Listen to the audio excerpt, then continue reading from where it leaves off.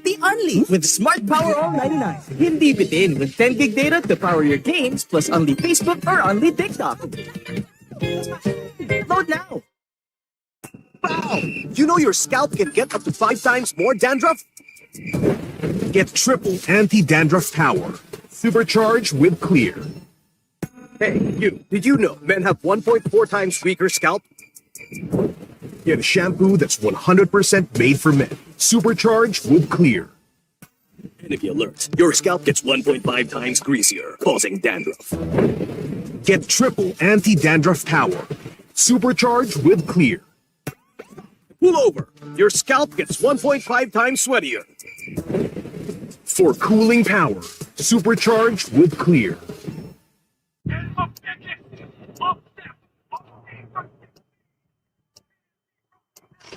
Paano ko kaya sila masusuportahan ngayon ng mas maayos? Kailangan ba magpalit ng strategies?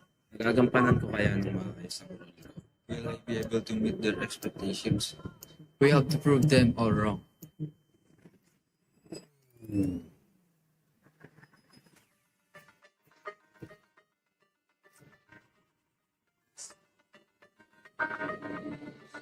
Time to win.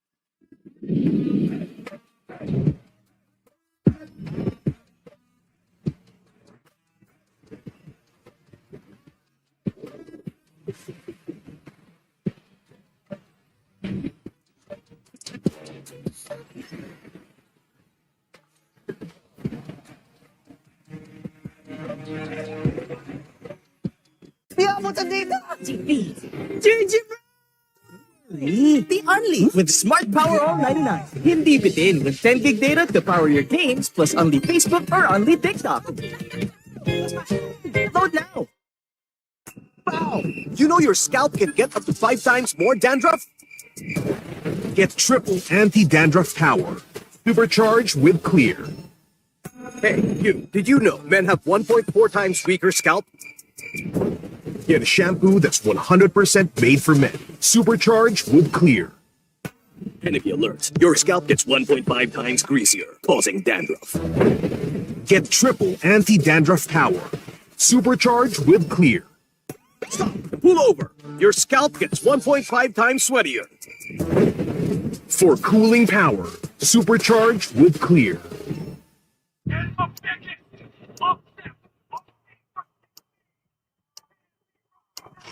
Paano ko kaya sila masusuportahan ngayon ng mas maayos? Kailangan ko ba magpalit ng strategies?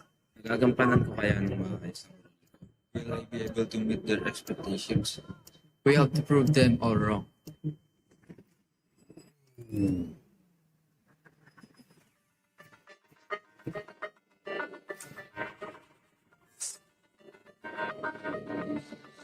Time to win.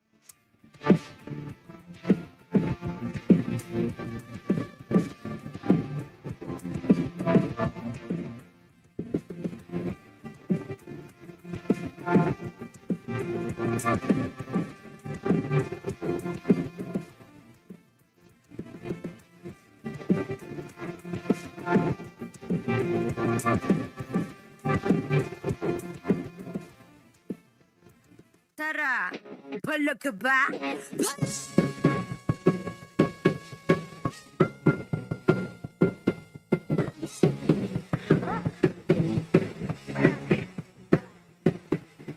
Handa sa laban, sanda ka sa aking kamay. Watching my click, may fire in the eyes. Yeah, I walk with my head held high. Ano ba yung takot kong pare ang aking gabay? Dear life, found me. I moved down on my way.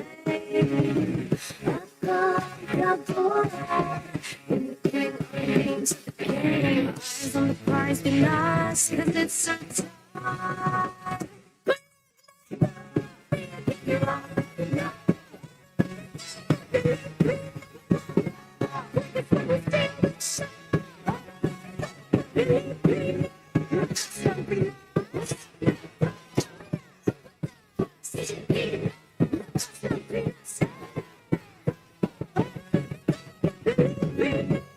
Wait, remind you kung anong na-obtain. Palaging first place like I used to be.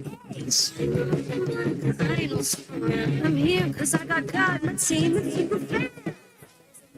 Lost cause it's so time.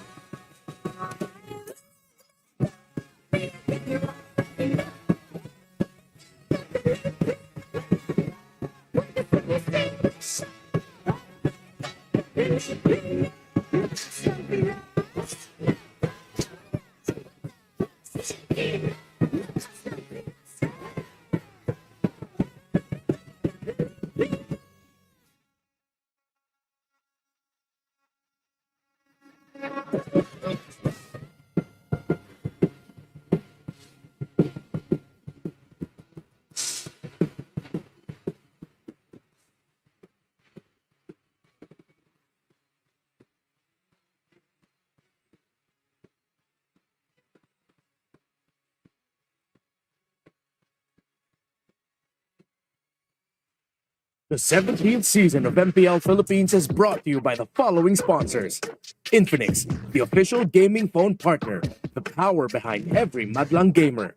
Smart, the simply reliable connectivity partner of the MPL. Our partner in esports, Clear Men. And our strategic partners, TT Racing, Fairy, and SIP. Don't miss any MPL action by following our official Facebook and subscribing to our YouTube channel.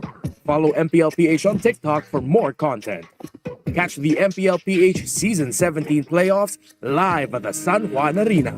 Grab your tickets now via the official MPLPH website, Palag na to! MPL Philippines is monitored and supervised by the Games and Amusement Board.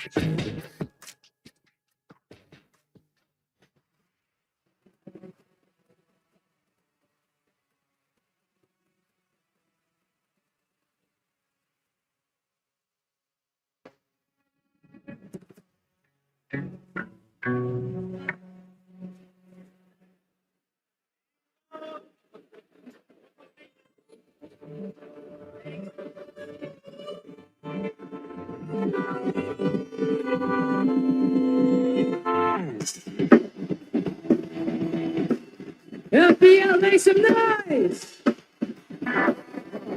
isa, dalawa, wag ka huli na walang matira. Ikaw o siya, walang pareho, walang naiba.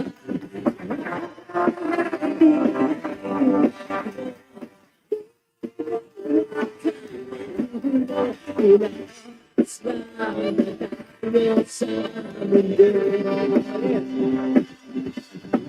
Kalimutan, hindi kaya.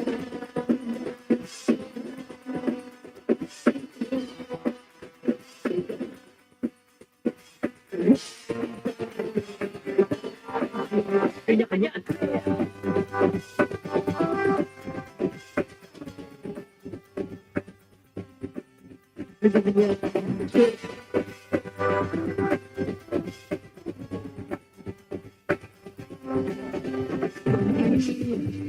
Sana tayo kakaisa sa'yo. Ngayon sa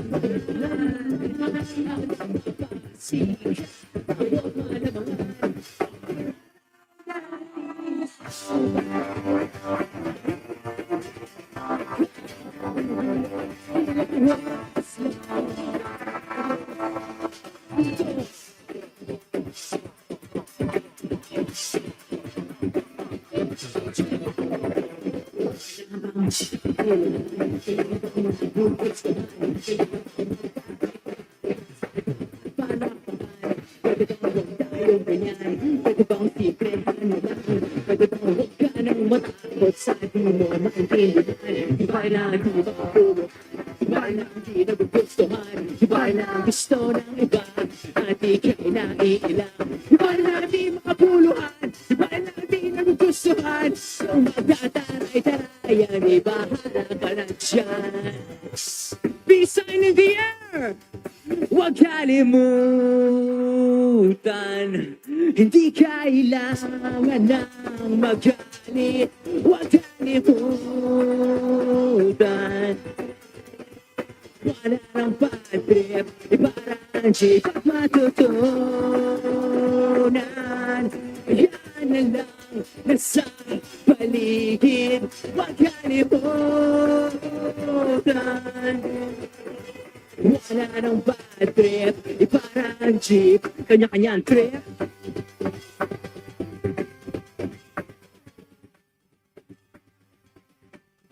Kanya-kanyang trip.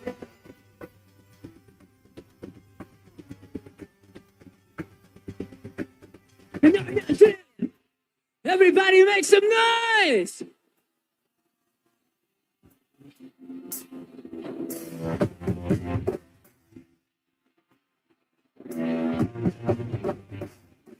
Check it. Yeah.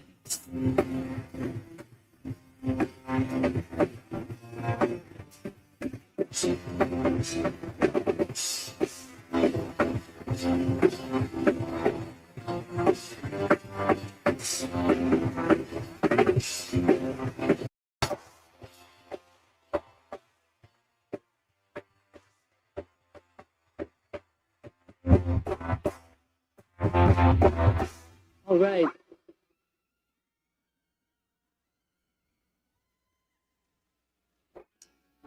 We are One Trick Straight. That song was called Trip Lang. This one is called Telepono. Dedicated to you all. Maraming salamat. Let's go.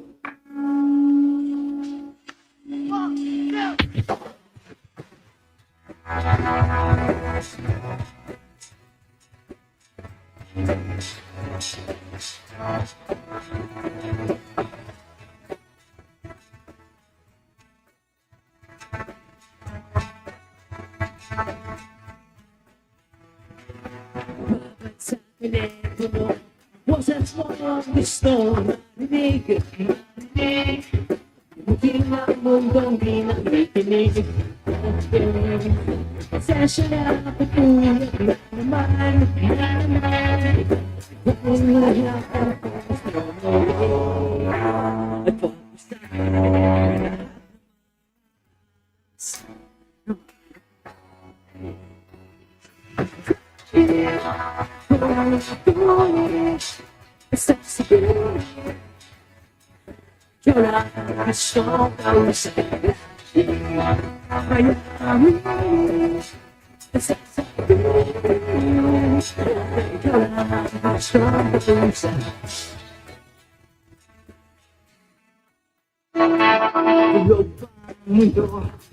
Silip na araw sa dilim, panaginip ko na kayo sa isip. Di makahintay ng umuwi, marinig lang ko sa iyo muli. Nag-isa pa, ba't ka naman?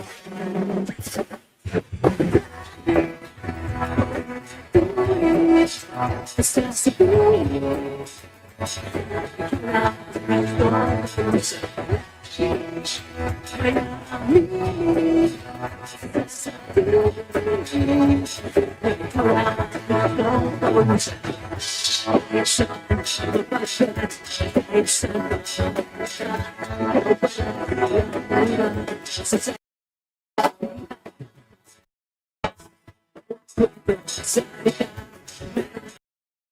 tayo wala sila, wala sila, wala sila, wala sila magagawa.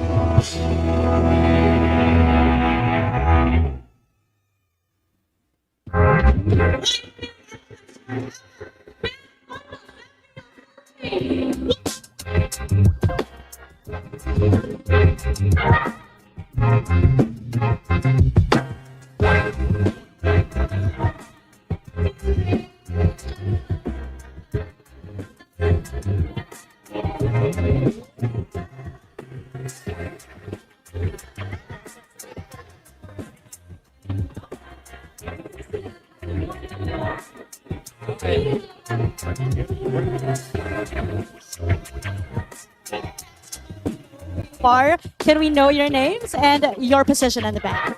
Hello, ako si Sam. I sing and play guitar. This is Tim Marquez, drummer. J Papi, guitar.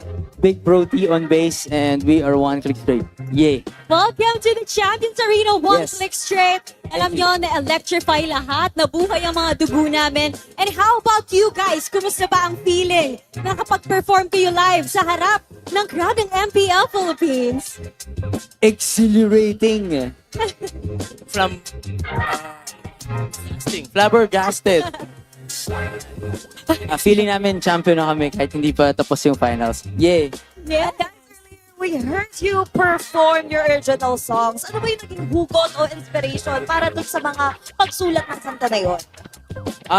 Yung first song na tinugtog namin, trip lang, dedicated yun sa lahat sa atin kasi alam ko, important gawin yung gusto natin sa buhay. So yun. Tapos telepono, syempre, love song, Matters of the Heart. Yes. Alright, yes. Yung trip lang, para siya sa mga nasabihan na, yung kaka-computer nyo yan. Parang Sa mga tao na lahat ng nag-ML gusto ko encourage na, totoo, dahil sa kaka-computer nila, nandito sila ngayon sa finals. I agree. Yeah. Oh my gosh, may hugot pala Mapapala. yun. May hugot pala yun. I'm excited to know more about your music. One Click Straight. Tell us, saan ba namin pwedeng ma-stream yung music nyo and how can fans reach out to you? You guys can check out our music ayun, on social media platforms, Facebook, Instagram, Spotify. And ayun, subaybayan niyo rin yung mga posts namin. And ayun, we will try to chat lang tayo. Send nyo lang kami ng message. Try namin mag-reply. Tsaka hanapin niyo si J Papi sa Mobile Legends, lumalaban yan. So yun, bugbugin niyo siya dun. Okay, may gamer pala tayo dito. Naglalaro din ng ML. And thank you so much for being with us today. One Click Straight. Palakpakan naman natin sila, Champions Arena! Salamat!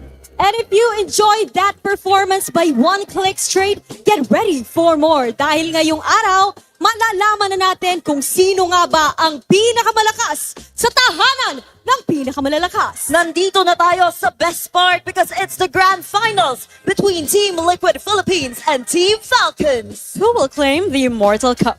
Abangan natin ang lahat ng yan mamaya. Ako si Denise. And this is your host, Thea. And this is your very own Odin. At ito ang MPL Philippines Season 17, the Grand Finals. Panat na to!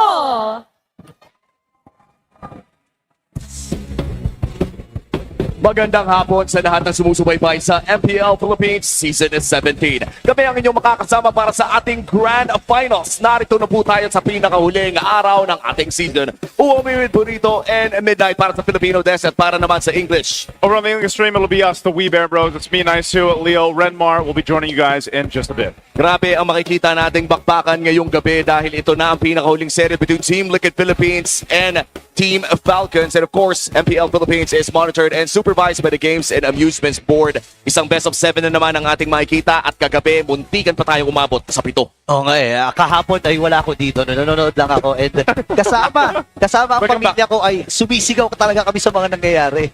Yeah, and alam mo, maraming hopeful na makaulit dito sa Grand Final sa MPL Philippines. And ang natitira na lang ulit, actually medyo throwback para sa MPL Philippines, nandito na naman yung mga Titans. Yep, the Titans, Clash of the Titans 3.0 as we called it. And again, a chance for Team Liquid Philippines to go back-to-back-to-back championships here in the league, making history. This was the nature of the playoff bracket going through the past 4 days. And this is where we've ended up here for the Grand Finals. Unfortunately, it's not similar to what I said in my prediction video. I'm sure my comment section is on fire right now. But at the end, it's familiar. This is a scene we've seen, the last time in the Grand Finals about 2 years ago. 2 years. In Yes. SM South Mall, in the Hall of Champions. I can't believe that was 2 years ago. How time flies, but the Falcons are flying again after back-to-back-to-back years of playoffs upsets. They're finally back in the Grand Finals, but it's a Liquid team that is on the way to ending another very, very dominant season. Yeah,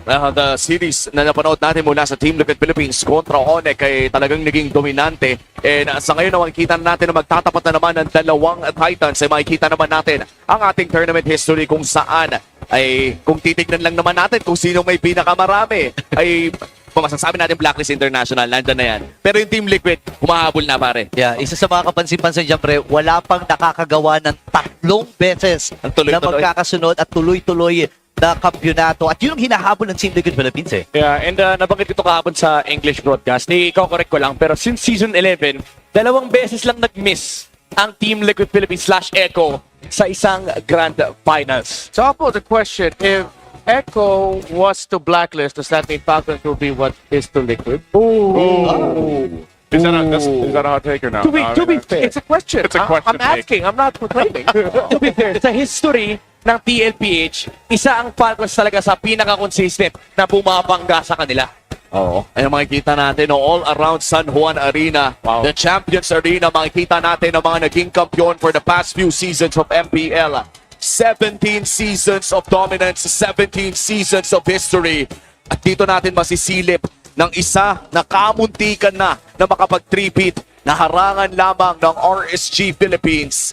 Napalagitnaan niya yung potential history in the making na sana, pero ngayon ay pwede nang gawin ng Team Liquid Philippines. Man, Team Liquid Philippines has already made so much history, back to back. I mean, even the individual players there, we've highlighted especially the players, the GOAT himself, Carl Tizzi, throughout the entire season. what other records could he break? And this team together, I think for Team Falcons specifically, you know, we were talking about how they kind of had an upset, of course, throughout the playoffs, getting swept by Onyx. They surpassed the expectations, I feel like, yesterday, and now I'm hoping they can ride that momentum into the finals. And I think that's what Falcons are best known for, even under the AP Brand banner. Remember, not a single team from a home country has ever won a world championship on home soil. They broke that too. Yeah, and moving forward dito sa ating susunod na matchup ay tatlong tao na sobra-sobrang history together. Former TZ brothers, Flap TZ, Carl TZ, at iniwan na yung TZ sa pangalan. There are so many stories to uncover mula dito. Yeah, look at that line. To be better than great, you must defeat the greatest. A callback, of course, to the time when they won world championships. We were going through our great trilogy in the M series, and of course with Flap and Kyle dropping the TZs off of their names. Even they said it yesterday when Wolf and I got to talk to them analyzing their game.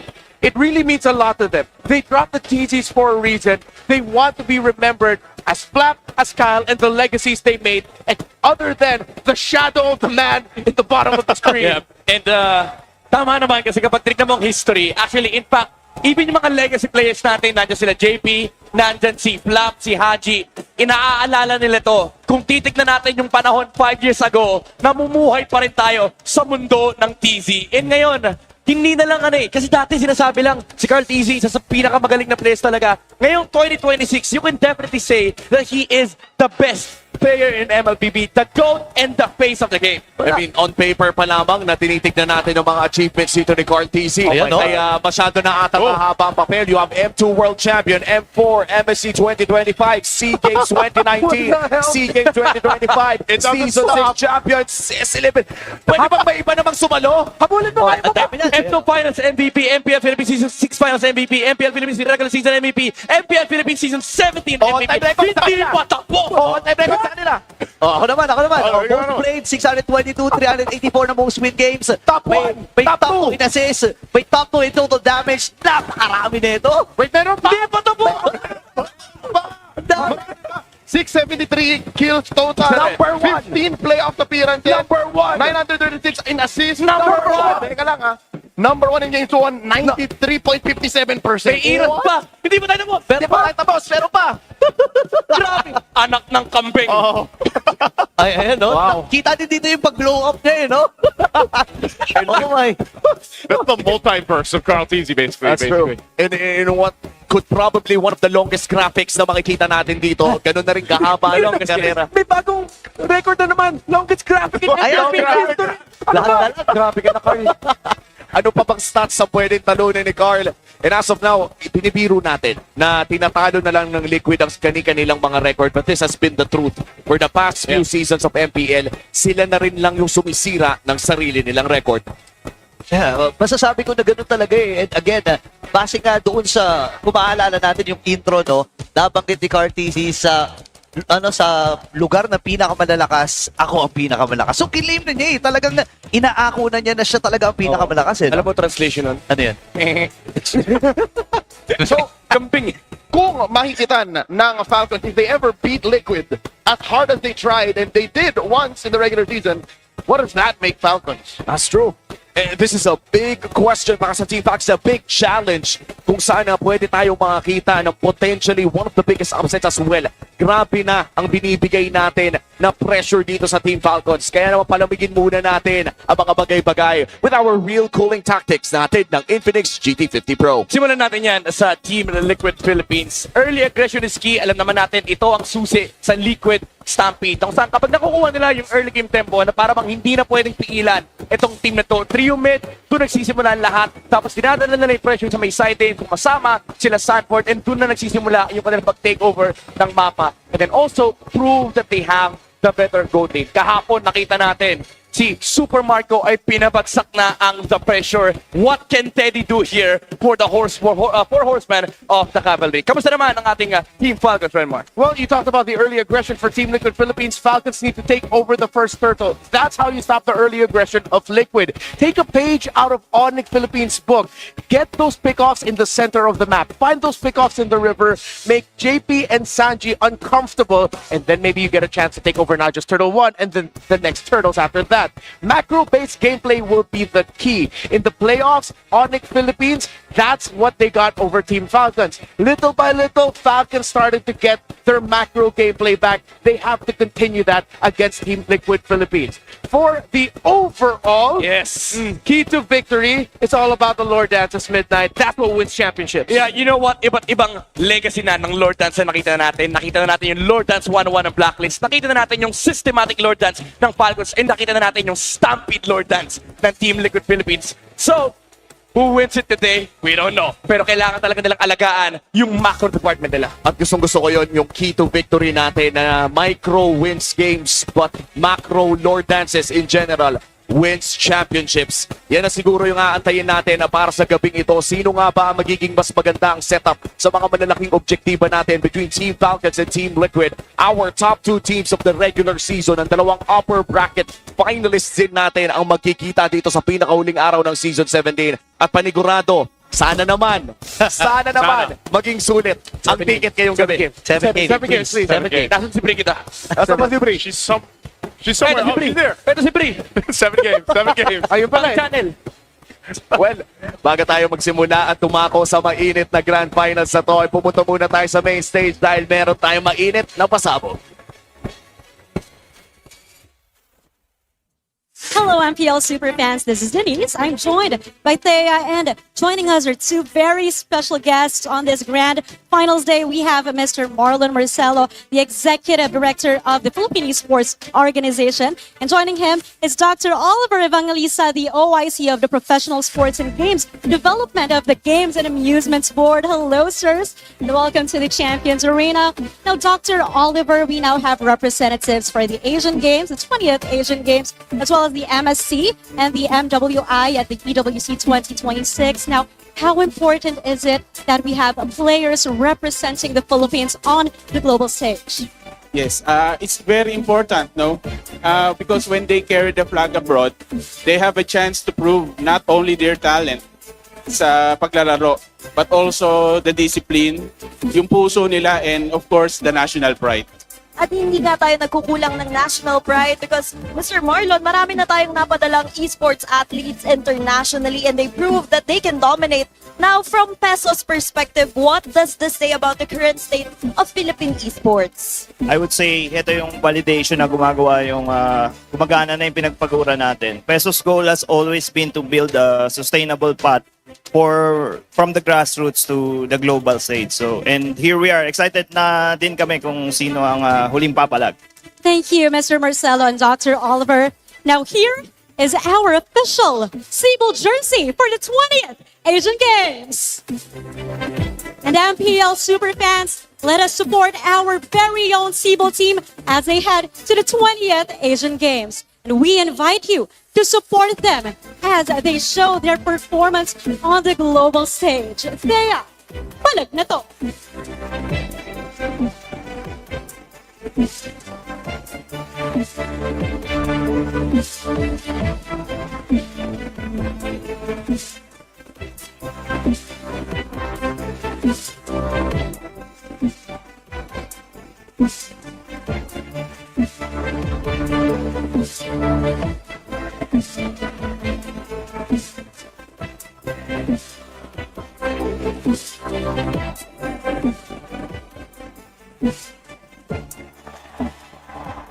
A real gamer at heart. He recognized the immense potential of Filipino talent in the global arena. Ang kuya ng esports industry, please welcome Senator Bam Aquino. Hey, everybody! Ready na ba kayo? Ready na ba kayo? Ready silang makita ka, Senator Bam. Maraming salamat sa pagdaan. Kumusta po ba ang pakiramdam na nandito kayo ngayon sa Champions Arena? Alam mo, din, tuwan-tuwa ako to see everybody here. Alam nyo po, matagal na tayong sumusuporta sa esports. Naalala ko pa, nung kukunti pa lang yan, hindi pa nare-recognize ng gobyerno, pero ngayon nakita natin, lumaki na, lumawak na, at lahat ng mga Pinoy gamers, naglabasan ngayong araw! Nakita natin kung paano lumaki ang esports sa ating bansa. napakaraming pagkakataon ang nabigay sa napakaraming Pilipino. Whether you're playing, you're behind the scenes, you're a content creator, or doon ka sa mga related industries, napakaraming nabibigyan ng pagkakataon ng esports sa ating bansa. At paano po sa tingin niyo, Senator, na nakakatulong to sa Filipino youth natin? Paano ba natin sila mabibigyan ng pag-asa dito sa MLBB? Alam mo, Odin, ang esports, isa to sa mga larangan sa ating bansa na tayo ang best in the world! Pagdating sa paglalaro, pagdating sa production, pagdating sa iba't ibang konektadong negosyo at industriya sa esports, ang Pilipino ang best in the world. Kaya sa mga kabataan po dyan, kung sa esports ang gusto nyong career, whether as a player, or as a host, or as a caster, or a content creator, or in game development, or in production, ang payo ko lang, let's continue to be the best in the world. Let's continue to be excellent. At ituloy natin ang pagtaas ng watawat ng Pilipinas sa buong mundo ng esports. Maraming salamat, Senator Bam, bilang long supporter na ng esports and gaming industry. It's such an honor to have you in the Champions Arena. And with that, sabay po natin bigkasin ang ating linya. Oh, sabay-sabay tayo. 1, 2, 3. Lakas ng Pinas! Palat na to!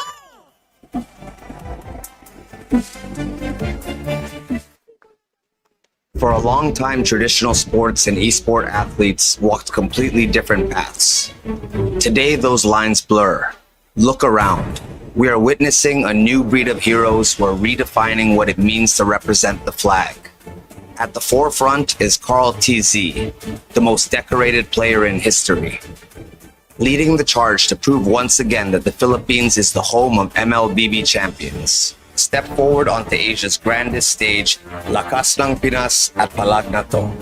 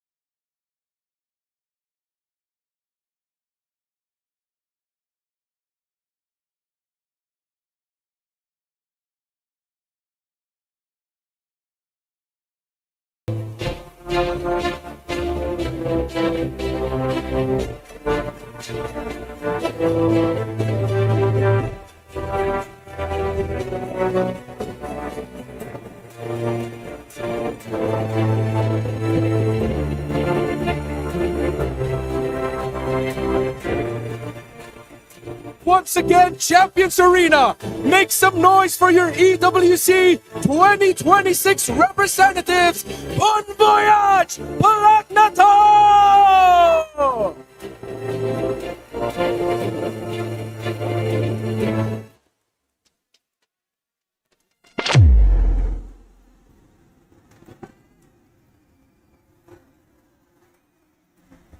I can definitely see that the esports scene, especially for MLBB, it'll just keep getting bigger and bigger. Kasi sobrang laki ng community ng ML, lalo ngayon kasi grabe na yung mga community ng fans. Iba yung feeling, lalo-lalo na sa amin. Tuwing uuwi kami, makikita namin yung mga Pilipino sobrang proud sa amin.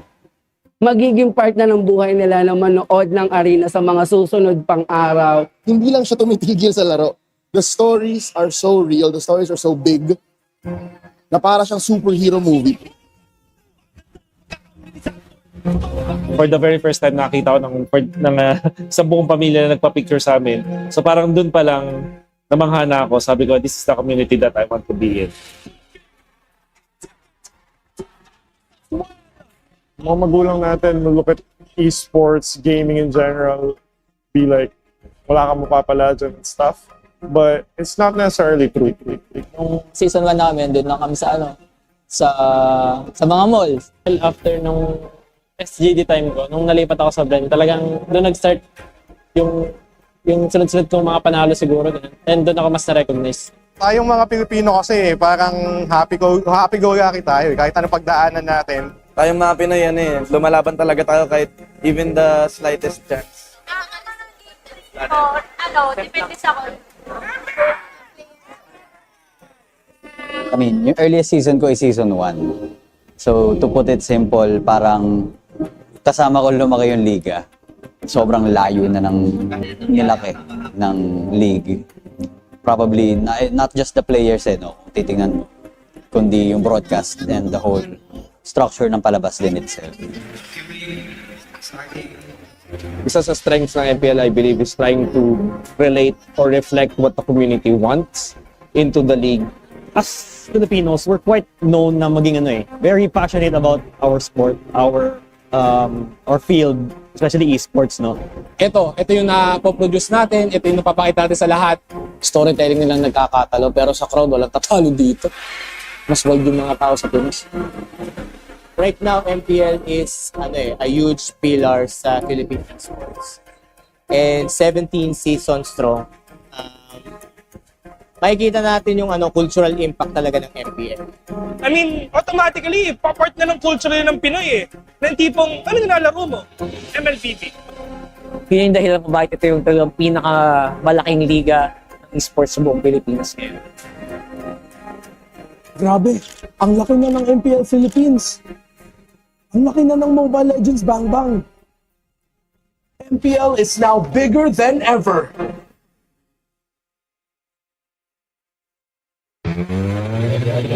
Tonight, they settle the score once and for all. It's Team Liquid Philippines versus Team Falcons. This is the MPL P8 Season 17 Grand Finals.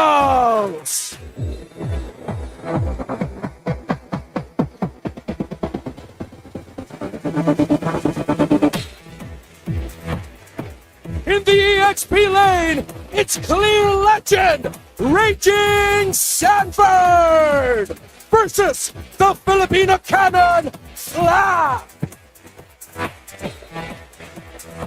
In the jungle, it's the GOAT, Carl TZ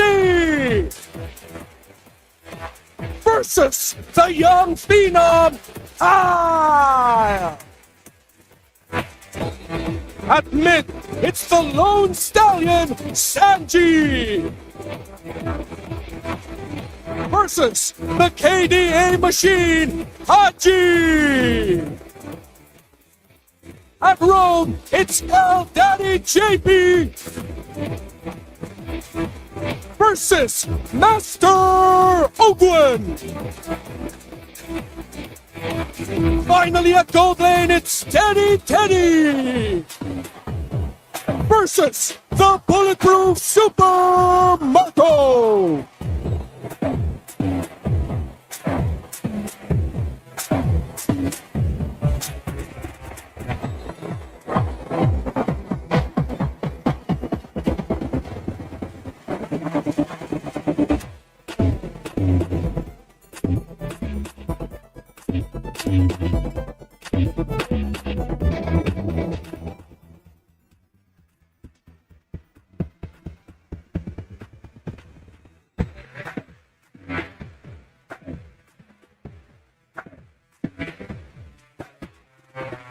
This is the ultimate clash of titans.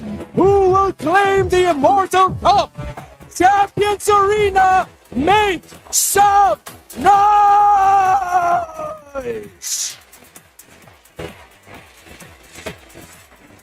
And here we go, the clash of the titans. Season 17's grand finals leads us to this rivalry once again. Joseph, do you know how storied this rivalry is? Do you know where the story of the Clash of Titans began?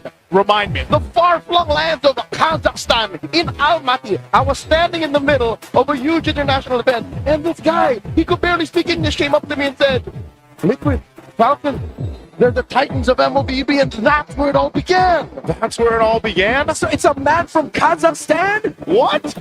That's a lore drop I think our international viewers don't even know about. I wish I would be making this up, but that's how far away the influence of these two teams have. That was 2 years ago. Their reach in global MLBB is titanic.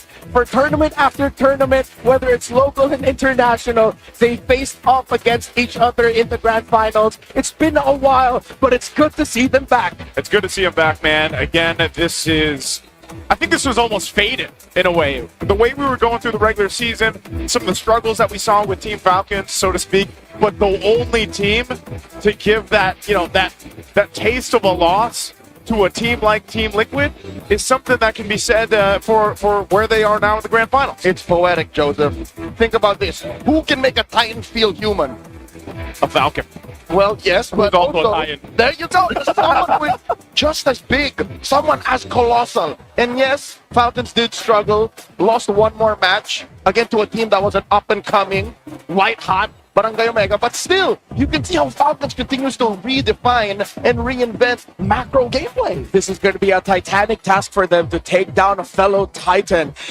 multiple Grand Finals appearances for the members, the very first Grand Finals appearance for Team Falcons. Remember, there was at one point Falcons AP Brent, but the Falcons org as a whole with their own legacy, this is their first. It's been way too long since we've seen Haji, of all people, in a Grand Finals, and he is back against his rival. So excited to see him as well in the international stage once again. Haji, the rest of Team Falcons getting that point. But ahead of them is, of course, Team Liquid. Look at all their appearances. Again, as a team, the 6th Grand Final appearance. Carl Teasy, 7th appearance throughout this. Real quick, I don't think we put enough attention and bearing on the mental state of the man in the lower right corner of your screens. Teddy, he's literally been playing with this team for less than a quarter of a year. Yeah. About 3 months since he started to play with the team we introduced earlier to be representing us in the Asian Games.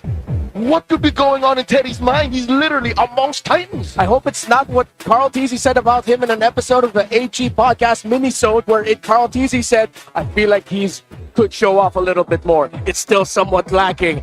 I am also now wondering, Teddy, it's your first Grand Finals. His playoff performances, they've been all right. But if he wants to take the next step, he needs to be better than great. I'll add this as we see our first map's going to be Flying Clouds here. I will say Teddy has shown a little more grit, especially towards the end of the regular season. Yes. He started to be a little more aggressive in the goal lane against his matchups. He started to show a little more spunk, in the way he was approaching those fights.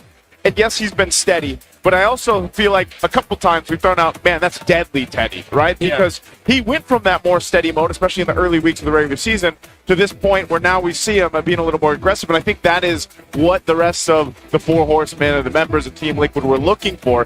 And they got that. And some of that aura that they have, I feel like has definitely influenced Teddy's playstyle now. If it does come down to it, and if they do trump Falcons here tonight, then I think it's safe to redefine what Liquid is made of. Yeah. It's now the 4 horsemen with Teddy, one of them, and the GOAT. And the GOAT.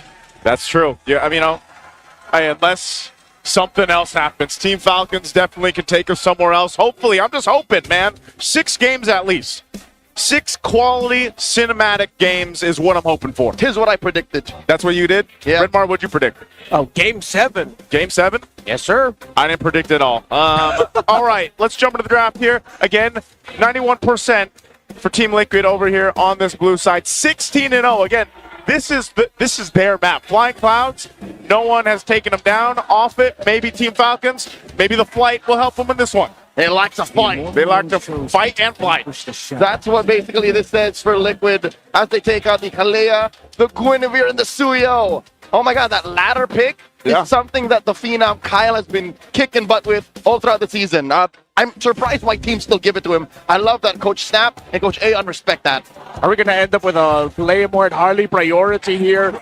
You're probably not going to first pick the Harley for Team Liquid Philippines within the presence of the Leomord. But they can get their signature pick for Teddy right away. I wouldn't be so surprised if they just lock in the Claude right now. Put some confidence on the young man, his first Grand Finals game. But he said, no, we still want to keep blocking Falcons picks. They pick up the Marcel, and this has been the approach so far for Liquid in the draft. Just a lot of blocks. Yep. The Marcel's great because, again, you can do a whole lot with this. You can build a composition that's going to highlight this. Again, the Gorda has been making waves throughout the meta right now. This ends up working out really well with the Marcel if they decide to go and put that in the hands of Sanji. We'll see if that happens. Team Falcons on the other side can most likely pick up the Claude now. Pick up the Claude, take that away from Teddy. It has to be.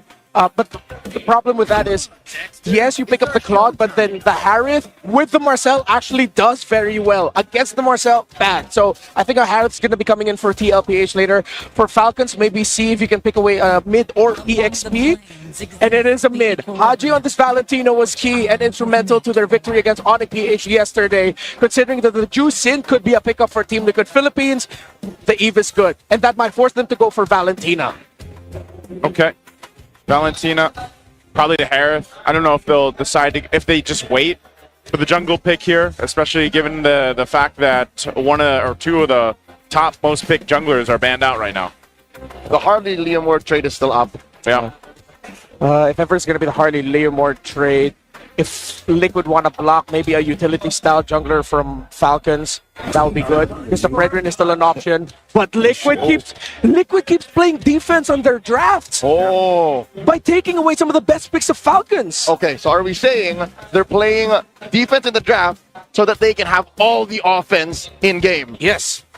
Because when you have a roam jungle duo such as the Marcel and the Fredrin has a lot of space to potentially invade because you're constantly getting information with the Marcel. While of course the Paquito now, Falcons has to consider number one, picking up the Esmeralda early, but kind of awkward.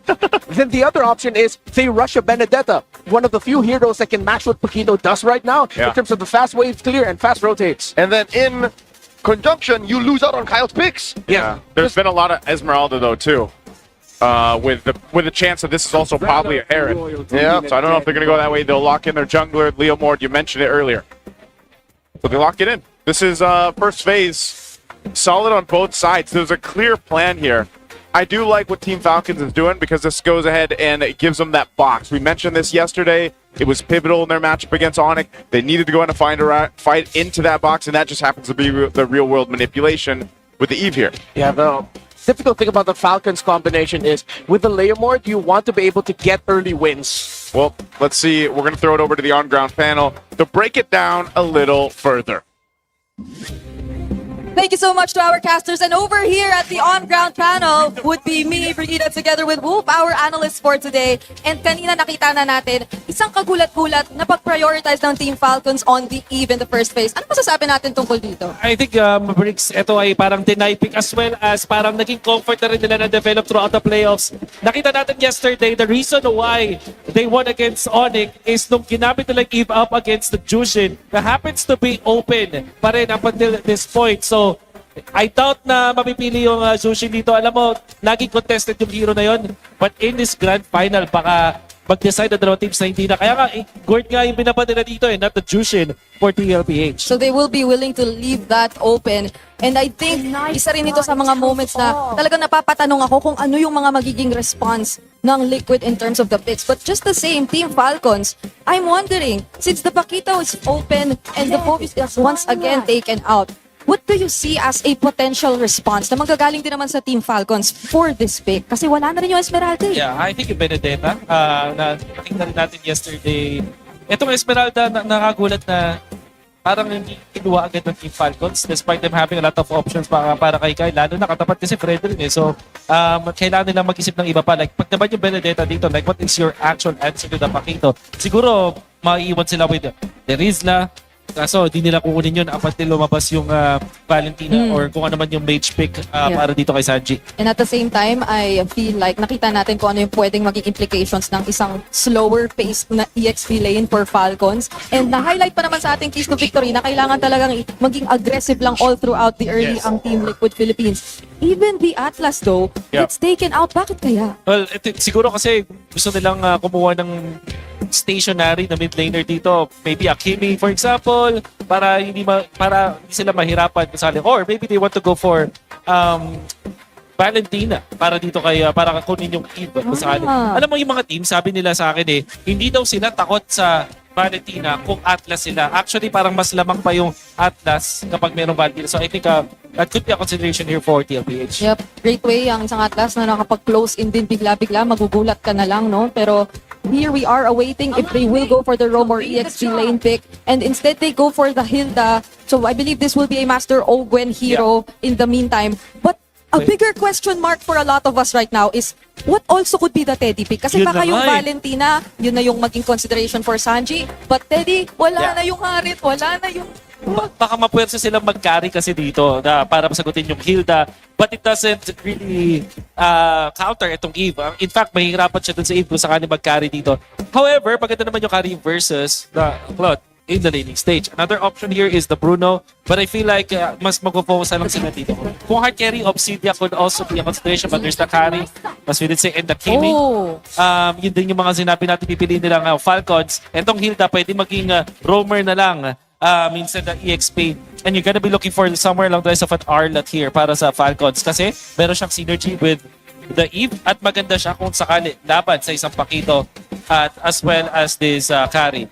Last option siguro dito yung Benedetta pa rin, pero may Yeah. damage yung Falcons. But I feel like top option dito, number 1, is that Arlot. Number 2, Benedetta. 3 maybe, they can consider the Terisla.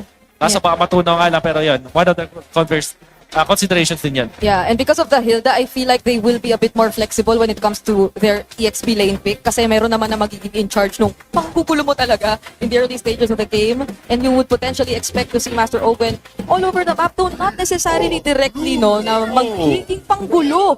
But kakasabi ko lang ng gulo, they pick up the glue. So even when there's a carry on the opposite end na pwedeng mangtunaw nga kapag hindi mo na timing yung second skill mo, magiging glue pa rin ang kanilang priority dito. Alright. Super fans, you may scan the QR code and predict the match winner correctly for a chance to win 1,000 MLBB Diamonds. Marahaba-haba pa ang ating magiging gabi dito, Wolf. Pero so far, looking at the drafts, kanino ka ba mas papabor sa ngayon? I like the Kimi and the carry. Ito yung na-expect natin doon sa second phase. Just looking at the banning coming out from TLPH, parang ito yung sinasabi ng draft nila. So, I like this ender para sa TLPH. Alright, and there we have our drafts locked in for game number 1. San Juan Arena! Papasok na tayo sa ating game number 1. Ibato na natin sa ating mga casters. We have waited weeks, if not months, to lead up to this point in MPL Philippines Season 17. We've gone through rivalry after rivalry. Well, what matters now is the clash of the Titans. Let's jump into this best of 7 grand finals. Game 1, will it be TLPH or Falcons to get the first blood in the series? It might be a little bit easier here for TLPH to do that. Hey, Flat Daisy gets a shield, forces a flicker out of 40. Action the opening seconds of the game. Yeah, what a good read there, actually. Knowing that he already hit level 2, he went into the bush, left to get just a little bit of shield. And since Sanford was still at level 1, he could not take the risk of eating up a combo. Whoa. Oh, my lord, Open here put down about a sliver of health. What are these Titans up to? They're trying to poke. They know they have to be aggressive. Uh-oh. JP put down a 5th. And Falcons are just checking. Yeah, so as I was saying it earlier, it might be easier for TLPH to get first bloods. And Falcons know this, so they're upping the tempo, they're continuing their invade. As I mentioned earlier, they are taking pages off of Onyx book with the early game rotations, with the sudden swerve. We thought that maybe that glue would go into the Rome, or excuse me, the EXP, but then they switched it up, which makes it a little bit easier to manage the Paquito as the Hilda. So instead of looking at the center, they look to the side and the presence of the Paquito. So interesting because, you know, how many times have we seen Ogwin now pick up this glue pick? Whether it was originally planned or they just swerved it out, that's fine. Ogwin, for the most part, he's felt a lot of deaths on it, right, throughout the playoffs so far, and I feel like at the same time, this lineup, this ability to go ahead and bring in the Hilda, to go ahead and allow him and to alleviate some of the pressure on him, will help Team Falcons approach the fights better, because before, it was mostly Ogwin playing up that front side. Flap. Oh, here comes Kyle, holding Barbiel. Stampedes through the 2 members of Liquid. JP checking range. Ogwin spacing him out. They go for the turtle. Okay, It'll be good. They go for the turtle. Sandy's around the corner. Doesn't have the traction pulse yet. Flap's really low. So Falcons might have to give this up. There's no Phantom Steed either. Hodges and RWF pulls it out. And in comes JP. Turtle gets reset. Ogwin put down a third of his health. No one to mount just yet. So Flap just forced the flicker back. A lot of ult spent by Falcons this early on. Looks like it's going to be a win for Team Liquid Philippines and Turtle number 1. They don't need to keep the aggression up. They go back into their rotations.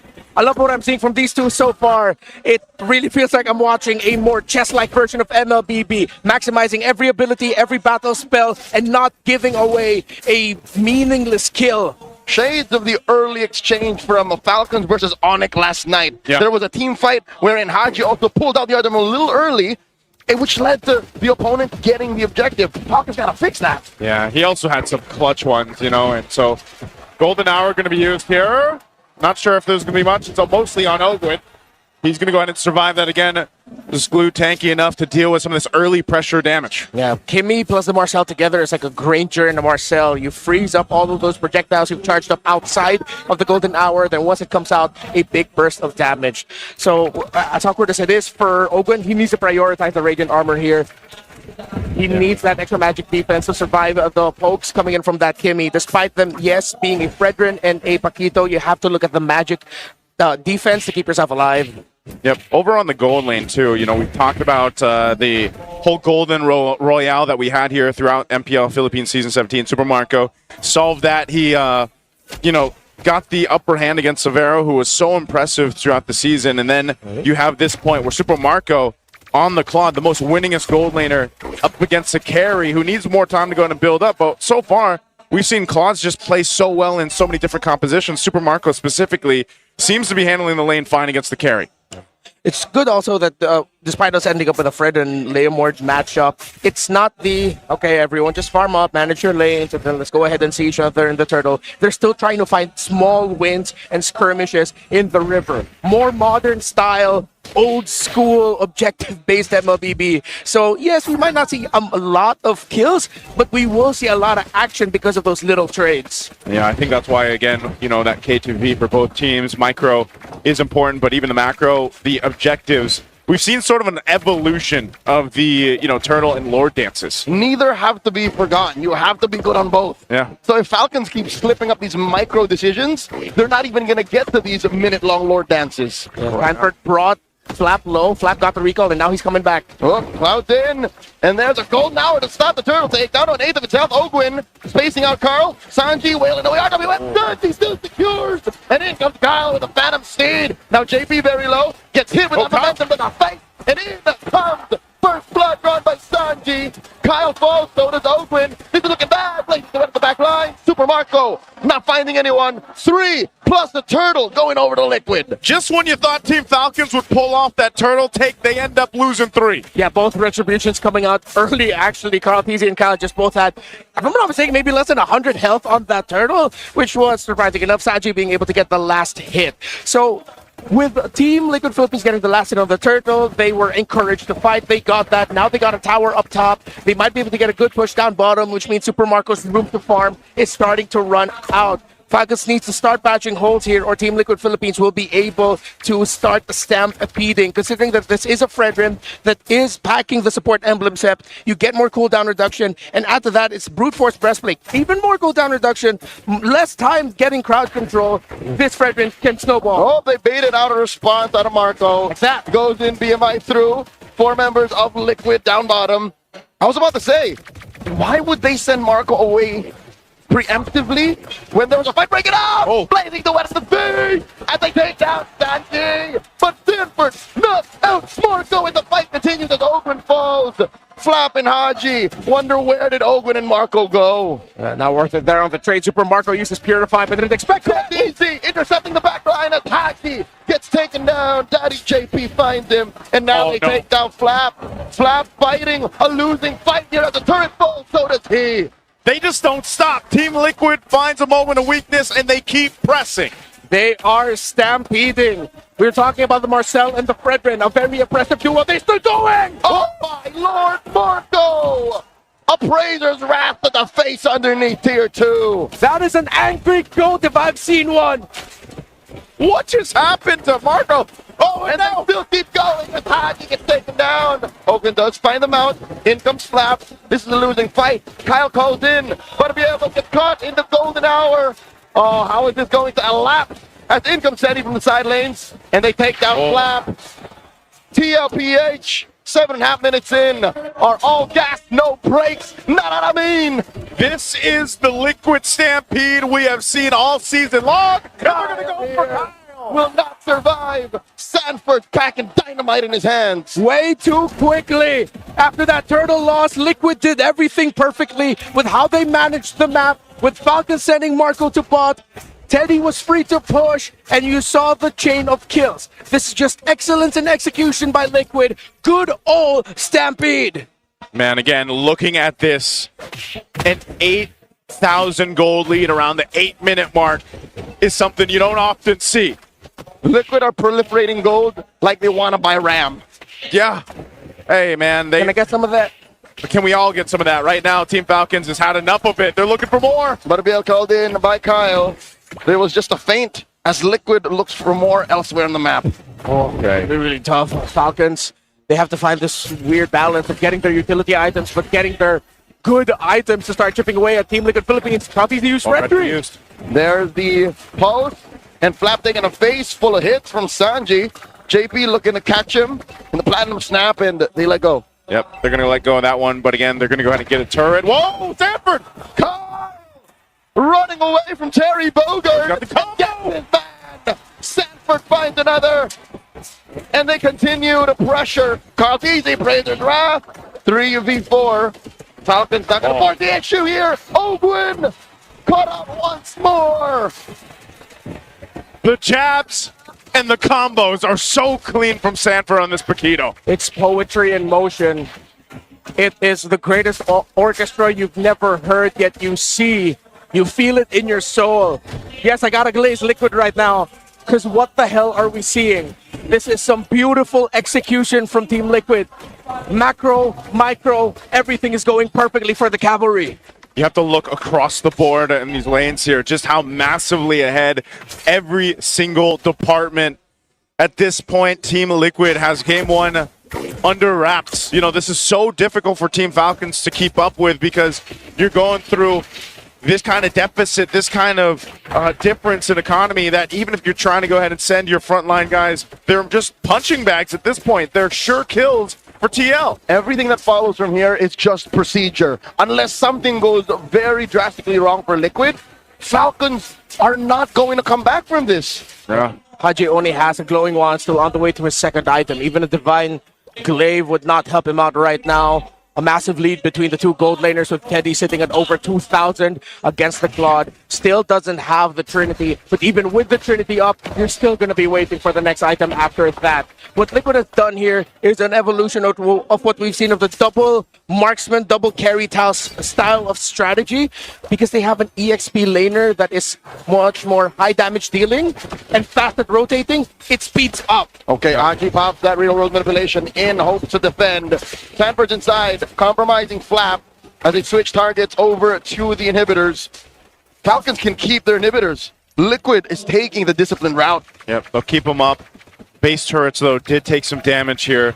TL, with this kind of lead, looks to go ahead and potentially take down a base turrets off of this, too.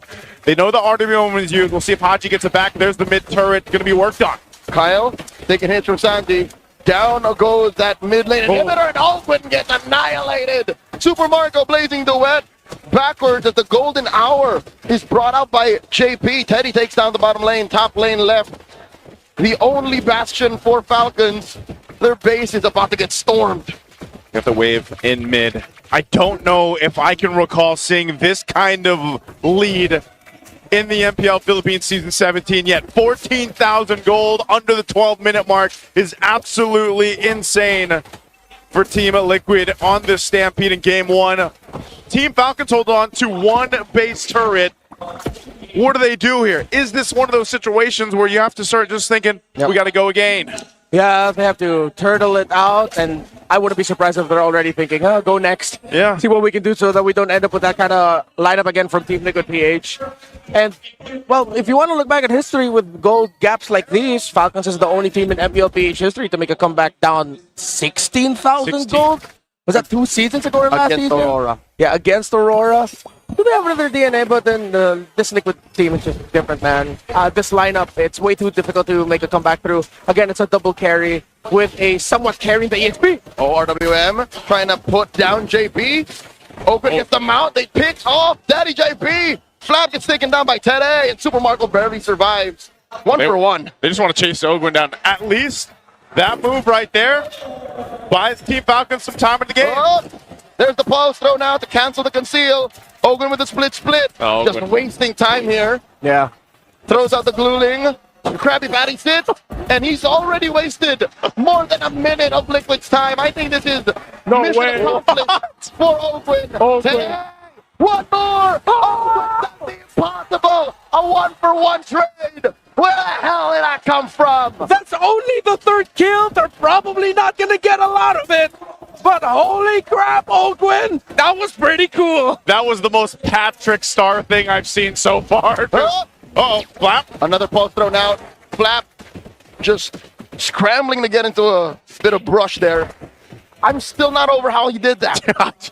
Hey. There are Falcons to my right and then behind us laughing. Yes. They're probably thinking we're still probably going to lose this game, but at least we got that. At least we got to see that. Hey, maybe this is brings it to a point. Could Team Falcons go for just the Hail Mary play and try to take out the Lord and the Retry steal? Hey, they shaved off 3K. They did. Small baby step. Gotta mean something. Small Patrick step in the right direction, man. Imagine what if that is the turning point of a comeback? I mean, probably not, but cool. Falcons can't even get any opening of the map because Liquid are still taking care of their map. They realize that Falcons would still want to get the tower up top, so instead of sending a 5-man around the Lord pit, you don't need it. They keep Sanford there, and Sanford was more than enough to stop Falcons from trying to even push up top. Yeah, I like this. Of course, the build that Sanford's going, because we've seen a couple different versions of the Paquito right now. So he's just got the wings, the Oracle for some defense, but he's able to go ahead and pump out enough damage too, just because of the damage items he got. In hindsight, most Paquitos just build the same way at the end. Yep. It's just what you prioritize first. And here, Sanford said, I'm going for knockouts. He starts to build damage first. Now, Liquid looking to siege that tier 3 up top. Count Easy very low.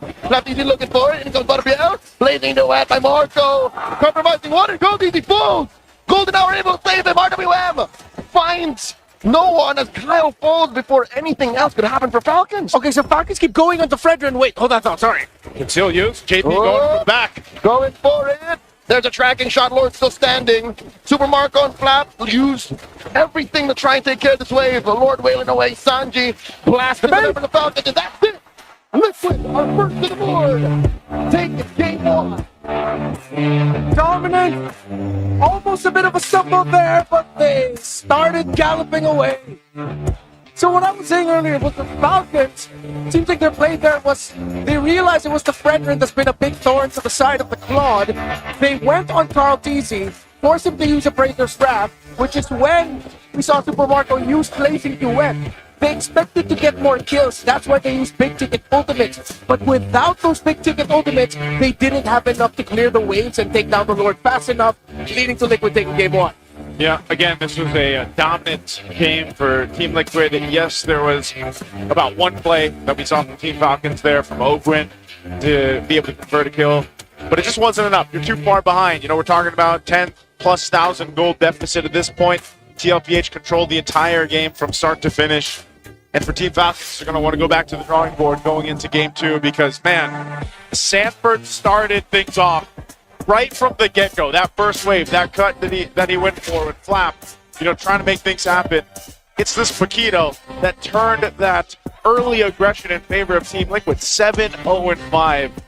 This guy had something in his gloves, man, I swear. That's what I call PSP, Peak Sanford Performance. PSP. Yeah. He would lock it. No deaths, 71% plus kill participation. I thought it was Peak Sanford Paquito. No, that's better. That too. That's better. Let's go with that. Cool. Hey, I got you, right? 7-0-5, man. But Paquito was great.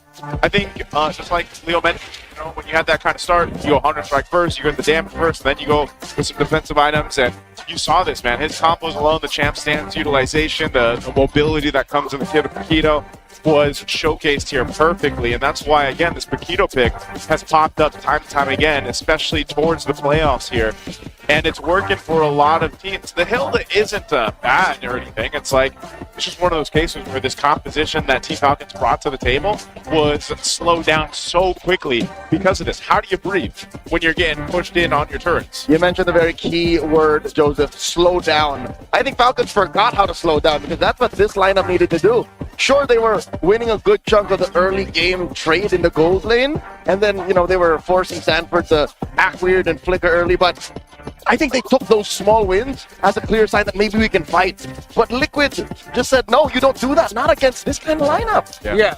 Aggression is good if you get to check out things from your checklist. If you just start forgetting to check out some key waves, key areas, not getting vision in certain bushes, not marking the Paquito, which is weird to me because Falcons, when they drafted against Onyx yesterday, where they showed up with a Kufren Esmeralda to deal with Cursed Paquito, clearly they know how to deal with it and they respect it. But in this game, I feel like it was a little bit more also just Sanford being way too hard to read. He was getting crafty with where he was coming from, his combinations. would be coming off of weird angles that maybe Falcons just didn't expect that he'd actually be there because they checked it prior.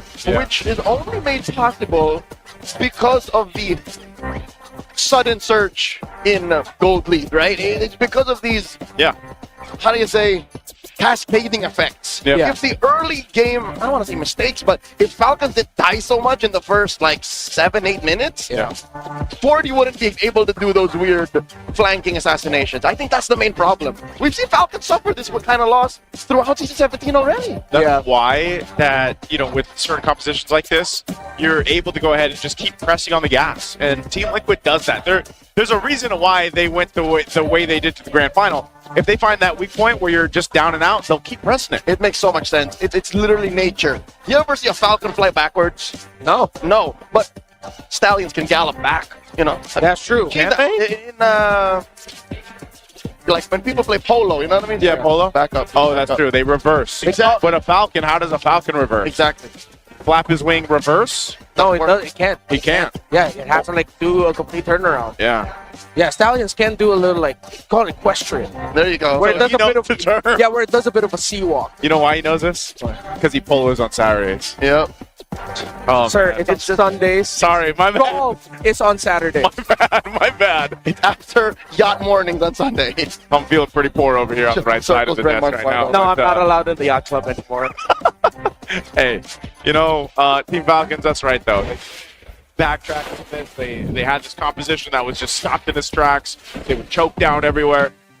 Again, Team Liquid does this, man. We've been watching this all season long, even before this season. This is what they do. So hopefully they can take a breather right now with the Infinix GT Watch 5 Pro on your wrist, his wrist right there. GT 5 buds in your ears and the GT 50 Pro in your hands. You can now unleash the liquid cooling beast. Powered by the Hydro Flow liquid cooling and 144 FPS MLBB certified performance. No lag, no heat, pure cool, pure speed. Every game. As a gift for MPL superfans, Infinix is launching an exclusive payday sale from the 27th of May to the 31st. So today's the last day with up to 30% off. Scan the QR code now and grab these sulit deals. The GT50 Pro pre-order with 11,999 pesos worth of freebies and discounts has also started. Just go to any Infinix store nationwide to avail. Wag magpahuli. Go get your Infinix today. I got mine.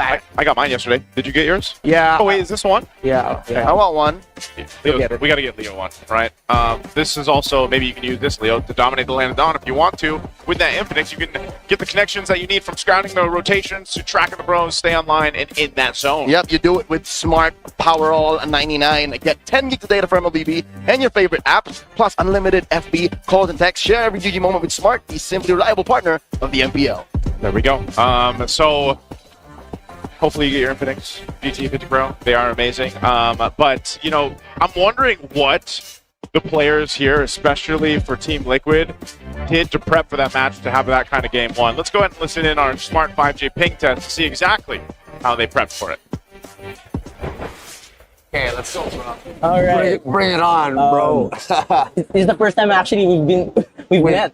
Yes. And then now we're going head to head, and I just told you that I've played this game quite a few times, so a bit of an unfair matchup, I believe. You know? I'll figure it out. No, I'm sure you got this. Was it you that killed me? Yeah. It was, Message namin sa Liquid, good luck sa atin, bigyan natin ng magandang laban yung fans, tapos huwag nyo kaming i-4-0. Mag-enjoy lang tayo kasi tayo na naman yung nagkatapat. Sobrang saya ko. Tsaka na-miss namin kayo kalaban sa mga international. Mga unstoppable na sila, guys. Carl, pengi ako isa sa trophy mo, Carl, para dalawa na sa akin. Message ko sa mga likod, galingan nila kasi nag-ready din kami and bigyan natin ng magandang laban yung mga fans, mga tol. Ako sabi ko sa mga fans, sobrang salamat kasi sobrang sarap maglaro dahil sa inyo. See you sa MSC! Paris, tumanda na kayo! See you sa Paris! See you sa MSC! Paris, tumanda na kayo! Carl, gusto ko, sa Paris, picture tayo pre sa Eiffel Tower. 5 sa tip. Ako din. City of Love. Sabi nga, ikaw nga sa Picture Paris. kayo ni Dol, sa Eiffel Tower. Picture daw sila ni Dol, guys, sa Eiffel Tower. Pre, daming fans, oh. Welcome back, MPL Superfans. This is Denise. I'm with Thea. And let me introduce an iconic player in the MMA fighting scene. We have Mr. Mark Mugen Striegel. Thank you. Happy to be here. Thanks for having me, everybody. Hi, Mark, and welcome to the Champions Arena. I think you're very overwhelmed right now with what's happening. I've never seen anything like this. I didn't realize how big the support and everything and the fan base is. So it's pretty overwhelming, but it's awesome to see. It's awesome. I think you have a lot of fans here also. And we're very happy to have you here. Earlier, you carried on the torch, you walked the red carpet, you went here, and you claimed that light. How big or how are you feeling that you were able to take part of that very special moment for the esports scene? I've never done a torch bearing before, so that was a really cool experience. And yeah, it was. I feel honored to be here and send off these guys to their next competition. And Mark, you mentioned that it was a very big crowd. And you know, gaming was known as just a hobby, but now it's part of the Asian Games, along with traditional sports. Now, can you summarize what does this mean for the entire sports world? Oh, this is huge. This is groundbreaking that esports are included in the Asian Games. So it's really exciting moving forward, and I'm just happy that our Filipino athletes and champions gets more outlets to show their caliber and how good they are. And I'm sure they're going to do well in the Asian Games. You know, Mark, we know you're a pro in this scene and you've had so much experience already as a sports guy, you know, so to those our players who's going to be in the 20th Asian Games and the global stage, what message can you give to them? Go all out, fight hard, and, you know, just leave it all out there and go for the gold, you know. Fight with pride and, yeah, represent. And of course, Mark, we can't let you go without talking about your recent stint in Netflix, Physical Asia. Now, when you reflect about your journey over there, what was the most challenging part? Honestly, everything on that show was challenging. It was a grueling, wild experience, and I can't say specifically what was the most challenging, but maybe the death match with Sunny, the over the ball in the mud pit, just because he's such a big guy. Oh, but everything was hard. Korea was a crazy experience. Korea, and you know, we also heard earlier in the Smart Thing test that you were able to play a bit of MLBB, so you're also an MLBB player, that's right? Yes, I play Mobile Legends. I love it. I play two characters mainly, Val and Terizla. So I can't play too many characters, but I am Mythic, and I play Val and Terizla the most. We love it. I know the fans are loving it right now that they also are hearing you're also a player and a fan of the MPLCs. And you know, Mark, here in the MPL, we have the Wall of Fame where we award various Filipinos who are experts in their field. And of course, we want the honor of you signing this plaque. Thank you so much. Awesome. Oh my gosh, today, I think Mr. Mark Mugensiegel is the final one, at least for this season, to sign the Wall of Fame. We've had so much athletes already signing. And it's such a special moment to have Mr. Mark Mugensiegel here in the Champions Arena. MPL Superfan, show him some love. Come on. Thank you, everyone. Happy to be here. Looking forward to the rest of these matchups. Super exciting. Thank you, guys. And you know, Mark, your experience here wouldn't be complete if you don't say the iconic line, palag na to. So when we say lakas ng Pinas, you say palag na to, okay? All right. Lakas ng Pinas, palag na to. Grabe talaga yung mga kasama natin ngayon sa Champions Arena. Thank you so much to our host. At nagbabalik tayo this time, Brigid and Wolf, na nasa side ng Cavalry.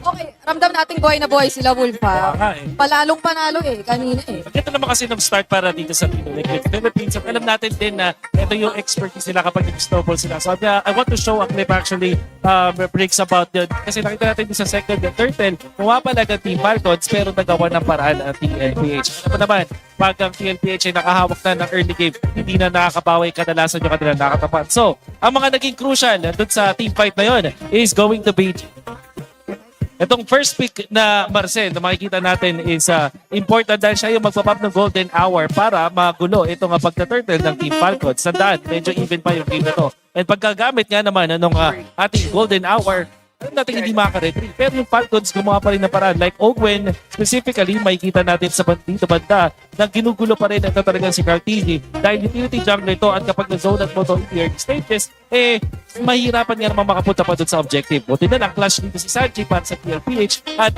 kanya-kanyang laban na ginawa dito ng Team Falcons. Ito natin yung mga in and out from JP na tinulungan din eventually ni Sandy at ni Sanford. Tapos makakita natin ito gagamitin ito Marcel para back-hike yung mga Team Falcons and eventually makakuha ng 3. Mula dito sa clash na to, Bricks, nakuha na ng TLPH yung momentum sa laban at hindi na nakapalagpa yung Team Falcons. I agree. Overall, honestly, mula pa kahapon, parang nailatag na sa atin ni Master Owen kung ano nga ba yung ideya dito sa glue pick na to. Even with the first 2 item builds na ginagawa niya, grabe talaga yung mga cavalry natin involved. No, may mga pinapakita sila dito. But going back, ito yung kanina katabi ko si Hans Galleria. Kilala mo ba yun? Oo naman, si Idol. Isa siya sa mga pinakamalupit na glue users dyan at naging masaya siya na itong build na ito ay katanggap-tanggap na. Oo, nagamit ka eh. At habang sinusubukan, nilibre kita na mag-stay on topic. Okay.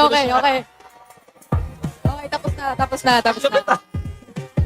Dapat meron, okay. Dapat meron tayo ng camera yung pagdidikitin yung gano'n. Pwede ba? Okay na ba sa'yo yun? Ba't wala na yung camera eh? Kidding aside, papunta na tayo sa ating game number 2 Bricks. Ang importanteng malaman dito is meron pang nakahanda ang team of Falcons with this kind of composition around Team Liquid, yung mga utility junglers. Like, the Fredrin was picked up and we know for sure that Team Liquid really likes and mastery can really utilize itong Fredrin in a masterful way. Marami silang championship na naipanalo with this Fredrin. So, paano nga ba sasagutin ng Falcons to? Hindi ako satisfied Bricks dun sa Leomord. Kay third pick ni Leomord, I don't think it was the answer. Lalo na hindi rin napigilan yung Pakito. So, this has to be different para sa side ng Team Falcons. Kung hindi ako nagkakamali, meron kang isang suggestion for that third pick kanina na mas prefer mo sana maging priority na lang nila. But then they still went for the Leomord.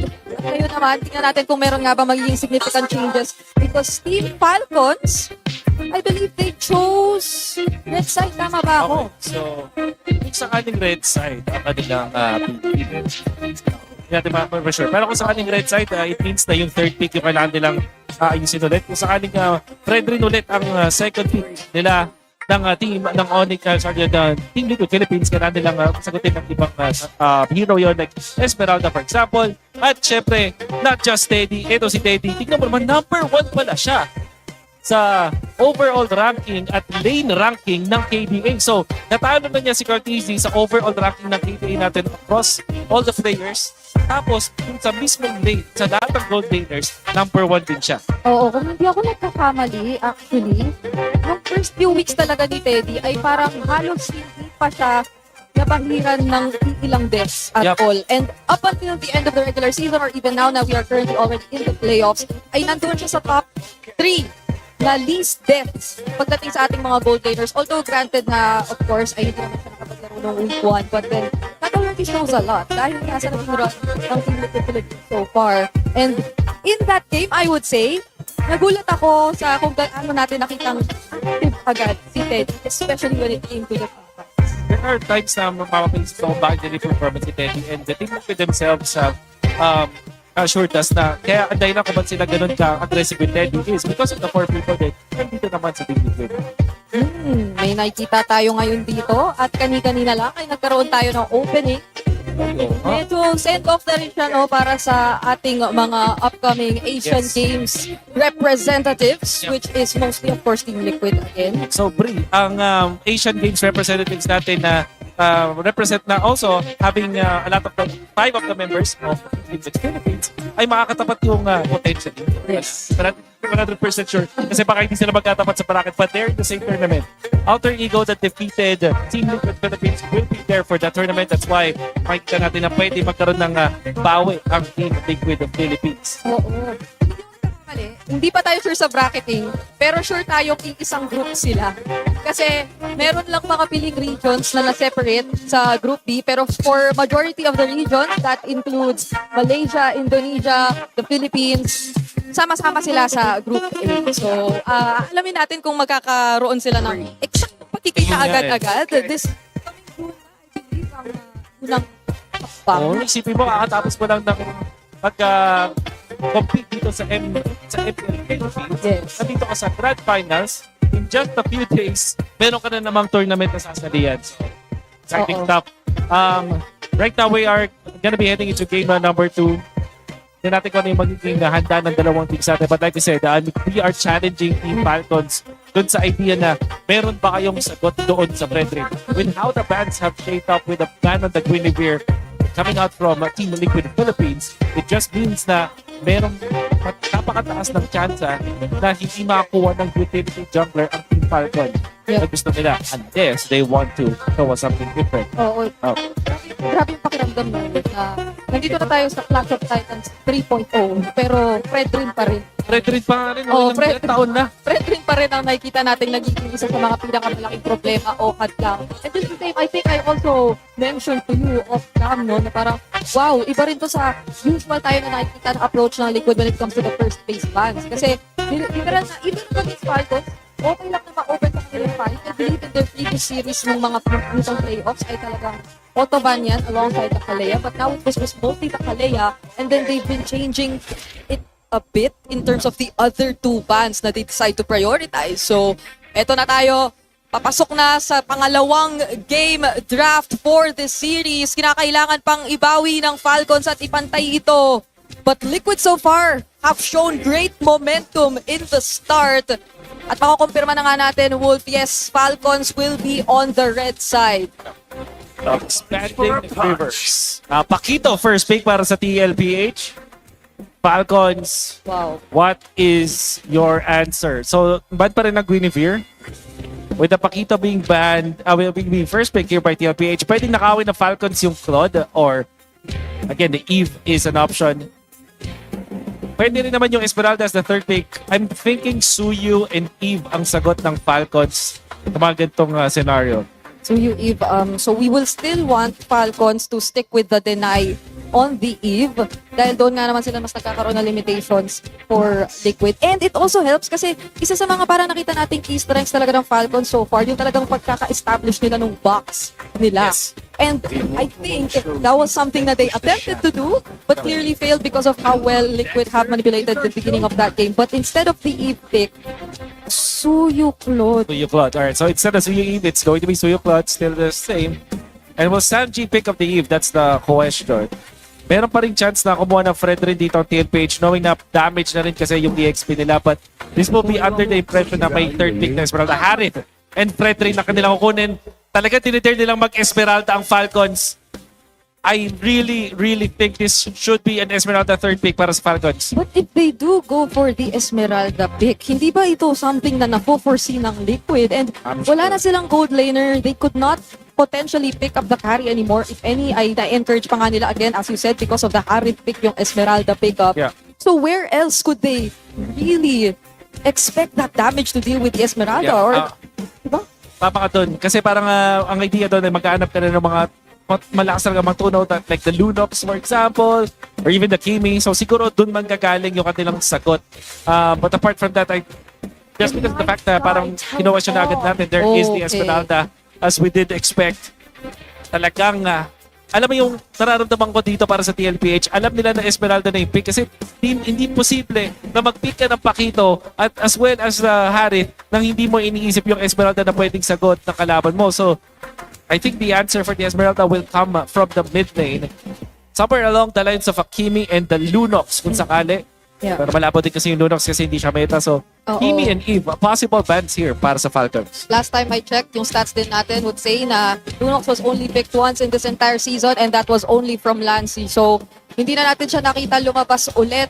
And Falcons can afford to also take out potential threats towards this pick. But instead, they will focus down muna on JP and ano na kaya ang talagang magiging pansagot ng Liquid dito? Kasi parang ang hirap naman nasabayan na lang sa sustain.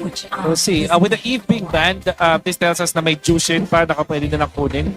So siguro, ang way nila para sagutin yung Esmeralda is not through heroes, pero parang dun sa mga rotation. Kasi nga naman, in fairness with the Esmeralda, mahina siya in the first 8 minutes of the game. Hindi pa siya ganun ka hirap i-deal with. But when pag dumating na tayo sa point na gano'n, doon na siya magiging problema. So, siguro ganun yung magiging sagutin ng TLPH. And how do they achieve that? Have a strong mid. Hilda and Jushin yung pwede nilang kunin or the Khalid plus the Jushin para mataas yung kanilang kanilang early game potential. So, Falcons might just go for the Hilda ban as their last ban o kaya naman yung Jushin. Wow, O naka-lead, I mean, there is naka-lead. So Hilda yung matitira dito para sa TLPH. Yeah, they'll leave it open. I was also thinking about the Hilda. For, even though may fields din yan occasionally na may expect mula sa kanya, ay ito naman yung, kumbaga, magiging katumbas na rin naman ng Marcel. And that was something that really enabled them to go for that kind of rotation nung game number 1 kanina for Liquid. Yung napaka-fast-paced na beginning. Atas again. Okay. So I think this is Kimi and Hilda na kung ganito yung banning. Pero meron ding angulo nung Selena or Mr. Sanji. I'm thinking Kimi, tapos Selena yung mga options yan. There is still the argument for the Zushin. However, Falcons gonna be looking for a flex pick dito. Pwede sila yung mag-Hilda, actually. Para nakawin nila dito. At the same time, there's the high loss that they can also pick up. But the benefit for the Hilda, nakita naman natin na pwede siyang gamitin sa XP at roam. Pero this time kasi may SP na sila. Yes. So, nanakawin yung Zushin. Okay. Now I'm thinking if willing din sila na hayaan na lang ang Hilda, the glue option for Owen is also still That's right. available. So I think that will also be a potentially great response if ever they do proceed with the Hilda. I think Hylos Kimi yung best answer dito para sa TLPH. So what you achieve from the Hylos is yung Glorious Pathway, so hindi kayo masuslow down, makakapiglas kayo dun sa Zushin. And additionally, yung makuha mong damage from the Kimi, eventually magiging enough siya against Esmeralda. At maganda pa sa Kimi, strong lane siya up against Zushin. Right? So I feel like this is the answer for TLPH. Siguro yung outlier dito is high loss plus the Selena. And the glue as well. Oh, they get the glue. And the court pa rin. Interesting. Okay. So this leaves them susceptible sa Hilda from Ogwen. Especially because they just picked up this court. So parang pwede nilang constantly guluhin dito. I can only imagine kung ano ang magiging stress na pagdadaanan mo with the Hilda Esmeralda. Potentially trying to always break your formations as Liquid, considering that they picked up this board, which is again a very positioning reliant mid laner. And you have all these high mobility heroes that Falcons have picked up so far. This is so interesting kasi parang mag-rely na lang din sa damage ng TLP na kanila mga windows of opportunities. Oh! Okay. What is that? That is... Badang. Oh, okay. So, di ko kasi kita from dito. But it's the Badang, which is generally good versus the Gourd. Alam mo, ito ata ang game na maipapanalo ng Falcons from the early up until the late game. I think their draft is complete. Wala yata masyado makakahawak dito sa Esmeralda. The only threat is the Gourd in the early stages para sa Falcons, but they have the Badang for that one. So, I'm gonna give this game to Falcons. On top of the fact na majority of the damage, I guess you would really expect in terms of magic muna sa side ng Team Liquid Philippines. So naririnig ko na ang side ng Falcons! Excited na ba kayo for game number 2? Paano naman ang Cavalry? Ibato na natin sa ating mga casters. Here we go, game 2 upon us. Team Falcons got smacked in the face in game 1. This draft, I have to agree, should be able to go ahead and solidify a win here in game 2. And I have to say it too, man. As a Gord main, I'm a little scared of this lineup that Team Falcons brought. Yeah, theory on paper, very good. Double support emblem, you get one of the XP, one of the Badang, so they get way much faster cooldown reduction at the same time. Shields for themselves. Ooh, that right there. Good aggression in the mid by Ogun and Haji, knowing that they have the prio.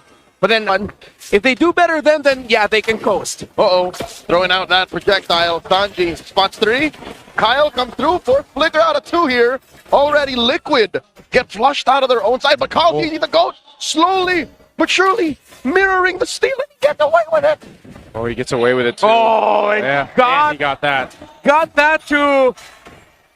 That's not good if you're Team Falcons. They spent way too much time trying to mirror what Carl Teasy was just doing freely, right? Yeah. You can see that kind of minor delay is going to have an effect on Kyle for now. Which is why I thought that after that Golem invade, Kyle would go to his own Lizard so that when he could clear Lizard, get Orange, then get Beetle, that's when he'll hit level 4. But, well, he decided to turn his rotation around. Then again, the Turtles spawning here. Still not that much dire straits here for Falcons. But you see if Kyle will be able to hit level 4 with this Lizard take. As Carl is already level 4. Yeah, he should be good. He should be good. So he'll be okay for the first turtle. And, part of this, again, is playing into the fact that you've got a lot of crowd control if you're Team Liquid Philippines. That's why there's 3 Purifies over here for Team Falcons. That's going to go ahead and help them solidify some of these team fights early on, especially. They've got control of the first turtle. Kyle will work on that while the rest of TL is in the zone. Carl Teasy will go ahead and walk up on this Fredrin, see if they find out for it. Sanford taking that white brush to the right. Quick knock up onto JP. Ogwin steals the turtle. And now JP running away very low. Crimson Beacon on the Sanji. Smash the shot easy in the middle of 3. Carl with a fade away. Appraiser still gets taken down, but time gets paid by 4. Super Marco early rotation, blazing to it underneath tier 1. 1 for 1, but Falcons get the turtle. Yeah, really good there that Sanji was able to get the missile projectile in the gush onto Kyle to secure that kill. Falcons would be able to get the turtle, though. Still, Liquid got to balance it out. The EXP lane Flap had to rush the Dreadnought armor because he is back in the support emblem. It's good, but the bad thing is you're not a tank. You're very squishy. You get faster shields, but the Paquito can delete it. Whoa. Speaking of, Sanford comes through. There's the crack and the punish from Falcons as Ogwin takes down 40. I'm glad to see the Badang in action here in the hands of Ogwin, who suffered a whole lot in Game 1. Now he's up 2-0, helping the tempo with this lineup from Team Falcons as they continue. Flap right on Carl Teasy's face. He knows how to play against this Fredrin. Appraiser grabs, but still Flap wants more. Yeah, just sending him back. Kyle will be able to get the beetle here. Carl still makes it to his orange. So, looking at the draft picture, wait, Ogwin. Ogwin. Oh, no. Mounted by Daddy JP. Flickers back. Some shields. Keeping him topped up. He's taking Daddy JP all the way this deep. And now Ogwin gets a shield, survives. Crimson Beacon from Haji. Flap dancing around. JP will live. Yeah, he knows he can survive, so that's why JP just went all the way there. He still had his flicker. 25 seconds until the next turtle.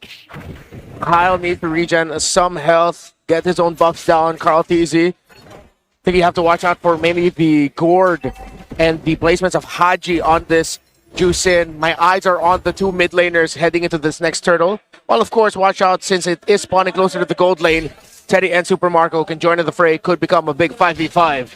I like what Wolf was mentioning in the draft, and again, I know for our international viewers that's in Filipino, but what he did mention is that there's no way for TL that they draft those first, heroes that they had in the first phase that are so shield dependent. You got an Esmeralda across from you. Is the gourd the plan to go ahead and help deal with this? Is there something else to deal with Flap before you enter that fight? Kyle jumps on to Sanji. Sanji brings out the ordnance. Touching through. Carl secures the turtle, but Sanji falls. Kyle gets him, and there's a wall put up, a crack. And Kyle just barely sidesteps away, but Sanford finishes the job. Liquid are pushing Falcons once again to fight, goading them into more aggression. Yeah, to answer your question, Team Liquid Philippines definitely gave that, knowing that they'd be going up against an Esmeralda. It's just, if you look at the firepower of Liquid, there's a lot. That despite you being able to make a lot of shields as an Esme, the only other pick that's stopping Sanford is the Batang. But the Batang also has to mark, well, the Harith, the Gourd, even the Glue in some ways, but mainly the Fredrin. That it's not like the Kufra Esmeralda game they had against Onyx Philippines. It's a little bit, just a little bit easier for Sanford to get crafty with the angles that he's approaching from. Yeah, this is another thing too. Both gold laners have essentially been able to go ahead and do what they need to farm up. They got an assist, of course, throughout that last team fight, but still they're neck and neck in terms of farm here. We'll see how they play in part here, because especially for Super Marco, he's got his DHS. He can be there for the next turtle. Both gold laners can, as we see this break out. But another thing too for Team Falcons is this is that lineup, similar to what we were saying, where that lineup in Game 1, they should have played, maybe a little bit slow, but they just didn't get a chance to. Well, this, I feel like they're keeping the pace under control against Team Liquid. And that's the best case scenario for them with this kind of lineup. It's just more so also. Kyle gets caught up. And here comes Ogwin to save him. And now Haji responds as well. Carl Teasy put down to a third. Crimson Beacon. Carl Teasy dashes back. Close call. Not much from Falcons here. They're not going to force it. Yeah, they know they couldn't force it because they didn't have the minion wave. The gun right on Ogwin's face. No way he survived this. The master gets slain. Did they not expect that there would be members of Liquid there? Because they just committed a big 4-man. Most teams already know that there are going to be bodies. I know he was checking, but you're up against a core. Yeah, this is the problem, right? This is what we were talking about, is the amount of crowd control that you have. And again, you have Purifies, but if your flicker is gone, Ogun gets punished. So what that results to is the last turtle going to the hands of Team Liquid. The gold lead's going to shift, although it is just pretty minuscule. It's nothing too big, but TL, you'll see them start to go ahead and put pressure on the side of jungle for Team Falcons up to this point. Flap and Kyle, though, they want to go for this tier 1. Oh, looking for that surge. It looked like 40's happy to just waste time here. Super Marco gets taken down. Max range on that Gush, and all this while, they've been working on taking down the Apex Predator. Sanford does fall, but at what cost? Yeah, the minion wave couldn't stand long enough for Falcons to break the tower. Marco got taken down topside. Not a good trade for Falcons. Round 2, in mid. Hogan puts up a wall, but JP is hell-bent on getting a mount. There's a crack. JP flickers back. All right, JP's got to flicker out. This is going to be a tier 1. Kyle will go ahead and knock that down, man. They spent a lot of time at trying to get that objective. They will end up opening up the map a little bit, but also top side, look what happened. Right there, tier 2 took some damage. They pretty much mirror what TL is doing is mirroring what Team Falcons wants to do. And so it puts them in the situation of where do we put our guys? Where do we put our rotations more? And where's more important for Team Falcons? Yeah, what's annoying right now for Falcons is we actually have numbers here with total damage dealt, damage taken, very even in the gold, close enough. It's the total control time, 45 seconds for Team Liquid so far, just 23 for Falcons. So that extra amount of control that Liquid has is what's giving a lot of difficulty for Falcons in the fight. Yeah. It still could be brought closer, not that far off in terms of the gold. But they need to see if they can start getting more gold on this Juicin specifically, because Sanji started to run away with the lead. Oh, point blank Gush, without any warning. A volley right in Marco's face. They catch Ogrin, force a flicker out of it. And now he answers with a crack. Haji looking to choke him up, but Sanji will finish the job. Yeah, JP goes up, and there's a trade 1-for-1. Good trade. They deal with that at least, but this is going to be a problem trying to work against all these amount of crowd control and stuns that TL has. Oh, Flap here, caught in the crowd control, and there it is, another Gush plus the 7-4. Might have been overkill. That's not what Falcons was looking for. After all of that, Liquid still has almost double the total crowd control time. 53 seconds to Falcons 27. Oh, look at that damage. They force Haji back. Another Crimson Beacon wasted. Liquid are looking to secure the Lord here. Down to an 1/8 of its health. Kyle looking to steal. Go through the back, and Carl Teasy gets that Lord to wear a Liquid jersey. This is the problem. Oh, Ogrin in trouble again. He caught between the walls. 7-4 plus Gush. The GOAT secures the kill, and now they go for Kyle's purple. Oh, man, those projectiles just stopping them in their tracks. Purple's still there for Kyle to take. They pulled off of it. Sanji, quite low, has to get out. Couldn't finish the job. Sanji will live, staying here, hiding in the white brush. A Brazier rat knocks out Flap. Talking about knockouts. Sanford looking for more, forcing a defensive. Third, but Sanford will find Marco with a brrrr. Blazing duet, taking down 40. There's a shutdown. Yeah, Falcons needed to get something there because this is getting completely out of hand already. We talked about Turtle 2 and Turtle 3. That has extended up to Lord 1, with which Liquid was able to get freely, as we saw. Falcons will be able to stop this from getting any charges. Still somewhat close, but they're putting all of their eggs now on Super Marco at this point. Yep. Haji does have a Sky Piercer. Don't believe the graphic. That's only supposed to be one Sky Piercer. We're okay here. Don't worry. That's not two. There's not a new build you don't know about. But it seems like the drafting philosophy of Liquid for this series is just pack a lot of crowd control against a team that has a really good team fight. They've respected Falcons' ability to fight. What they showed off against Onyx, and they realized we can just bring back an old favorite. Spam Fredrin, pair it up with even more crowd control, damage EXP, old school favorite in a Paquito, and which is why this was an important match for Falcons to, a game for Falcons to win. Because if they won this, then they're thinking already, okay, we still have an answer to Paquito. If even after the Esmeralda, even after the Badang, they still cannot take out the Paquito, then they have to start committing bans to take it away from Sanford. Yeah, they won't want to take that away. They're trying to hold on to what they can in their base here. But this is the thing. Now you got a Divine Glaive. Another projection plus Gush combo puts Flap at half. Yeah, that Divine Glaive last pickup is enough. You know, it's been the Glowing Wand and the Lightning Tranchant, and Sanji's already capped up 5 kills. So what more now? And it's so surprising to see, again, you know, Carl Teasy picking up the Fredrin back-to-back after what we saw even in the last game. We saw, oh, hold on. Another Gush comes through, taking down Ogwin. Just like that. Kyle Teasy can't even sniff his purple. And Ogre knew that he didn't need to commit his ultimate there to try and salvage that. It would have been too difficult for Falcons to take that fight. Marco, ouch. All right, shield's going to pop here. Down on the bottom side, again, TL. Now it's 4,000 ahead for them. And it seems like Team Falcons is in that same situation that they were in Game 1, where it's like they just have to respond to TL, you know, putting the pressure wherever they decide to. How do you get around these projectiles? How do you get around those little mini crowd controls that this lineup that TL has? Oh, it's even tough to say because you already have the purifies. But then even if you purify, there's already a good chance Sanji is blasting you.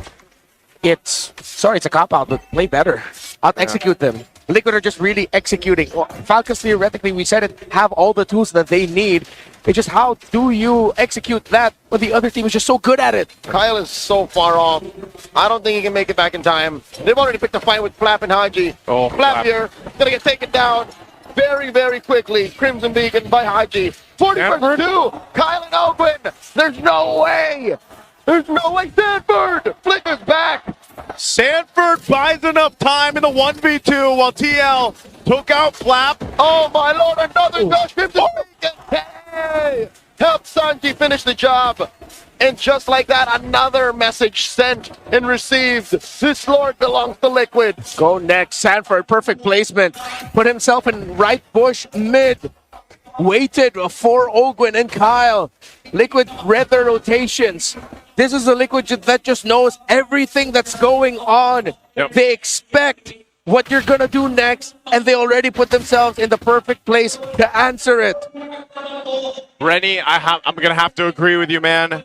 And I'm pretty sure some of the chat's saying it too. You know, ban the Paquito or take the Paquito away from Sanford. Yep. The amount of value and efficiency that he's having on this pick is too much for TL right now. And maybe even again, you know, considering how do you get through all this? You have purifies, you have to outplay them. But every single time they approach a fight that's started up by that stun, uh-oh, you lose someone. Just like that, in a snap. Flap needs to get erased off the map. And he's supposed to be a tanky hero here with this, but when you're just burned through like that by the mid gosh. Diamond forward, Ogwin flickers back just to save himself. Lord still standing, more than half health. Carl Deasy catches Haji.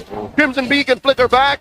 Super Marco wailing away, taking care of the Lord. The Liquid will continue to push in, demolishing that mid lane inhibitor. All right, base turrets still one stands for Team Falcons. They'll hold on to it.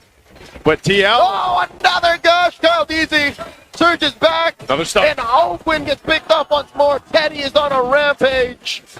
Oh, blazing duet from Marco plus the freeze. JP here flickers back. Go! With a Appraiser's Wrath of all Appraiser's Wrath. Taking down Marco. Kyle looking for more double kill for him.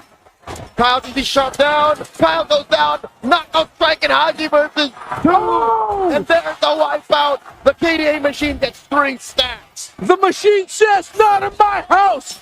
We're not going down with a fight. I thought Carl Deasy delivered the dagger with that taunt, with the Appraiser's Wrath, perfect to delete Marco in an instant. But then Falcons swing back with Kyle through Haji. Signs of life for the Falcons. A messy fight there for Team Liquid, potentially trying to end the game off this push. Look at the replay here, how this planned out. Winter Crown blazing duet when he gets out. The taunt is perfect. And with all the damage Carl Deasy took, it is an instant delete on the Claude. But Kyle went in perfectly. Since Teddy already committed the Zaman Force, when they went for that initial push, he didn't have it. And then Falcons just countered through their juice in, which now has 3 stacks on the Sky Piercer. A millisecond of hesitation would have led to this ending right then and there. But Haji said, nah, not like this. From Red side last night, starting game 4. No, game... Yes, game 4. Yep, yeah, game they 4. started to clap it back. This could be that. Hey, Redmar, I think they just went with the, what we mentioned. They just got to play better. Well, when that team fight, they played better. But this is the problem. The Lord still controlled by Team Liquid. Does Team Falcons take that? Do they just defend and they're going to try to get a range here? Haji looking for the choke out. Oh, he comes in. Gets deleted. He was hoping on a dream and they're a man down. Oakland gets mounted by Daddy JP. Oh, the timing with the Mystic projectile was on point to take out Kyle. Ogwin is out. It's a three-man defense for Falcons. Liquid can smell it. Liquid are slowly galloping towards their base. Endable. Yep, they got a wave pushing in. They're going to try to defend. Gosh! Forcing out the Crimson Beacon and Sanford takes down Haji. The base is up next. Marco with the blazing duet, the Hail Mary play. Minions get wiped out, but Liquid takes down Flap. And just like that, Liquid take another 2-0. Hope looked bright, but Liquid decided to stampede the Lord. Falcons looked at the macro too much, and that moment of hesitation cost the Falcons. Liquid go up 2-0. Man, it feels like Team Falcons is trying to learn to fly in this series. You know, game one, devastating. Their wings weren't working at all. Game two, they had a little bit of a twitching in the wings, but it's just not enough. If they want to get flight, they want to get some altitude, they're going to have to fix some of the choices in the draft. Maybe potentially, like we mentioned, even take away the Paquito or some other heroes from TL. Joseph, they're running out of time. Why does it have to take a whole game for them to calibrate to how well Liquid executes? I think it was just, again, a difference in micro. It really is micro that Falcons don't even get a chance to flex their macro. And it's not micro in the sense of we're just talking about fighting here. It seems like everyone knows exactly what they need to do, where they need to be. MVP on this Gord, with how he controlled Falcons, projectile after projectile. That first trade wherein his gut was able to take down Kyle after Falcons took down Carl was actually massive in the big picture of it all for the early game. And then we saw how it ended here with his projectile being the one to stun Kyle when he decided to enter trying to take down that Lord. Man, not only that, but also just the amount of... I didn't see the final count, but when I looked behind for a bit, I think they were around 90 crowd control. Is it second? 90 seconds of crowd control all in all. To Team Falcons, about 40. And again, those little minor stuns, those little mystic projectiles that is thrown out with the gourd is what makes it so devastating. You know, even though it's a small stun, like we saw when Kyle, you know, you're looking for the 50-50 when it comes down to the retribution. Brother, you're stopped in your tracks, you can't make it happen, and at the same time, your Mystic gushed down and gone. And that's a problem to deal with that we saw Team Falcons trying to solve throughout this. And it was really good positioning from Sandy. Yeah, the best gourds that we've seen this season are the ones who played like a Farsa. Not afraid to use that feathered airstrike, whether it's the clear lane or just poke, set yourself an advantage. While for Sanji, it was get that kill. My advantage is I'm dropping a body. I am stopping a body, and no one's going to get to me. Yeah, he just played this Gord game so well in game number 2. In hindsight, the way Gord fits into the metagame now is like getting a Farsa with a bit of Selena in it. That long-range crowd control, that is relatively low committal. And I think that's the problem with Falcons lineup is it's very high committal. Like for you to do anything, you have to be sure about it and go elbow deep. Yeah, that's why we saw the glimpse of hope with the base defense, because Marco's like, I'm gonna go with this. I got my winner crown. Let me make something happen here, you know. And then Kyle also had to follow through with that.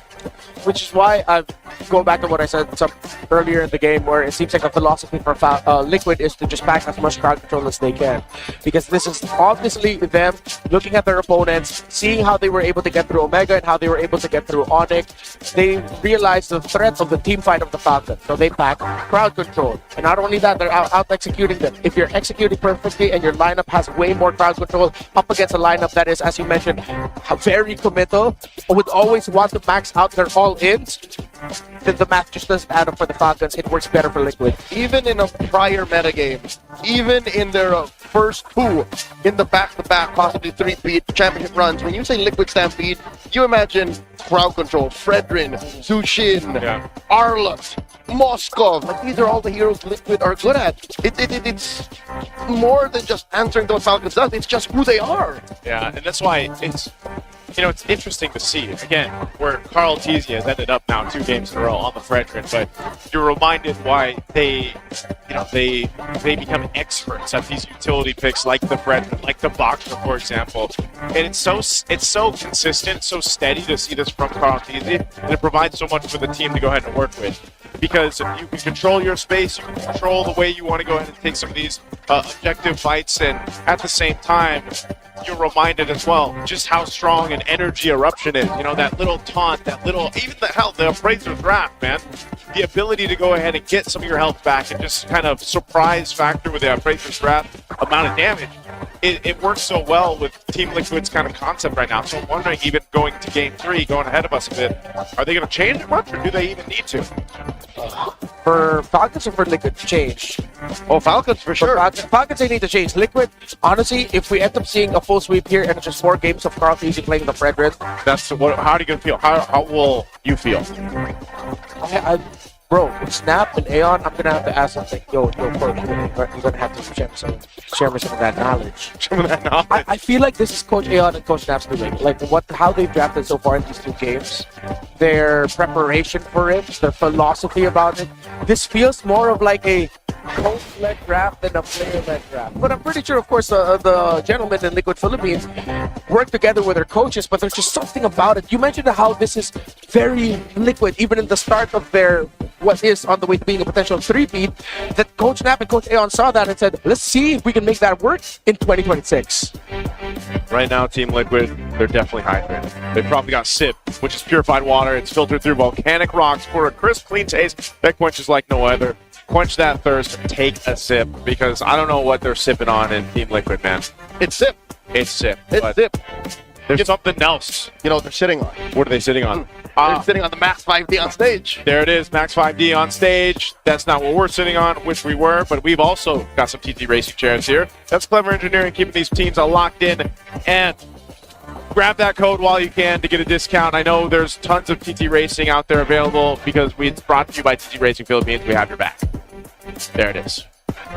Max 5D. I've yet to sit on one. Maybe I sat on one once all season long. Hey, you know what? History's also in the making here right now, not just with this match, but also the first ever MCGG Crew Clash has officially kicked off, and the competition is heating up. That's right. Your favorite KOLs are locking in their crews right now and clashing head-on for the ultimate bragging rights. You too can get in on all the action. There's a QR code on your screen. Scan that to support your favorite KOLs and get a chance to score massive rewards. Let's go. If you guys haven't joined in on MCGG yet, you're falling behind. Magic Chess, Go-Go. Magic Chess, Go-Go. It's so fun. And you can also play it on your PC. I've been telling that too to people because they didn't know that they don't have to emulate it anymore. Like, you know, you got its own software there. And now also the Smart Power Pose. We got Sanji here, the MVP on the gourd. Go ahead, bring your game face on for your Smart Power Pose. You know what I noticed too in the audience? There is a lot of people that bought the Liquid jackets. They have to be sold out. It's a racing jacket. It's a racing jacket? Yep. It's cloth.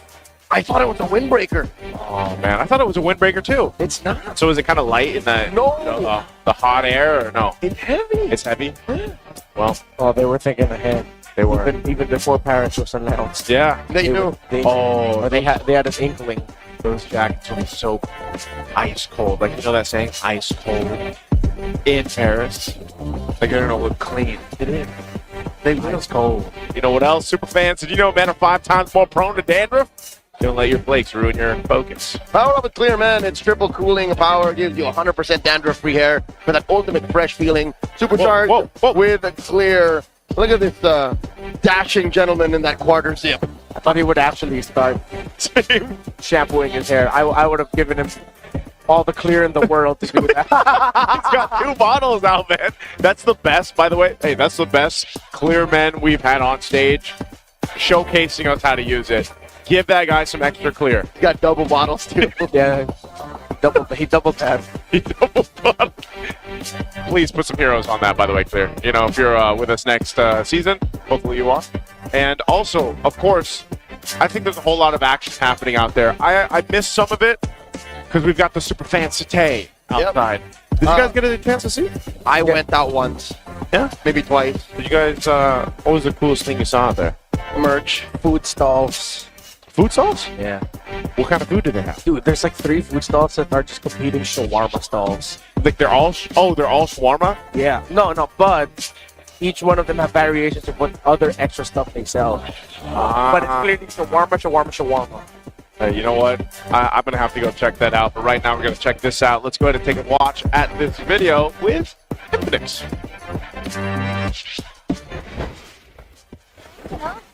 Ay, sorry po. Nandito po ako sa Superfan City. Opo. Pupunta po ako agad dyan pagkatapos. Nandito tayo ngayon sa MPL Festival Superfan City sa Infinix booth at tingnan natin kung ano bang pwede nating ma-enjoy dito. Hello, sir! Hello! Ano bang name nyo? I'm Maynard from Infinix po. Sir Maynard, ano ba ang mga pwedeng gawin dito ng ating mga superfans? Ayun, para po sa ating super fans, meron po kayong 3 activities na pwede pong gawin sa aming booth. And for every activity po, magkakaroon kayo ng reward for each of them. So for activity po natin ay, kailangan nyo lang po magsagot ng survey. Pag natapos nyo po yung first task nyo, meron po kayong agad na pamaypay. For our second task po, meron po tayong free photo booth. Pero bago po yan, kailangan nyo muna pong mag-follow sa aming Infinix page and mag-join po sa aming official group page sa Facebook and mag-invite po ng 10 friends. Then, pwede po tayo mag-receive sa ating photo booth. After nyo po mag-take ng picture sa aming booth, pwede nyo po siyang i-upload sa Facebook and put hashtag which is Infinix GT50 Pro and another hashtag Experience the Beast. And after that po, pwede po kayo mag-claim ng ating tumblers, mini tumblers. Nakakuha ng mini tumblers, syempre may laman ba yan? Meron po, magkakaroon din po kayo ng free drinks from our booth. Yay! So, hindi talaga kayo mainitan sa Infinix booth. Talagang meron silang cooling technology dito. Aside from that, meron din po kaming pre-order sa aming booth. Lahat po na gustong mag-pre-order ay available sa aming booth. At sa mga mag-pre-order po, magkakaroon po kayo ng free jacket na exclusive lamang po na makukuha pag nag-pre-order po kayo ngayon. And another po ay free ticket for tomorrow's final po. Sa everyone na gusto bumisita dito sa MPL Festival Superfan City, libreng-libre po ang entrance. Visit Infinix booth and get all the freebies that you can.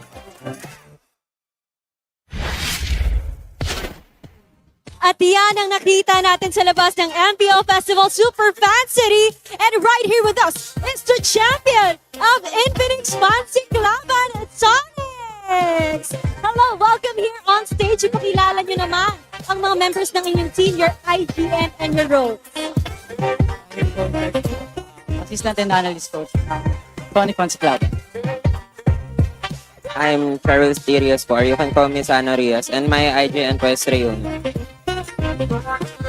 I'm Managed Player F. Lim and I'm check. I'm jungler of Sonic.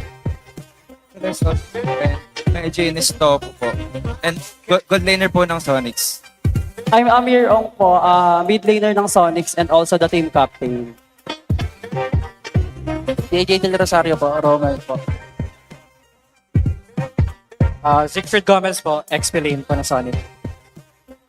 Iverson Gaspi, Ivia, and head coach po ng Sonics. Wow, congratulations to Sonics! Natalo nila ang defending champion ng Infinix Fancy Klaban. At kumusta? Ano ba yung naramdaman nyo?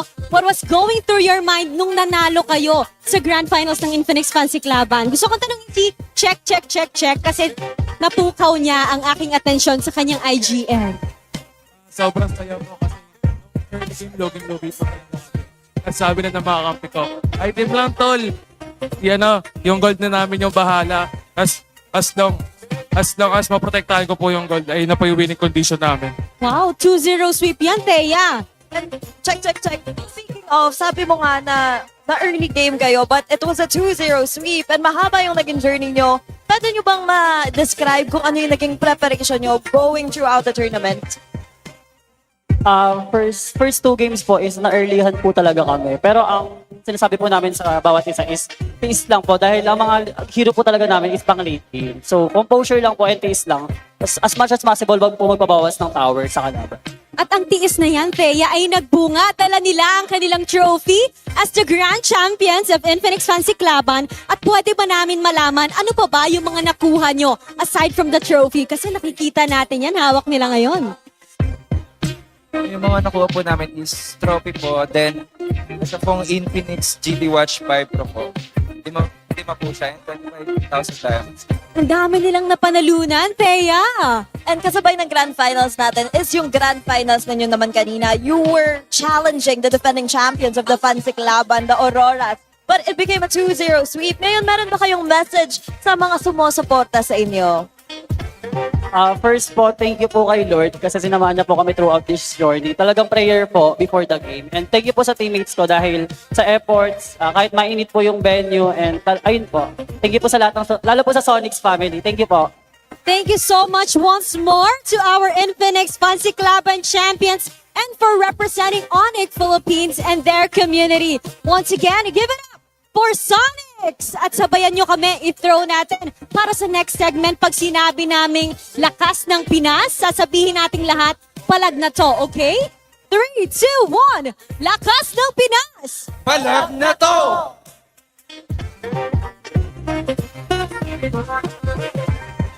Palag na talaga kami dito at meron tayong makakasama bago tayo tumalon sa ating game number 3 together with us.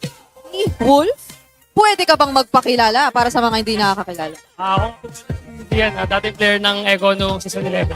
Season 11. So, Coach Wolf, mga ilang taon na po ang nakaraan? Oy, 4. 4 na taon. Mga Tama, 4 years. 4 pero tignan nyo, 4 na taon na nakalipas, andito pa rin siya, todo bigay suporta para sa Cavalry. And ngayon, ano bang pinagkakaabalahan mo recently? Matagal-tagal ka na namin hindi nakita eh. Wala naman, nagkaaral lang ako. Nag-aaral. Bumalik lang ako sa school. Bumalik sa school. Alam mo, pre-engineering student para tong si Gian. So, matalino talaga to. So, ano naman yung parang na bumalik ka sa pag-aaral after ng isang malapit na career sa esports? Actually, na-stop ako nung season 11. Season 11. Tapos, nag-delay ako ng almost 2 years. Pero yun, masaya naman. Nakapag-aaral pa rin. Oo, pakiramdam ko yung transition talagang medyo nakapanibago kapag bumalik ka. Pero, I believe sumusubaybay ka pa din sa eksena. Tama ba? Para lagi kita nakikita sa Facebook, nakakapag-share ka pa ng mga memes at yung mga jokes ay relate na relate ka pa. Tama ba? Tama. So, ngayon, nakita mo rin ang mga kaganapan sa playoffs natin so far. Nagulat ka ba o medyo expected mo ang mga nangyari? Medyo expected, pero magaling kasi sila ng dalawa yung TL tsaka Falcon. So parang palitan na lang sila ng hero tsaka sa pindutan na lang. Nung nakasama mo itong mga Echo player, or dati sa Echo, tapos eventually naging Team Liquid na players, gaano ba talaga kasipag tong mga to? Kasi lalo na nung mga time na nandun ka, mga bata pa sila dun. So medyo hindi pa ganun ka mature as now, di ba? Makukulit pa rin. So paano ba sila sa bootcamp? Sobrang sipag ng mga players na yan. Kahit tapos na yung practice. Minsan kahit break time, hindi ko nag-RG lang talaga para mga practice. So iba gumigising ng maaga. Dati kasi may call time kami. So yung iba hindi sumurot sa call time, gumigising ng maaga para makapag-practice. Masingit pa yung practice, kumbaga. Okay, masipag pala ang Team Liquid. Noong kapanahon na yun. Pero occasionally ba ay nakakasama mo pa rin sila recently o nakakausap? Nakakasama pa naman. Tsaka pag nag-gym, sa bagay nga naman, Coach. Okay. Nga naman, no? Tsaka mahilig na sa mga kotse itong mga tropa natin sa, di ba, sa Team Liquid eh. So, nakakabanding mo ba sila over sa ganong bagay? Yung mga editor lang. Motor. Sa motor naman. Okay. Motor kasi nakakasama. Ano kasi, no? Parang isang malaking pamilya din ng mga basketball ng bawat team naman. Kaya masaya talagang makita magkakasama. Alrighty. Pero papasok na tayo You guys sa got draft us now for the for draft here. game We're gonna help number 3. translate Ganun lang our pala own kabilis sa thoughts mga in English. pangyayari. Yeah. Pasasaksihan We're not natin doing any in just translating. a It's literally just us. Okay, so kanina nagkakausap Remember that I'm only speaking English, but napansin niya din na yung it's a little first tricky 3 sometimes. picks Let's go sa and game jump into number this 2. one. Parang paborsis Again, na Falcons, like I always said. Pero sa tingin mo ba This yung mga time ganun around, mo? Team Liquid on dangerous grass, 92% win rate, still on that blue side, 4-2 over here. Team Falcons, I think this is a major thing. Talaga magaling lang sila, talaga Focus on one of the bands that we talked about. Mga yan kasi, Yeah, the Paquito. If Liquid don't ban the Phobius and they get the Paquito, that means Falcons are gonna eye out picking it up. Phobius open, but Liquid might just leave the decision to, you know what, maybe we'll just pick up the Phobius so that you don't get to pick up the Paquito. Yeah, one of the cases here, Marcel being banned out. Yeah, it's some really good proactive decisions by Team Liquid Philippines, honestly, in the draft. They understand that Falcons is probably getting into a groove. First 2 games are probably just like, yeah, these didn't work out, so let's keep staying on red side. But then Liquid are gonna keep adding difficulty towards Falcons by changing it up, bringing it to a little bit more of a familiar flow. They pick up the Harley. Falcons are probably gonna be, they're most likely encouraged to pick up the Leomord. Thing is, the Fanny is open, and it might show up and become a wild card pick a little bit later in the draft. It's too early. It's too early. Oh, there we go. It's too early to pick up the Fanny at this point. Yeah, that's not a Falcons thing to do. Yeah, not a Falcons thing to do. That's an Omega thing. Yep. Because of all the heroes that could counter, the Hilda, the Badangs also there. The Chos, all those pickoffs. But at least this makes sense for Falcons' position in the draft, the red side. So they can keep up the bit all the way till red 5. Yeah. They can hide that Fanny till it matters. But they won't. They're going to go to Fred. They steal away Carl DZ's Fredrin. It's their turn to do You got to it. play something else, Carl. That's what they're saying. Still Phobias. Yep. I suspect that Liquid are just going to go ahead and rush that favorite pick for them. And they've gone up against lineups like these. So it's not going to be the Harley Leomore trade. Still, it seems like Falcons are going to be playing. And you know what? No, they don't need to play the slower game. They can still play that faster game. Just execute it a little bit better because, hey, Liquid were able to do it in the first 2 games where their Fredrin was the one dictating the tempo. Yeah. Just make sure it's paired up with a really good roamer that can match its aggression, maybe even its damage. Introducing my buddy. Okay. The problem is they get clawed. Claude, Phobius, Harley right now for Team Liquid Philippines. And this has to be Harris. That Phobius, I know everyone remembers what happened, right? Just a few nights ago.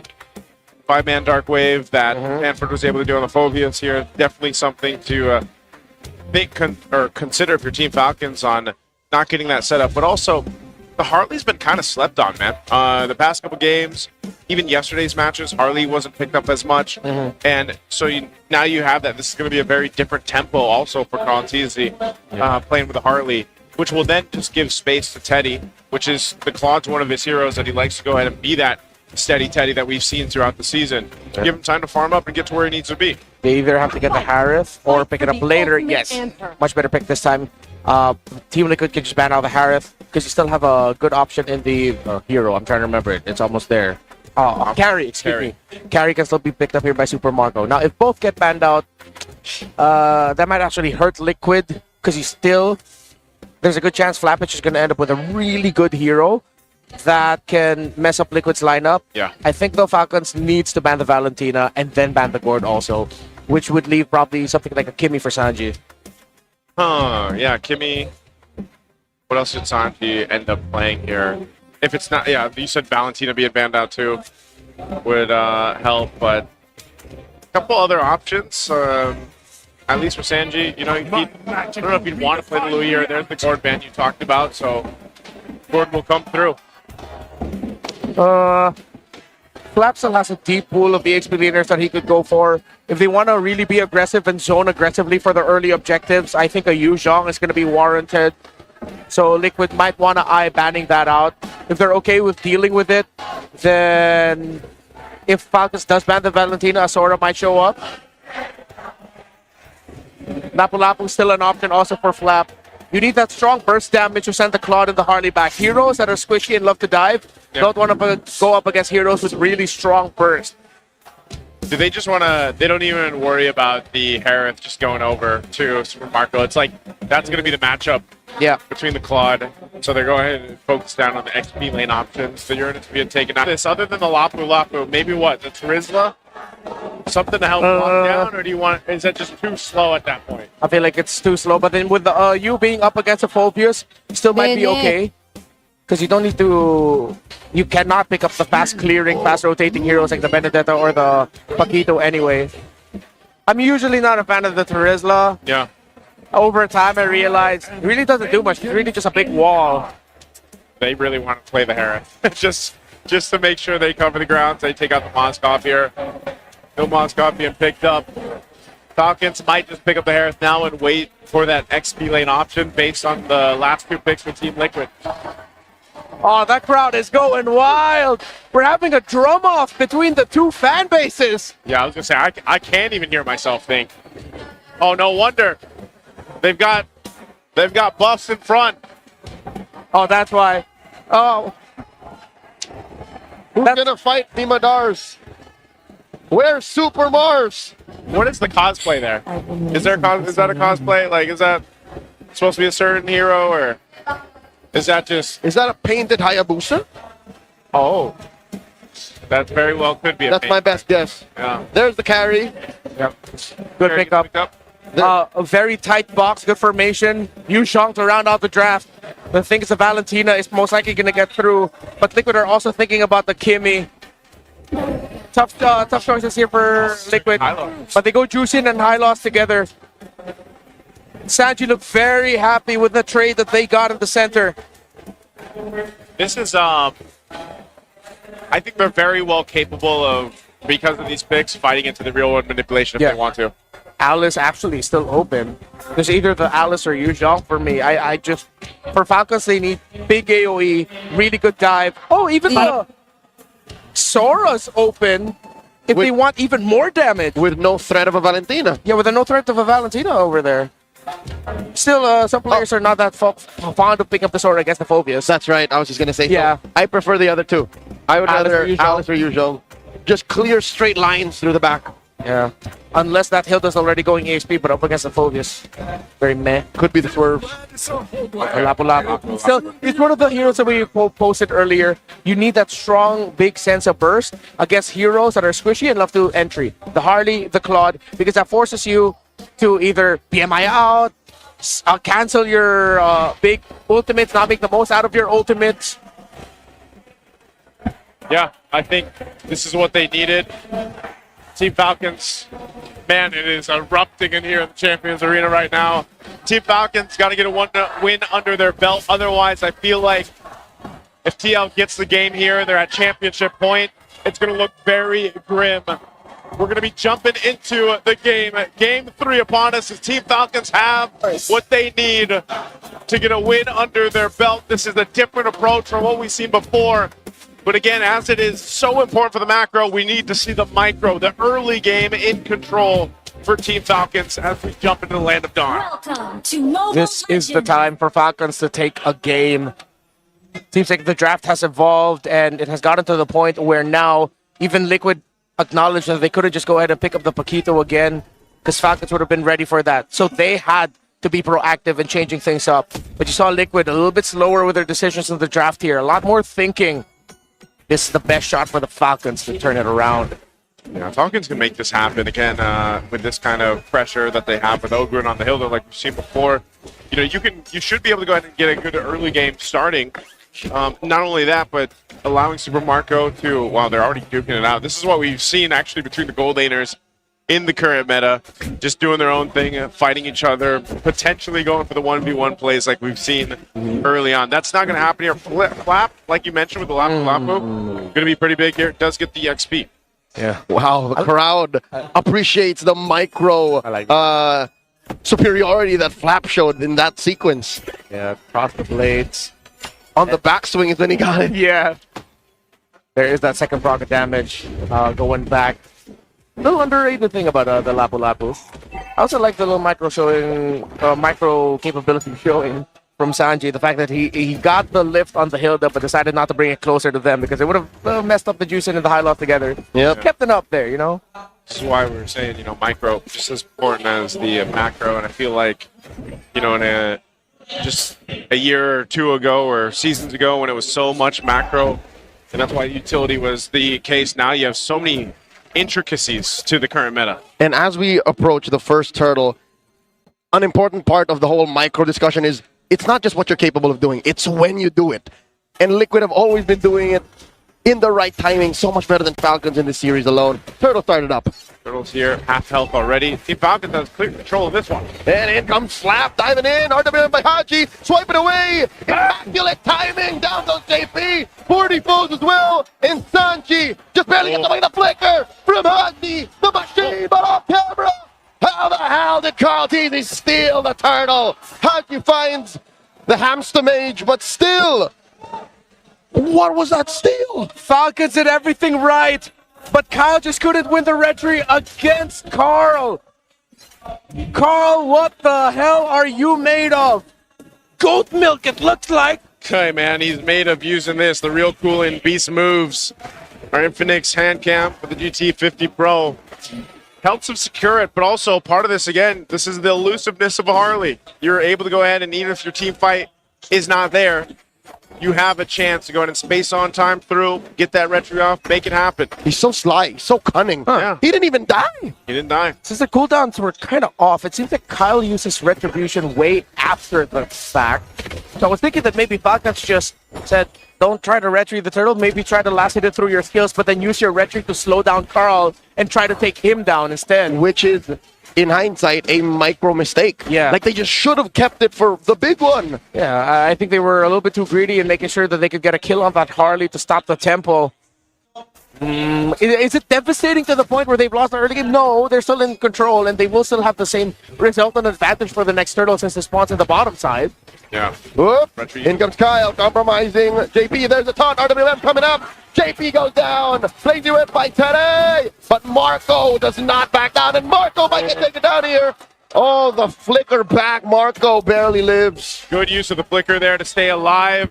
Great rotation from Team Falcons to make a move up top. Yeah, the important thing there was JP eating up all the damage. Because Falcons used their combo to take the high loss down, I believe the taunt coming in from the Fredrin was just not available. They didn't even have enough abilities to chip away at Teddy, and he gets away scot-free. Turtle number 2. Yeah, just again with this Haji on the eve, so on point so far. Second turtle gonna be up. Oh, Flap round 2 dives in with the bravest fighter. Looking for one. Already used a Crimson Beacon on Sanji. And finally, the retribution is good for Falcons. Secure the objective. Looking for a fight here. There's the glorious pathway. JP disincentivizing forward momentum from Falcons. Up top, though, there's a duel. Carl Teasy dropping that deadly magic on Marco. Marco holding his ground. Oh, the river is up. Carl Teasy will have a space escape, but Hilda's there. Oh, I thought that Haji would be going with him. Falcons have slowed things down to a pace that TLPH are probably a little bit uncomfy with. It's this Hilda pickup on Ogwen. Massive effect on the rotations for JP and Sanji. Yeah, good picks here happening for Team Falcons. Good space control around the map, too. This is one of the things that they can go ahead and work with. Right now for Carl Teasy specifically. Oh, up top, Teddy. Teddy wanted to be the focus. He gets out with the BMI. So he's safe for now. Now, Team Falcons, this is the first time in this series that they've had this kind of lead. Let's see if they can maintain it across the board. Let's look at the items falling into place. Yeah, Radiant there for Fredrin and a Hilda. So the damage and pokes coming out of Cartesius Harley that just got the Genius one 5 minutes and 40 seconds later. Super Marco will be able to get the tower up top. What a turnaround for Falcons after all of the ish that they had to go through this series. Yeah. To see them now with a perfect lead so far, let's just respect the fact that the first turtle went to Carl. Yep. But they got the gold, and it's looking good for the Falcons. This is exactly what they needed throughout the series. They got to maintain this, though. They've got to maintain the lead. We've seen TL before, play this way, and that's why the second turtle, there was no contest. Carl Teasy decided to be on the opposite end of the map. We might even see them potentially give up the third and just prepare for the first Lord, as Super Marco will knock down another turret down bot. Side to side. And Flap needs to hold strong here, but it's only one siege minion. They are going to go for the cut. They're not going to get that. Turtle 3 will be very determinant for the result of the series. The entry there by Flap. Kyle with the taunt. He's immune. He jumped forward. JP able to get away with the glorious pathway with the real world manipulation. Takes down the high loss. Kyle and Flap now trying to go after Sanford while he's trying to hold on. He jumped up in the air. Dark Wave. He's buying time. He's dealing damage, but it's just too much. And this is the case that we're talking about with the lineup that Team Falcons have. They're able to go ahead and set up around the box of Haji, the real-world manipulation, and just come out swinging. And there's no way for Team Liquid to fight against it currently.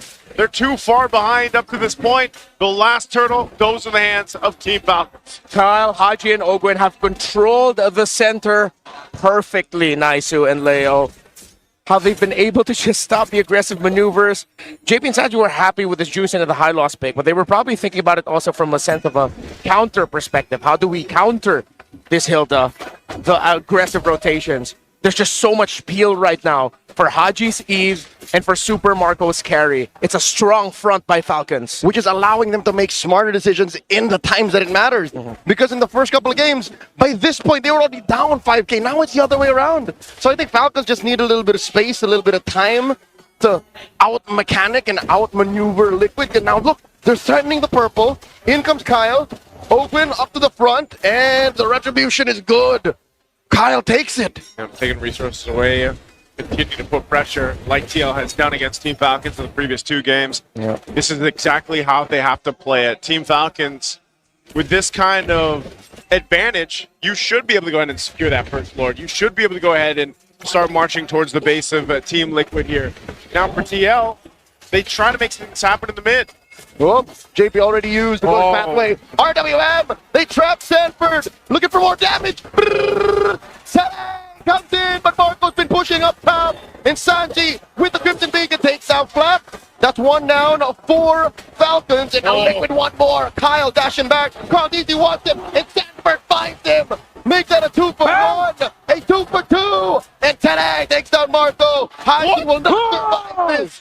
3 for 4, a bloodbath of Haji takes down Tene. How does Team Falcons lose 4 in that fight? Well, it was 5v4. They didn't have their gold laner as Super Marco was playing the Super Macro instead. Still, Falcons was able to walk away with it with some kills. It was crucial that Haji was able to take down Teddy, because if that Claude stood standing, then they would have been able to break the tower in mid. Still, I like that we're seeing fight from Team Liquid Philippines. It was awkward, but they realized the carry isn't here. Without them, they're lacking damage, and they decided to be aggro. Carl and Teddy, perfect.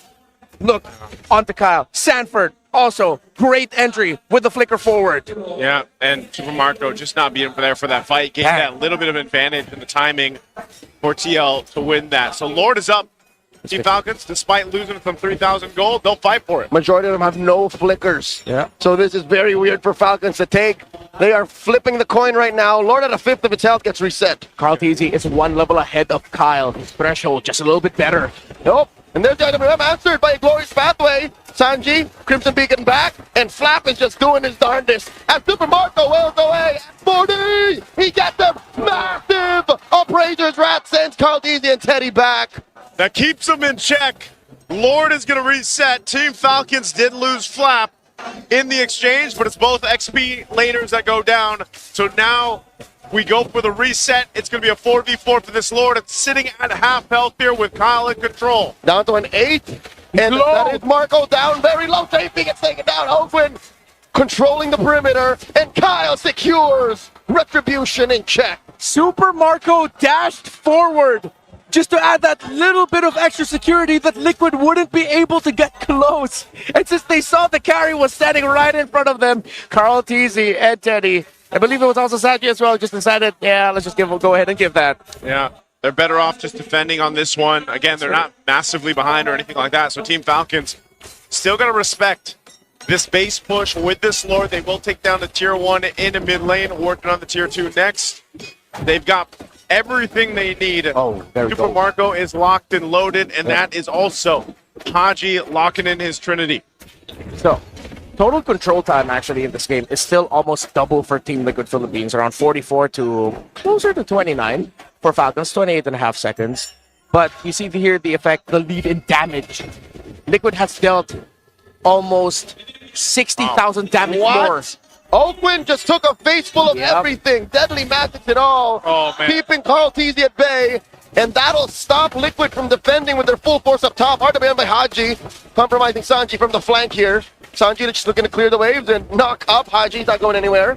As long as the RWM is up, and they do defend successfully. Carl's still there too. He knows he can win this fight against a Hilda. Yeah. He's got his ult back up, but he just wanted to go ahead and push into that turret.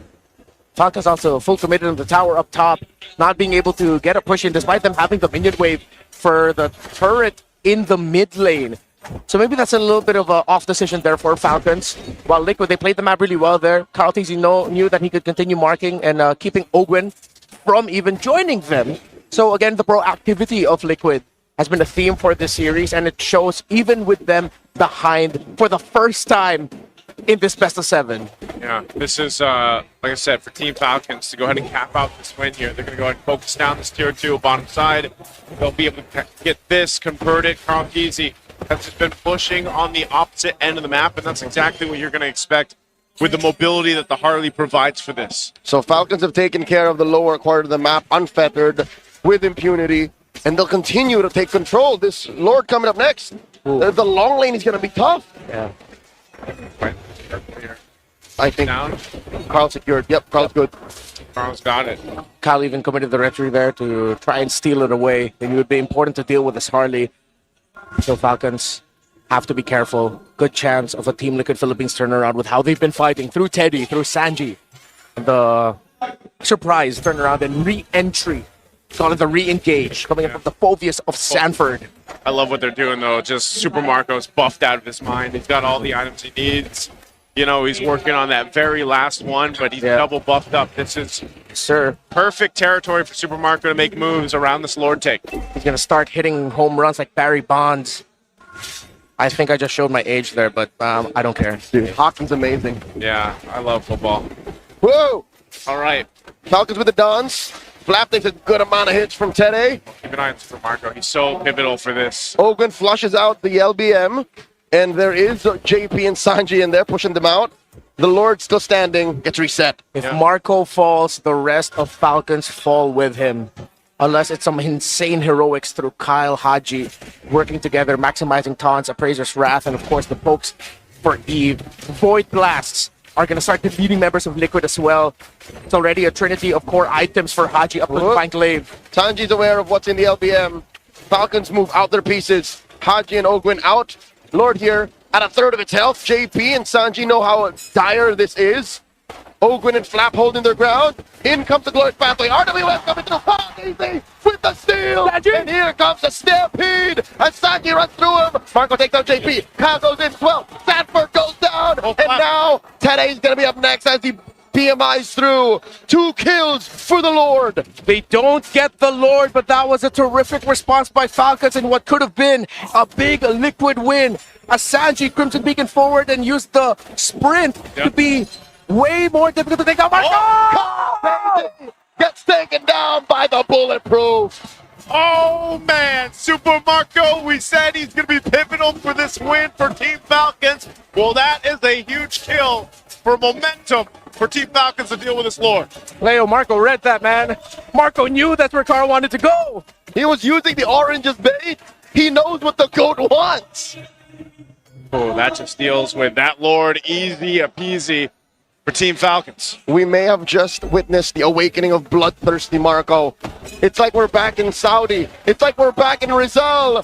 Falcons are alive. The Glorious Pathway answered by the RWM. Once again, the knock-up on the Kyle. No push is going to happen yet while... Excuse me, Ogun's taking care of top lane. There's a slow push by Liquid. Yeah, it was a massive minion wave that needed to be answered because Falcons cannot give up that tower up top because Liquid have been holding and defending their base turrets with every inch of their life. And with those base turrets is hope for Liquid because they've been handling macro really well. Again, Falcons play around the box. And with a Harley, good chance that you can open up the map through split pushes, similar to Teddy, which is why the Claude is now getting protected by the San duo as he opens up the map.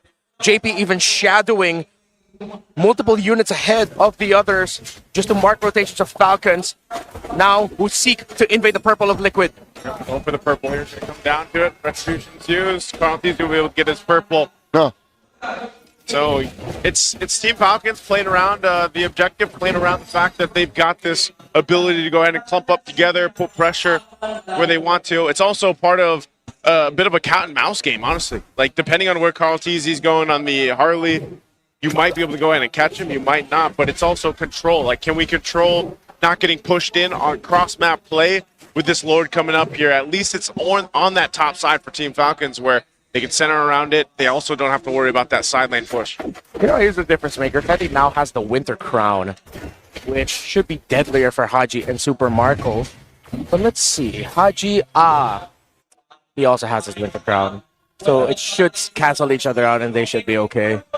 Haji's position, has been terrific, by the way. And the man marking for Falcons to actually protect whoever tries to go after Marco and Haji has been sublime. Yeah, that protection, the peel that they can provide for Haji, for Marco, has been another major thing. Ooh. This Lord is going to be a big one. As Team Falcon starts it up, TLPH has their eyes set on it. They rotate up here. They'll go ahead and show face, but this is most likely just going to be delayed out for now. Wind of Nature being picked up, swapped in. Super Marco's got that. He's going to go in for this potential. Excuse me, the Lord is very low. I think Tita Patel coming in. Kyle with a retribution. Immortality Fountains JP going back already used up. And Winter Crown combo coming through for Teddy. RWM by Haji. He knows that the core on the other side is already used up. And double kill for Bulletproof. Down goes 40. And Super Marco gets Immortality Fountains open. 5 Teddy. 3 for 1 plus the Lord. Falcons are scoring. God, easy finds Marco. It's not endable just yet, but maybe the minion waves are big enough. Maybe Haji and Flap have enough damage in them to try and end it here. No turrets left in mid. Lord could crash into the base. Sanji with the bait, with the kite to the side. Carlton and Sanji defending. They're getting away with it. Minions have already spawned. They got the minions out. Sanji's going to go down, though. Open with the execution. Lord gets taken care of. The base turret down bottom is down. Falcons are slowing it down. Carl TZ with the pickoff onto Marco. His immortality was popped, but Carl committed to the play to take down the carry, which is why, despite Falcons getting the Lord, they still can't end. And Carl still got his own purple buff. Oh, man, we got to take a look at the replay here. This fight broke out. It was all centered around this Lord. JP goes down really quickly, but centered together, Team Falcons are susceptible to the Blazing Duet, the Beacon from Sanji, Sanford setting things through. This could have gone way worse. A whole lot of immortalities were popped here in this fight. And yes, as you mentioned, the fact that Super Marco was there but then gets taken out by Carl TZ was the reason why TL is still in this game. Yeah. Ogwin, also massive pick onto Teddy. Deathless is the Hilda. It's the roamer that hasn't gone down yet for Falcons. 2-0 and 12. That's ridiculous. He's not even carrying a... is he? No, there's no casual Fury Hammer. Nope. It's a full tank Hilda. Full tank. He knows he has it in his kit already to be a big nuisance to Teddy. With Teddy committing a Winter Crown, I think Ogwin's just man-marking the Claude over and over again. While Flap, Kyle, and Ogwin are like... Flap and Kyle are the main tanks for Haji and Marco, the main source of peel for the two backliners. Haji's timings of the real-world manipulation have been great. People probably thinking he could have used that sooner, but no, he was also looking for the Blazing Duet. He used it when he saw the threat of that was gone, because now there's a good chance Liquid are playing into a RWM that favors Falcons. Deadly Magic thrown out on Haji. So Team Falcons bringing this Lord here. It is an evolved one. They'll go ahead and bit of a reset. Sanford waiting patiently up in the brush. They're still going to go back and forth for this. Keep an eye on Ogwin. He's been a nuisance to Team Liquid.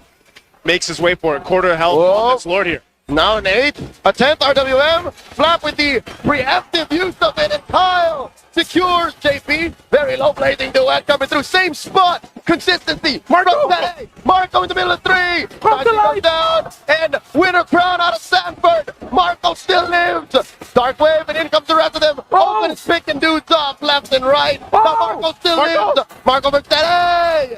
And Marco and Teddy trade 3 for 2. Carl Easy getting hunted down. The Master wants him. The Master needs him. Forcing him into the base. And there's still a wave down bottom. In comes Ogwin and the Lord. The Lord is walking with Team Falcons. They'll work on the base, and they found flight. It's just Carl left. He gets popped, and Falcons on the board. Game 3 goes to green. San Juan Arena shakes as there's turbulence in the air. But the Falcons' flight is steady. They take a point. Team Falcons, like we said, from game 1 to game 2, their wings were trying to flap. Well, now finally, in game 3. It happens here. They had to work for it, man. And they make this composition work. Carl Teasy had them looking all over the place. There were some moments where it looked like they would have been enough to get TL another win, but hell, Team Falcons wasn't having it. Falcons brought back something that brought them success in the world stage. Up against a team known for their micro, their explosive gameplay to shock and awe you. Back then, that team was on it. Falcons might have just needed to channel their old AP brand identity through their new missing piece, their heart in Haji once again. His Eve has been clutch. Void blast after void blast. Real world after real world. 8-1 and 13 for the KDA machine right here, man. And you've seen shades and shades of why he was originally called that and still is up to this point. His Eve is something to watch out for, as if the Paquito is for Sanford on the other side. You got to watch out for Haji's Eve. This Eve just does too much for Falcons. It is the perfect mix of the macro utility that a team like Falcons needs and the micro intensity that an athlete like Haji needs. This is just, it enhances combat instinct so much. You can't just count the first 2 steps that he's about to take. You have to consider where he'll be after the RWM, where he was prior to that, and what the rest of Falcons are doing to complement that. Haji would not have gotten the success that he got if it wasn't, whether it was his calls or his teammates' calls. Flap and Kyle. Early on it was Ogwin, but then as the game got longer, Ogwin was now just marked onto Teddy or potentially Carl. It was Flap and Kyle over and over again, being the main tanks for the back line. You saw how many times they were able to break the formation of Falcons. Yeah. But then Liquid are just wondering, why the hell are these two still here? We can't get to the Eve. That's what happened to Severo last night, remember? I mean, they were just man-marking Severo with a Hilda pick, and this is what they did against Teddy. Not just Teddy, like, he felt that pressure through this, but as you pointed out, Ogwin didn't die the majority of the game. He was everywhere he needed to be. And also, Super Marco, man. He was locked in on this carry. He was just... This was the bulletproof that we have seen before, and he just made it work so well. The amount of damage he was able to put out. Super Marco has a ranked game stats. Yeah. 10-2 and 4. Yeah. That's the kind of a ranked game top global carries would have. Basically so, you know. It's just one of those things where, again, also why Haji ends up getting the MVP here, because it really did help when these picks were picked up in the first phase of the draft. It was the idea, the concept that we talked about. Team Falcons fights really good in the box. Give them that moment, give them that space and opportunity to work with. Eve does that great. And it's not just like a small box. We've taught this to the graduated students of the Talent Academy. The box can be as big as the whole map. How well do you take care of your lanes? How well do you take care of the river? And this presence of Eve translated the little box that they had in fights into big control. Ogwin, Haji, Kyle did a great job of controlling the river. And I think that's what Falcons needed throughout this whole series. Game 1 and 2, they were checking how much control they can assert on the Liquid. And they learned the hard way that not so much, sir, not so fast. And with this kind of lineup, they're able to slow it down enough to the point where Liquid is the one who's forcing these engagements and trying to fight out of their breath. So if this is a turning point, game 3, so be it. Maybe we'll see slower games moving forward. I hope everyone's ready. Yeah, 21 minutes, almost the 22-minute mark. You saw how much damage Haji had done. He did even more damage than Super Marco, of course, but I think, you know, down to those moments with Super Marco, you see if you're just stuck a little bit too far, especially when you pick up a liquid gun, like your life kind of flashes before your eyes with the amount of damage that late game carry can do to you. And when you're also getting trapped in the real world manipulation, you're not able to move, that all, again, complements Super Marco in here. So it was really good responses. Kyle as well. Like, Kyle was able to lock down objectives. You know, maybe it felt the reason of, oh, yeah, okay, I see why Carl Teasy had that for Edge in game 1 and 2. You know, that he was able to lock down objectives down there. And Flap had some amazing stunts on the laptop. He was able to provide a lot of space for the team. So that's what we're looking for from Team Falcons. They make it happen in game 3. So we've got a series on our hands. right? Now, if you guys think you have what it takes, by the way, to run the show, with E-Project, esports for everyone, we're giving you the power to bring the MPL energy all the way from here to your own home. That's right. Participants get exclusive access to tournament modes, free in-game items, and even diamonds. Just head on over to, type it down, ph-mpl.com/e-project. Start your application. It's time to turn that passion into action. Visit our website for more info. Scan the QR code on your screen. That's your favorite. That's my favorite. Passion and action. You know what else is my favorite? This one right here. All the community out there, because super fans stay updated on all things MPL Philippines and connect with the most passionate community in esports. Join the MPL Philippines official Facebook group, Superfan channel. Don't forget the MLBB official Discord. Major All Access Pass is exclusive content, the latest news, and community discussions. Lead the conversation and have a chance to be featured as a super fan of the month. Just be part of the MPLPH family. Scan the QR code on the screens now and join the conversation. We'll see you there. We will see you there. There's been a whole lot of community talk and a whole lot of things being talked about. Just the playoffs alone, man. I feel like we've seen so many good things, great things, but also just history made in itself. And I love always kind of after broadcast going and looking at all what the community thing and kind of I'm more of a lurker. But I like to get to see the community discussions. Now let's take a look at the Clash of Titans here. This is the history from seasons 13 to 17. That's how much he's got out on the stage. 2 years. It was a time, especially around the MSC 2024 era, where it seems like AP Brand just kept getting Liquid's number after Liquid swept them in the grand finals of MPLPH season 13. It's just a streak of Falcons AP Brand wins up until the turnaround point of season 15, where we started to see the trend of Team Liquid getting over and getting the revenge against their rivals in the Falcons, and that continued all the way until, well, today. So far, yeah. So far today, Again, 17 MPL Philippines 17 regular season. We saw Team Falcon be that one and only team to give a true test over to Team Liquid, and they've done that over the course of history. And there's a reason why the Clash of Titans is such a big matchup for people tuning in from around the world. This is the evolution of Titans. All the changes that have happened from 2019. Those seeds were planted when Haji and Carlo Octadechar said, for the next few years, you and I, we're going to do this. Yeah.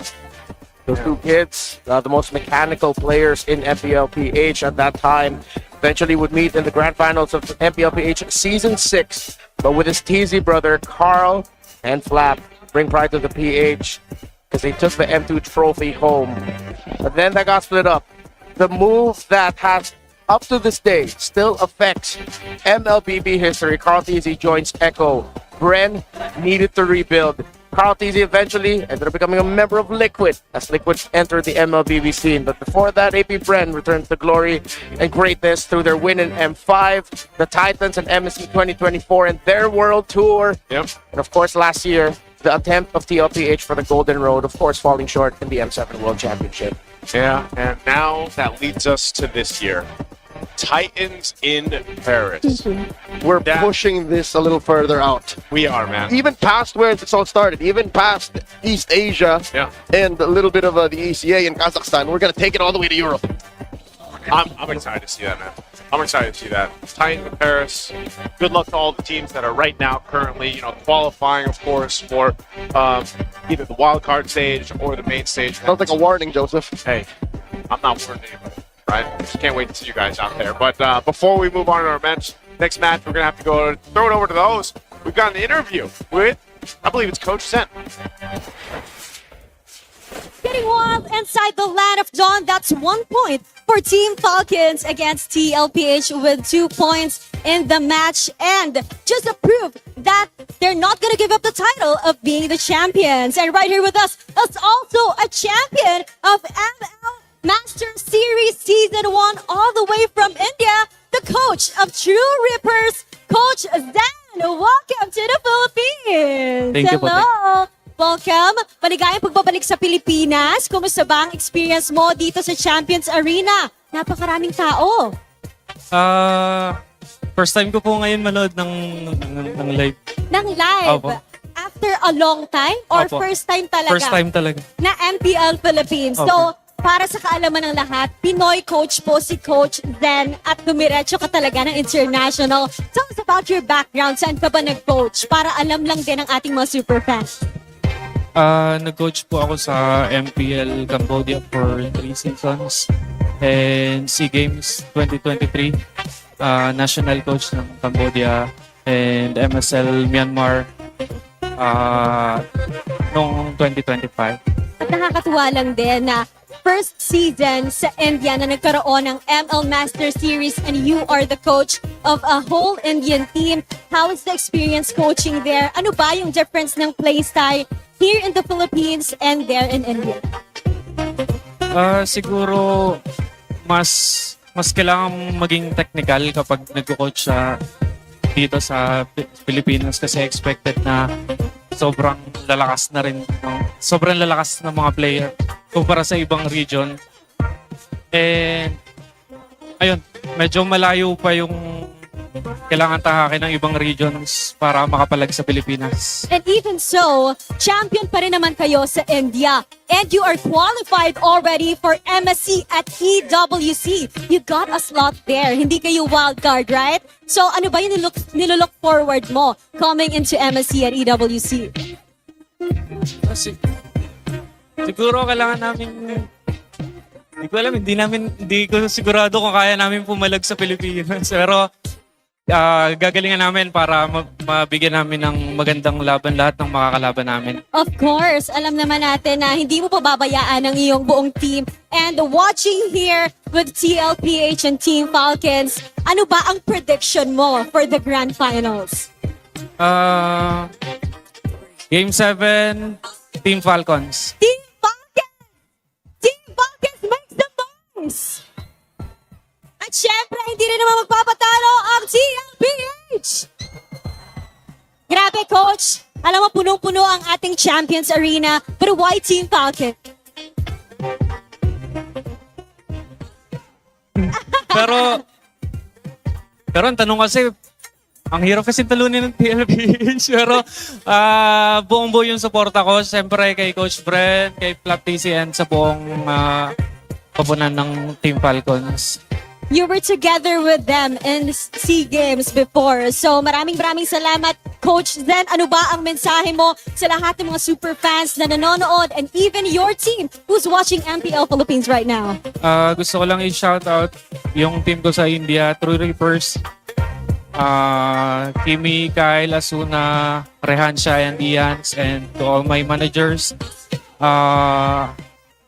Akash, and my boss. Nalimutan ko yung pangalan. Okay lang yan. Maraming salamat, Coach Sen. Once again, sabayan mo ako pag sinabi kong lakas ng Pinas, sabay tayo. Sabihin natin palag na to, okay? 1, 2, 3, lakas ng Pinas! Palag na to!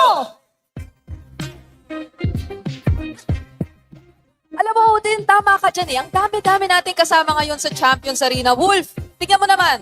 Hi. Ito, nakapagitna sa atin. I believe his name is Christian. Hello, Christian. Christian? Hello. Yeah, and we have with us here RJ. So Christian is a basketball player and RJ is a battle rapper according to them, no? So Christian, how's the experience so far watching here in the Champions Arena? You know what, honestly, it's kind of pretty fun. You know, I got to see a bunch more, enjoying. There are even people, you know, celebrating their birthdays somewhere over there. Shout out to my boy Pabida. I hope you have a really good one, but yeah, it's pretty cool. And I hope Naisu's proud of me, man. He really has a big buck, you know. Okay, I believe he will be very proud of you. How about you, RJ? How's the experience? Yeah, it's so fun. Yeah. It's so fun. Meron akong question sa kanila. Okay. Dapat nyo mahawakan to kasi analyze natin yung laro. Papakita natin yung isang magandang play na makikita natin dito sa ating laban. Christian, okay? So, ang gustong gawin dito ng Team Liquid Philippines, sa Team Falcons ay buuin yung kanilang box. Sa ganitong moment ay mukha siyang diamond. Tapos, ang goal naman ng Team Liquid ay kung pumunta dun sa may bandang likuran at tingnan natin kung makakuha sila ng backline access with Carl TZ going to the backlines kung saan hahanapin nila kung saan si Super Marco para patayin.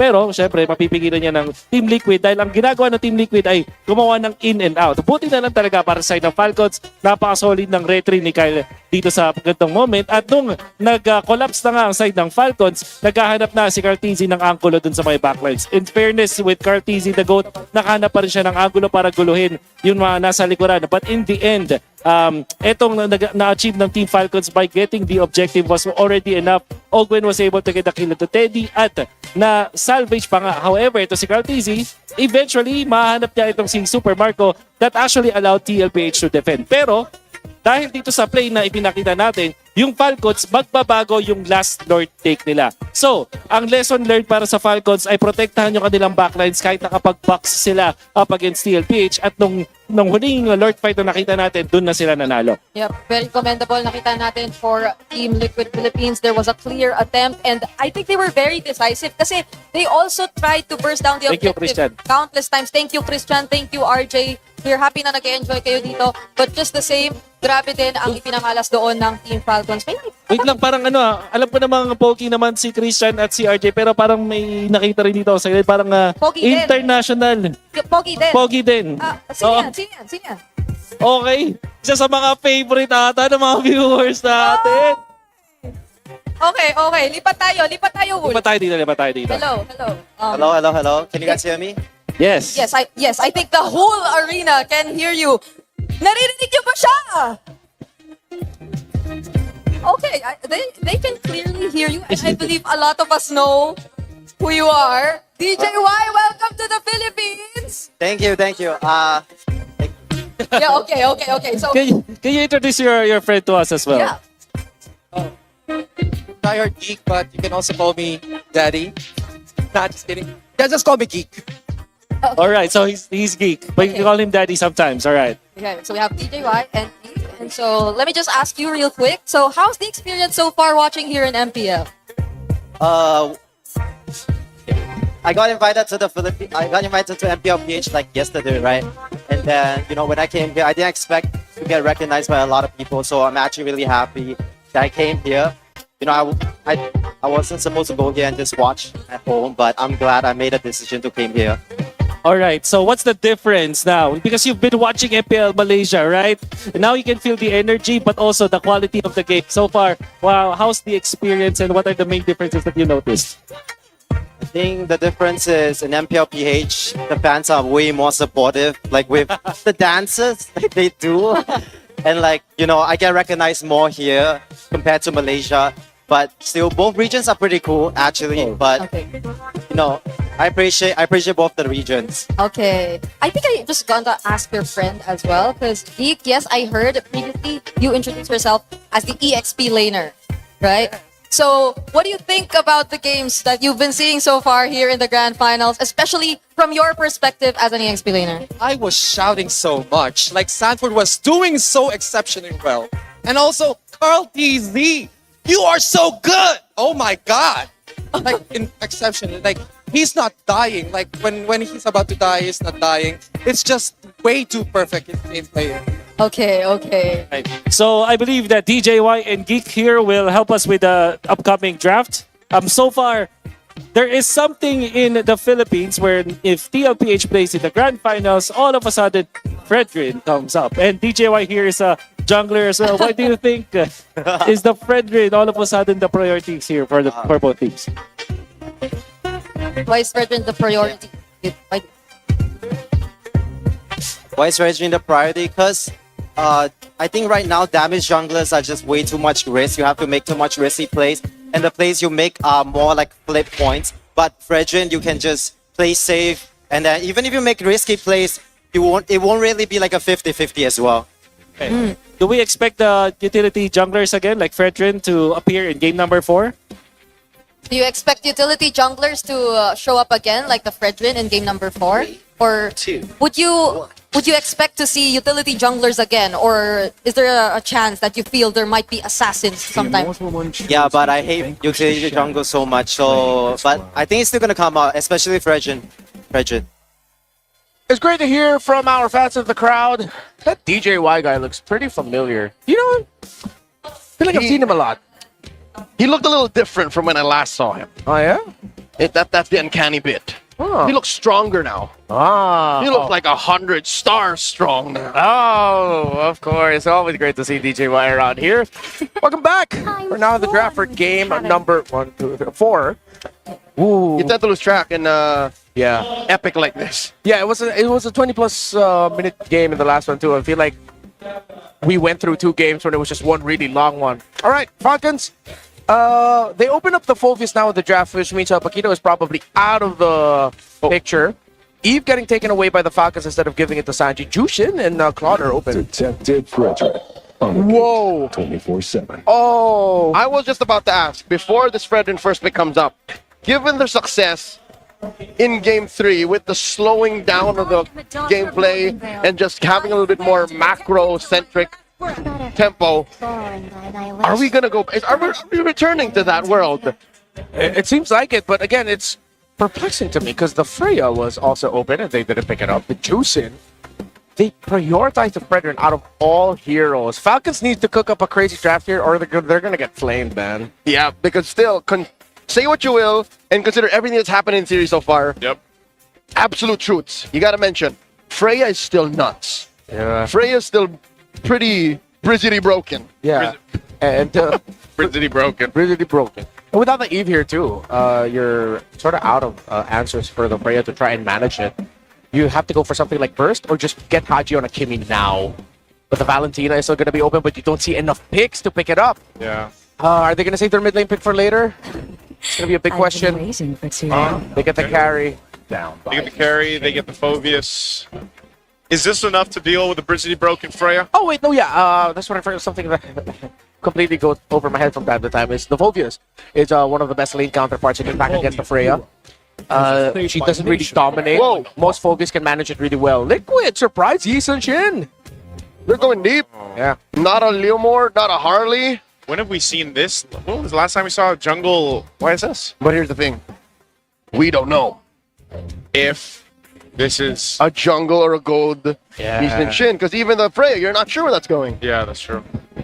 It's true. The Mountain Shocker. I think it would benefit Liquid if they want to stay to their idea of speed, playing really quickly. Yeah. You put YSS in the jungle. You still consider putting that carry, or excuse me, that Freya in the gold lane for Teddy, because the Freya against the Phobius, you sort of nerf what Sanford wants to do. Yeah.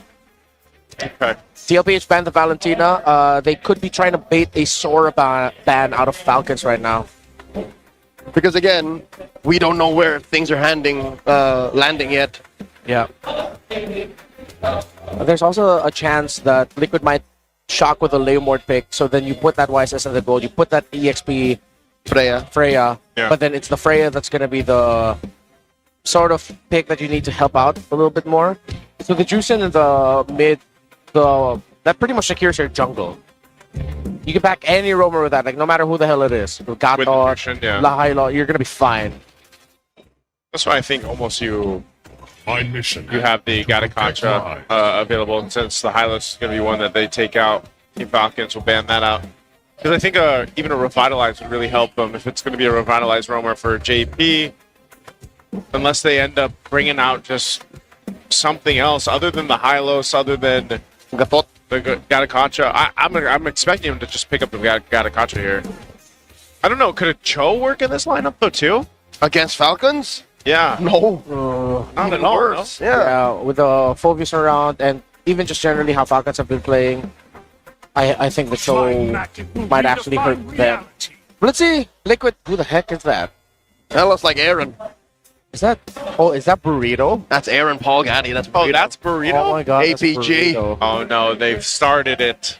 And he can't even fight back. He's literally right here. Yeah. I'm looking at it right now. He has no idea. All right, last ban here. Are they still going to hone in on the roams for JP? Again, he could just end up with the Gataconcha. Yeah. If they take it away, then there's no more healing trifecta. If they don't take away, Liquid most likely ends up with just the only revitalized roamer. Because even Bakshin's gone. What about just Khalid? then yeah, they go damage. But they're all tied. Yeah. Yeah, it looks like it's going to be a Gatot ban. Oh no, Terizla. I thought I read the lips of Coach Moody as saying Gatot Hatchet. Turns out it was Terizla.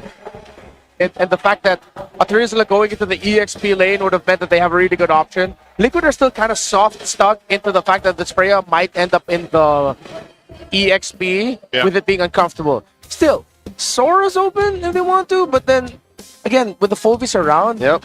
Whoa, did Falcons just solve Liquid after 2 games? I mean, they still have a lot of good options. So far, it seems like they saw them in the draft. Gameplay-wise, it's still a 50-50. Yeah, for sure. But that was a big part of the problem for them, those first 2 games, was solving the draft first. There it is. TL will go ahead and grab Sanford's Yu Zhong. So now you have an idea, right? Where things are falling into place. Yep, obviously, that paints the picture for us. Ain't no more tricks. Yeah. Red 4, suddenly they're honest. Yeah. Still, that bodes really badly for Falcons. They have a very aggressive lineup that they're up against. All this dive, just consider picking up the Zetian now. All that crowd control should be able to temper them, but then you need a strong roam mid so that the Zetian doesn't fall behind quickly. With all the dives, with no Valentina on the board, consider an Atlas for Ogwin. Atlas Valentina. Not the easiest combo to pull off, but you could make it work. Oh, Lilia. Okay. This is not what I was expecting. They needed to speed up a bit. They needed a little bit more reliable damage output to make sense of what they're doing on the map. Does the matchup with this, I mean, at least against the Jushin, play a similar part, or it can keep up? The glue is going to be the answer, by the way, with TLPH in the last pick. Yeah, should be able to keep up. The most iconic Lilia game that we've seen where Jushin was given a difficult time. If I'm not mistaken, might have been Super Prince on that Lilia. Yep, he was the pioneer in Season 17. Yeah. And he placed those glooms aggressively on the ground to make sure that the Jushin wouldn't be able to control the mid as comfortably. Okay, solid look up here for both compositions. Bunch of Purifies. This is going to be a slaughter fest here, I think, for both to get through to this point. There was a sticking point for Team Falcons at one point. They've managed to get through it by a little bit. Now can they equalize the series? The Champions Arena looks like there's life now on Team Falcon's side here. Hopefully they can get another game under their belt and bring us closer to that full series. All right, here we go. It's really going to be very determinant on how the Atlas and the Glue play against each other. Super Marco, again, going to be a very demanding game for him, honestly. Love the picks that you have. You forgo crowd control for damage, meaning that makes it harder for your mid laner, or excuse me, your gold laner to operate during team fights. Up against a lineup that has a lot of dive. So Haji and Ogwin need to slow down JP and Sanji as much as they can, similar to what they did in the previous game. Whoop. Already a little bit of a skirmish in mid. Haji put down a third of his health. But this will send Sanji home. Unless, oh no, he's just brave smiting his way to staying. Yeah, one of the advantages there, having the Brave Smite, especially with the Jushin. You know, you're constantly keeping the lantern over someone anyway, whether that's the minions, whether that's the heroes here. JP making his way through. They have control, but this is one of the things too. Lilia, like we saw earlier in the season with Super Prince, you know, you're able to go at least kind of duel it out a little bit better from more of a safety vantage point. With Lilia, once you get the black shoes, there's something there that can be said that you can try to bait some of the resources out from TL. Oh, look at that perfect match burst out of JP and Sanji. It's a deadlock.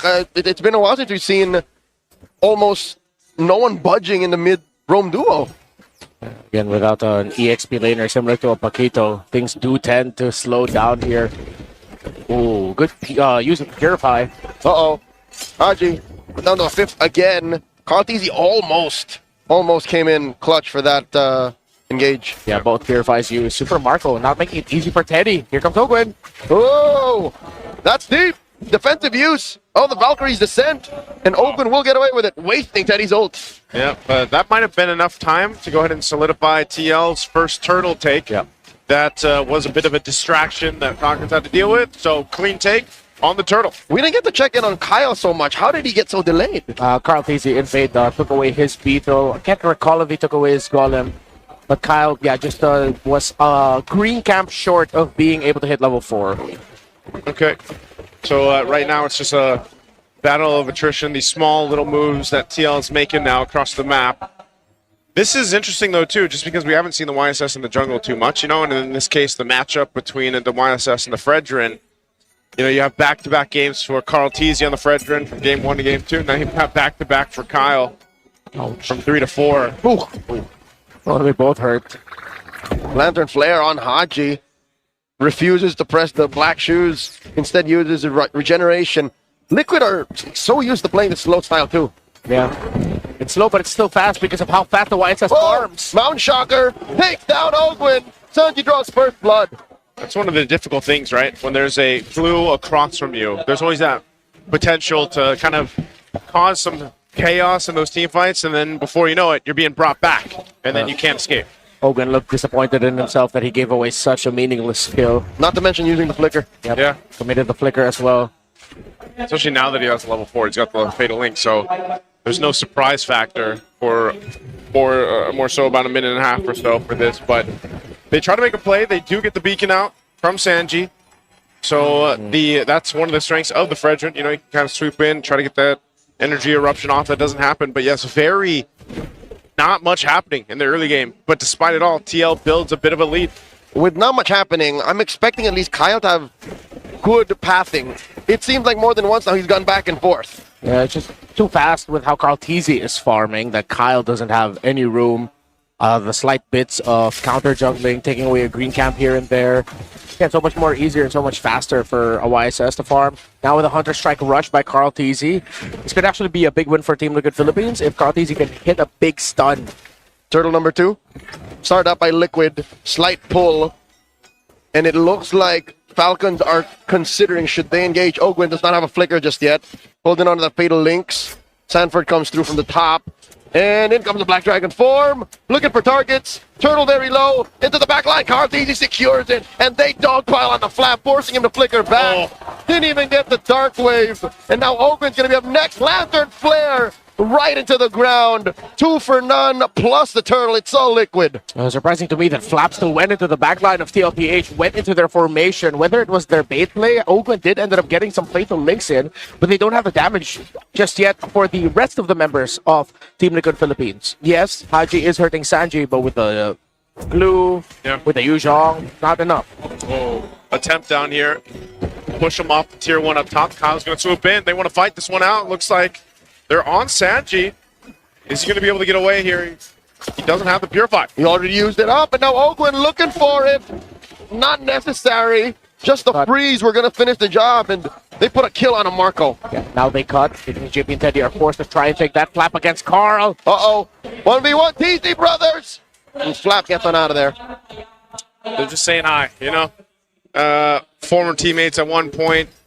No kill secured there. Will be teammates again. Yeah, that's true. Flap, though, on this Phobius. That's the name of their team. TZ Brothers. Oh, it is TZ Brother. Yeah, that's true. Yeah. The qualifiers for ENC, right. You were saying? I'm saying, you know, Flap, big part of this on this Phobius. He's got to be that front line for this team. Obviously, a lot of tight Ogwin, but I think, as we usually see with the Atlas so far, you know, not only that Fatal Links kind of being the big setup, but you've got to burn these Purifies out from Sanji and Teddy if you can. Oh! Talking about Teddy, Valkyrie's just sent right into Marco's face. Marco running through it. Sanji comes in from the flank, takes him down. 2v1, successful gank. I guess that's what we were talking about when we mentioned earlier. Carl TZ said he wanted to see a little more spunk from Teddy. Well, there it is. He's quite aggressive on the Freya. Yeah. Also knew that with Sanji rotating topside, there would be a sure kill for them. Great call by Liquid. And now they go straight for the Turtle. Hat trick for the Cavalry. Very little from Falcons. This is such a weird pacing that we're seeing right now in this game. For right now, Kyle in trouble. JP with the mount. In comes the Black Dragon form. Kyle gets squished. Marco from the left. This is very bad underneath tier 1. JP gets taken down. Haji scores. Valkyrie's descent coming through. That triggers Flap's Infernal Pursuit. And he goes for another one. Flap flickers back. Just too much damage from Liquid's front line. Yeah, good thing he didn't commit that. He would not have survived, and it would have been another meaningless kill. JP, though, of course, went down as he was absorbing the hits from the turret. Team Liquid Philippines. I think Carl Teasy specifically just out-rotated Kyle of the jungle. Hurt Falcons in the long run. Oh, they're on 40.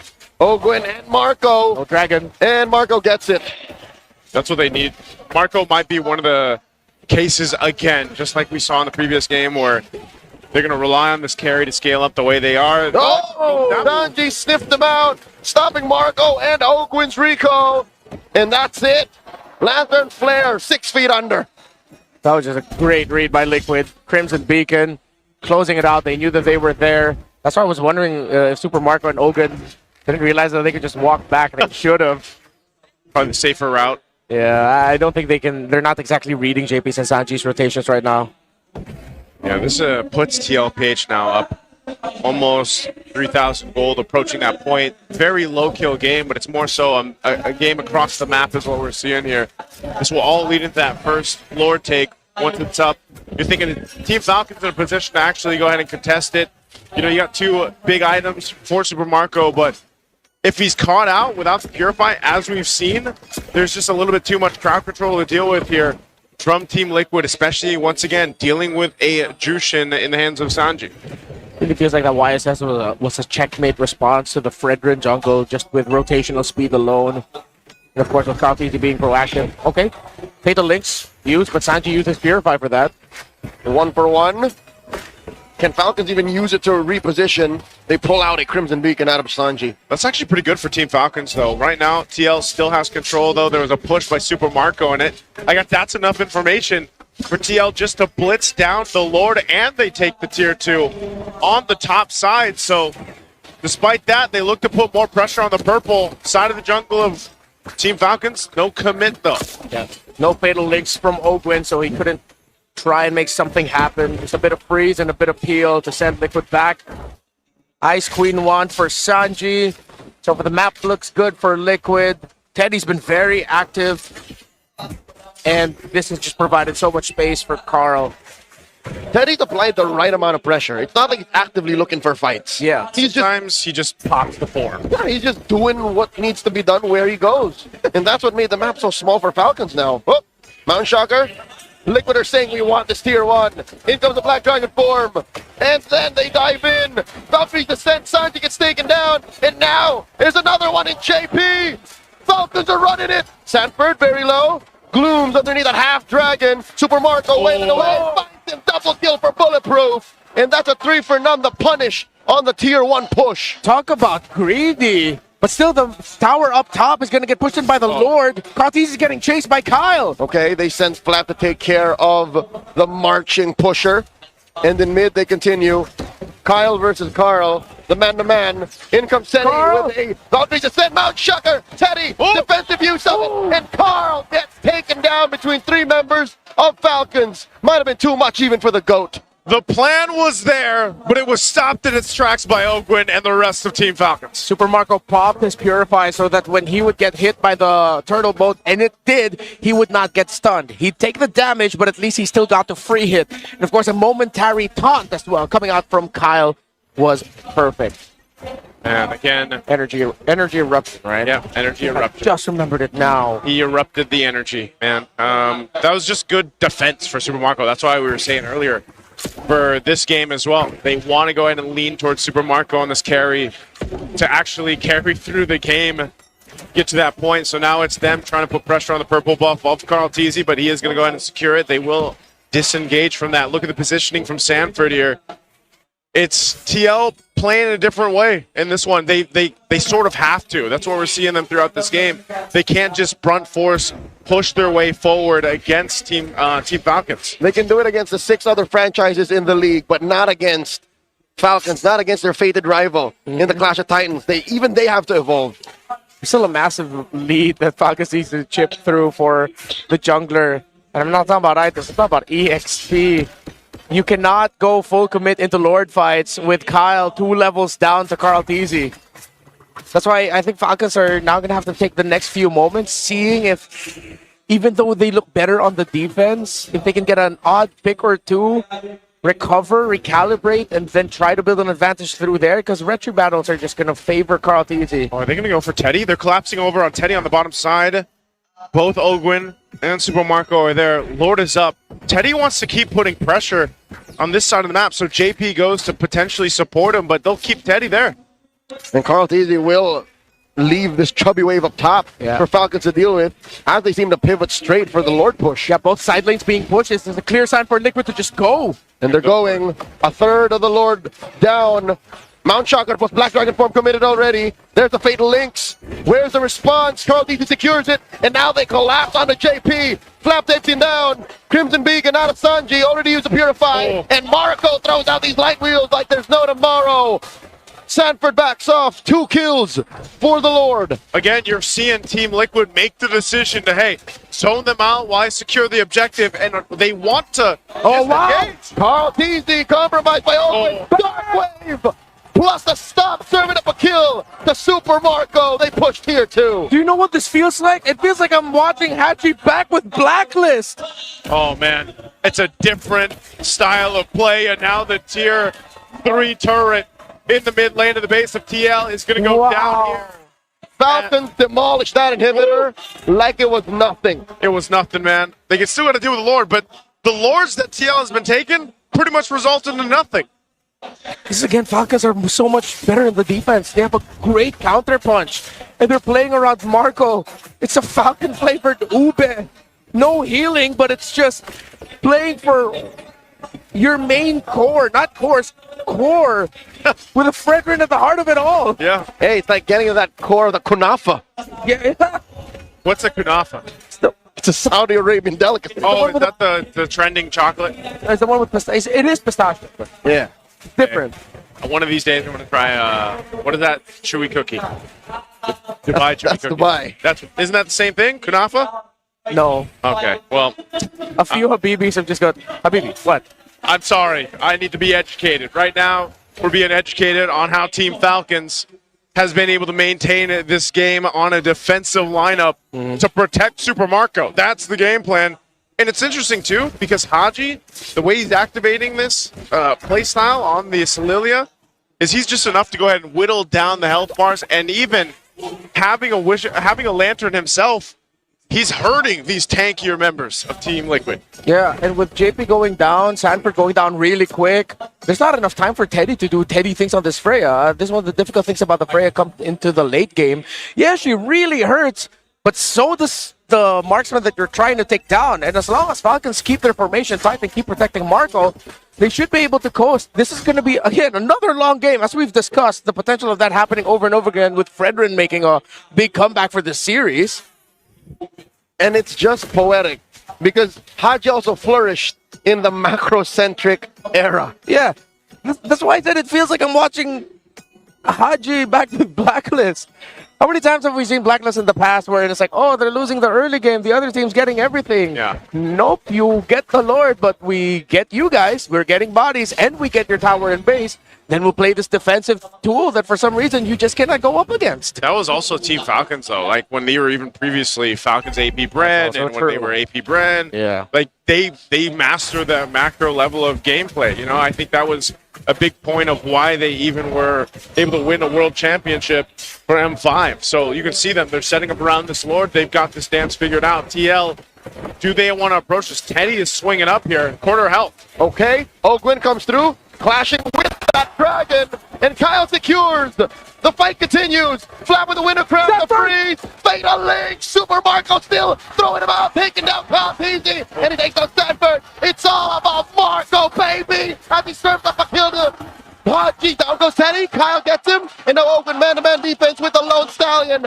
How does this keep happening? It looks like Falcons have found their new code. They're inside the base. They're storming the core.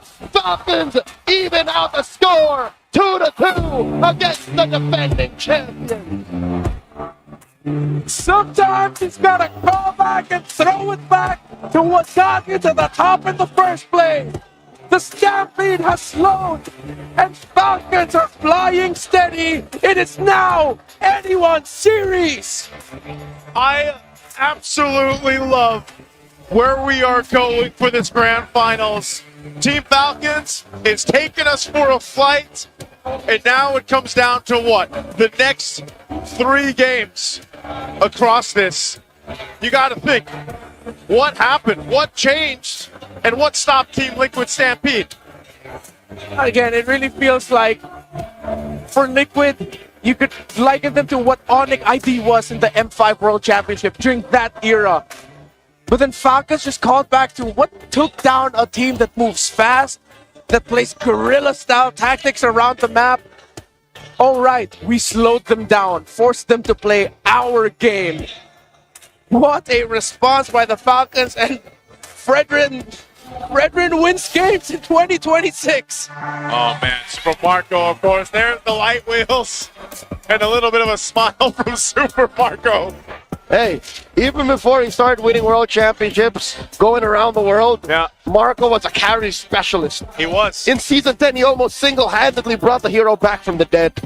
Oh man, this playstyle, this ideology that we're seeing from Team Falcons of just protect Marco, it seems to be working perfectly for them so far the past 2 games. And that's usually counterproductive. Whenever you see drafts in Season 17 that go full tempo, they get punished so hard. But here for Falcons, it's so counterintuitive, it's so weird that I think even Liquid don't like it. Yeah, I think Liquid are just going up against a very annoying composition over and over again. And definitely, I can't believe there's a good chance we might just see started getting banned. Fredrin getting banned in the first phase in 2026. Because what the hell? He's so busted. That's why I was saying through that game, it's like, it's weird because it felt weird the way that the game pace was going. He's so busted for what he can do. Yeah. Not for what he does alone, but what he does to enable whatever the hell Falcons are onto right now. And then you back that up also with the Atlas that we saw coming. It's a tempo breaker, which is why we saw Falcons also attempt it with their Batang takeout. Didn't work out so well. And we have to give this to Team Liquid Philippines. The first 2 games, we also did say, them holding on to the Fredrin, the Paquito they had, that was their flavor of controlling you while also being able to play the Stampede. Yeah. While Falcons just doubled down into controlling you. Defensive, counter punch, or we're the ones setting the tempo because we just have a lot of crowd control and it's too awkward to fight into us that you're just forced to lose the map. And then what I like about this is you have 2 contrasted styles of play and approach to the game so far that we've seen throughout the series. The very aggressive, fast-paced, offensive lineups that we saw from TL the first couple games. And then you have, okay, how do we answer that? We get a better defense. We get more defensive stats locked in on our composition. And that's what it gives Team Falcons, especially that Fredrin pick. Again, which is why I'm just saying, this will be the last time I say it.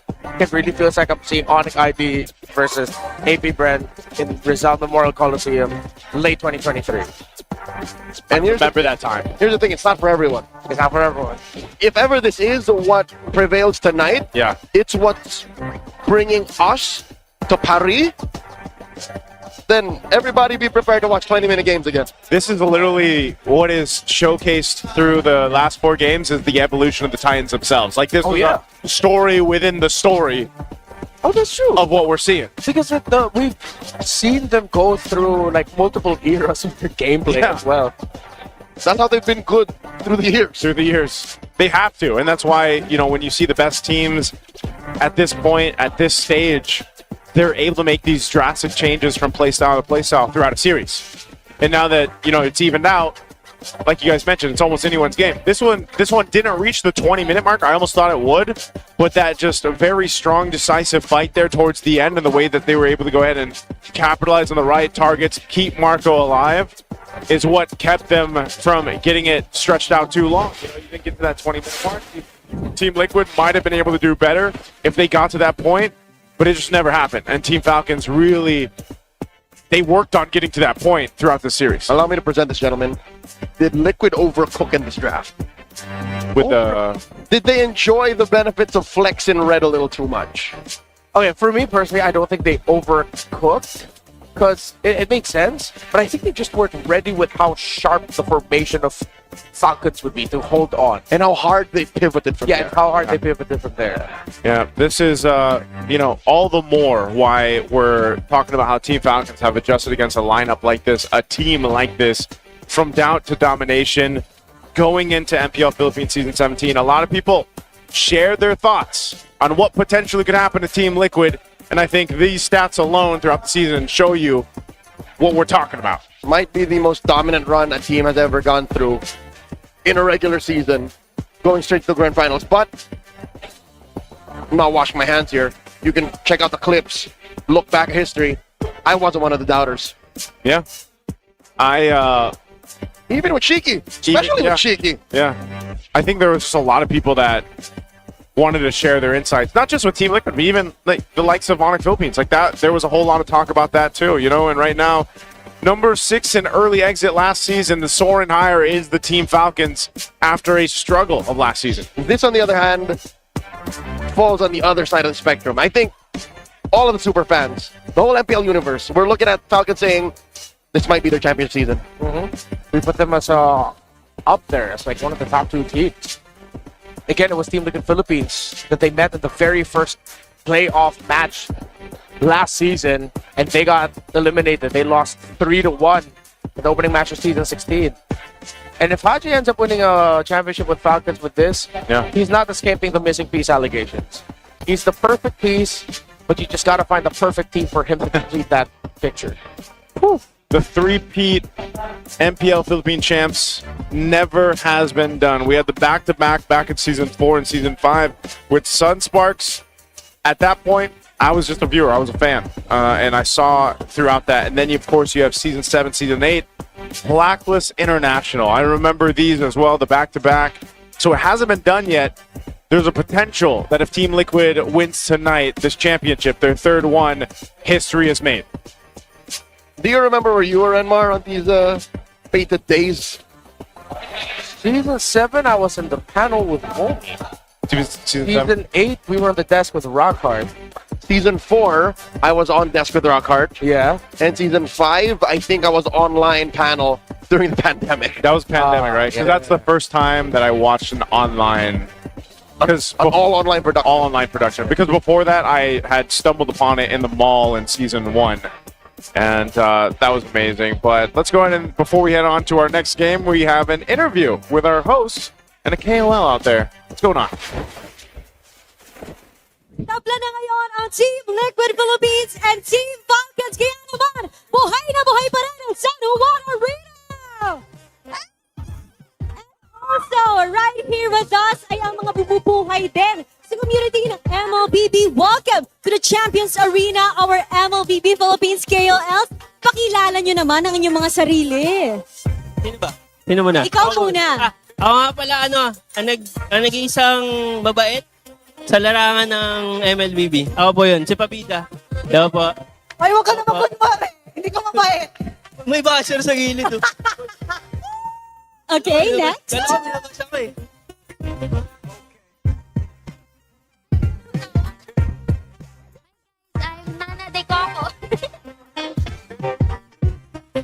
I am Lottie. I'm the only Korean. Guys, I'm Lumi, content creator and streamer. Hi guys, I'm Jake, pinakamalakas mag 1v1 pero andito ako sa limahan, bakbakan na. Hi guys, I'm San Pedro po, the egoistic explainer of Chirac Squad. Ito ako, good. Hello po, ako po si Said. Ako po ang Mr. Beast ng ML. Hi po, ako po si Three Pinks. Magaling po ako mag-rap.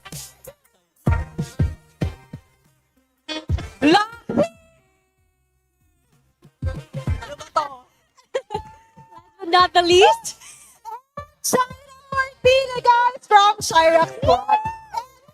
Bago mahuli ang lahat, happy birthday, Guy Pabida!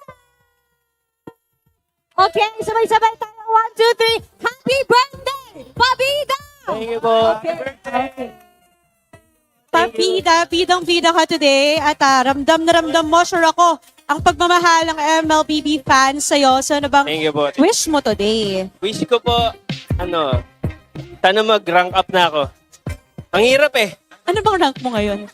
Pa-epic na actually. Galing ako mythic. Pabalik na. Oo, alam mo, nasa-stress nga si Shaira pag nag-RG kayo, pero sana mag-rank up ka na. Wish ko rin yan Yes. para sa birthday mo.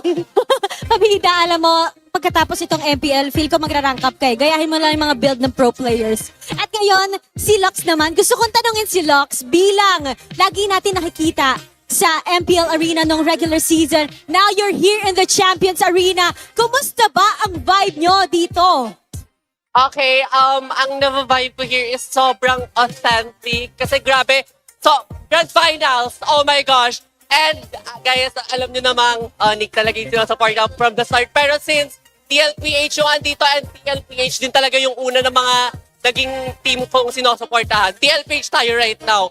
At sabi ko yung guess ko at Odin. Yes! Oh my Siguro gosh. prediction. Yes, actually yung prediction ko is 4-3. In favor of? For yung TLPH, yung Falcon. Kasi grabe yung yung laban ng Falcon recently sa mga recent match. But the dominating is TLPH. Okay. What? That's for Lux. So, tanungin din natin ang prediction ng ating mga KOLs. Sino ang mananalo sa inyo at anong score? Quick prediction lang. O, sino daw? TLPH yan, feeling ko. Score. 4-2. Okay. Kaya yan. Sino dito ang fan ng Team Falcons? Ayan. Ako po, Falcon. Falcon Anong talaga score? ako. Since birth, Falcon. Since birth. At it's nice to have you here sa Champions Arena. Ano ba ang mensahe nyo sa buong MLBB community sa patuloy na pagsuporta sa ating laro, Shaira? Ako? Yes. Ang masasabi ko lang, guys, kung sinong manalo, congratulations! I love it. I love the energy and I can't wait kung magkatotoo nga yung prediction nila. Maya-maya lang, Odin. Pero sa tingin nyo, casters, ganito kaya ang mangyayari? Casters. And our on-ground panel, well, palag na to. Pakiramdam ko hati-hati rin tayo ng mga palagay dito kasi nasa on-ground panel tayo this time with another guest na siya lang namang esports KOL of the season namin.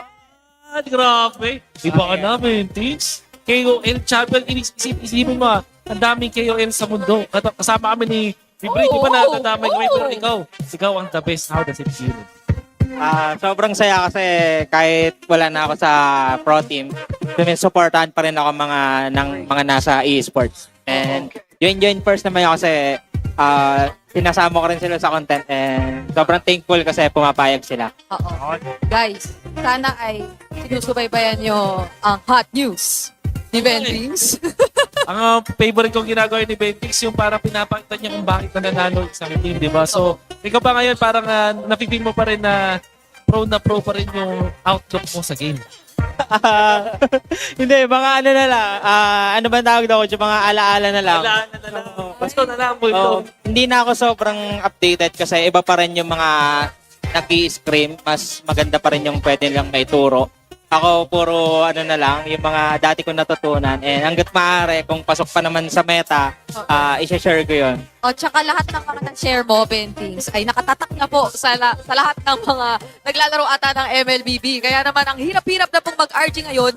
Gusto ko nga kumustahin yung mga bisita natin, sina DJY, di ba? Kung kumusta yung experience nila nung nag-RG sila dito. Kasi ang mga natutunan nila ay galing na rin dito kay Bentings. Ano nga ba ang anong napansin mo pala ngayong season 17, Bentings? Kasi parang nag-evolve na yung mga teams. Tapos yung TN, tapos di ba sobrang lakas sila. Then Falcons nakakasabay. Bakit sa tingin mo sobrang lakas pa rin nila maglaro? Siguro yung kung pauna nilang mag-adapt sa meta. Kasi kung makikita natin talagang every week nag-iiba. Yung Pakito biglang lumabas ngayon. So, nagawa na agad ng solusyon. May nagpipik na ng Esme. Pero, ganun. Pabilisan na lang makapag-adapt kasi mas hindi ka takot tumubok. Mas ikaw yung makaka-advance sa meta. And then, isama mo pa yung mga nangyayari ngayong series na kahit anong hero na, basta hindi na nalulugi sa side lane, coach, kasi nagbe-burst lord na sila para mawala yung pressure. Pero bakit kaya sa tingin mo yung mga teams? Kasi isipin mo buong season, ang nilalaban natin Harley at Suyo, yung Oo, Palitan, tsaka Leomord. Tapos ngayong finals, Fred rin, yung pinagagawa ng dalawang team. So far, parang, kung tama ako, 4-0 ang Fred rin ngayon. Actually. Diba?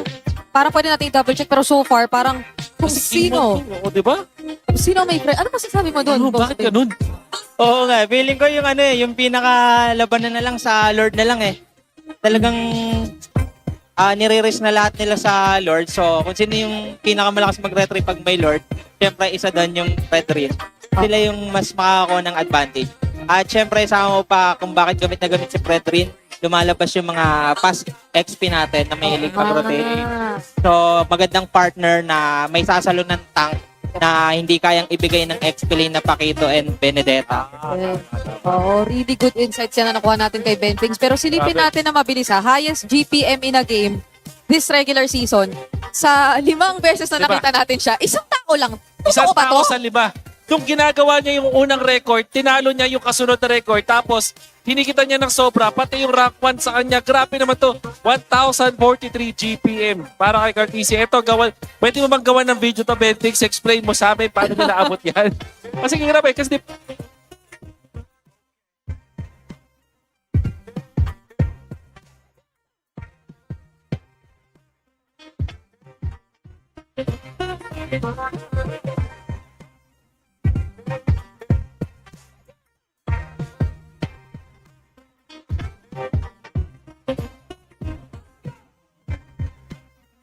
in between. Pero gaano ba ka-crucial na mabilis ka mag-level 15? Ano, Ben? Ang daming advantage pag nag-15 ka agad. Siyempre, number 1 doon, possible lock item ka na. Di mo na kailangan masyadong kumuha ng mga farm. Pwede may ibigay sa kampi mo. So, isa advantage. Mas makakapwesto ka. And siyempre, tataas yung damage ng retry mo. Kung hindi ako nagkakamali. Tama. And napakahalaga nun kasi invade meta tayo ngayon eh. Ang dami nag-i-invade. So, paano ka makakapag-level 15 agad? Alrighty, welcome to the draft here. We're going to be jumping into Game 5. And this is great because either way, we're nearly there to the full series. This is what we wanted for the grand final. Team Falcons has figured something out, man. Yeah, and look at that. In 2026, Fredrin is now getting banned. First phase. Blue side. Does that mean the meta has shifted once again? Yes. Mid-series. Because of how these two gentlemen introduced the Fredrin in the first game of the series, they can't be mad. It's just... And you know what's going to happen? What? The rest of the world is going to take note of what's happening here tonight. Watch your ranked games and see how Fredrin becomes first pick again. You're going to be like, what? This is not the throwback I wanted. But that's what we're getting. Drats! The Filipinos are doing it again! Let's see if Pockets will ban out either the Freya or the Juicin. I think they're okay with the Freya, but then with the Fredrin now gone, that puts weight on the trades of Atlas, Valen, Leomord, Harley and Suyo are both open right now. Yeah, Harley, Suyo. What about the Jushin? Yeah, the Juicin. I think Falcons opens the Harley Suyo trade, and then they consider banning out one of the mid laners, or... Yeah, it has to be a mid lane ban, it looks like. Yomord is up 2. Mm-hmm. Who of the three, the prior big three, seems to be the least prio now. Okay. This is interesting. Freya's actually going to be banned out? What do we... This is game 5.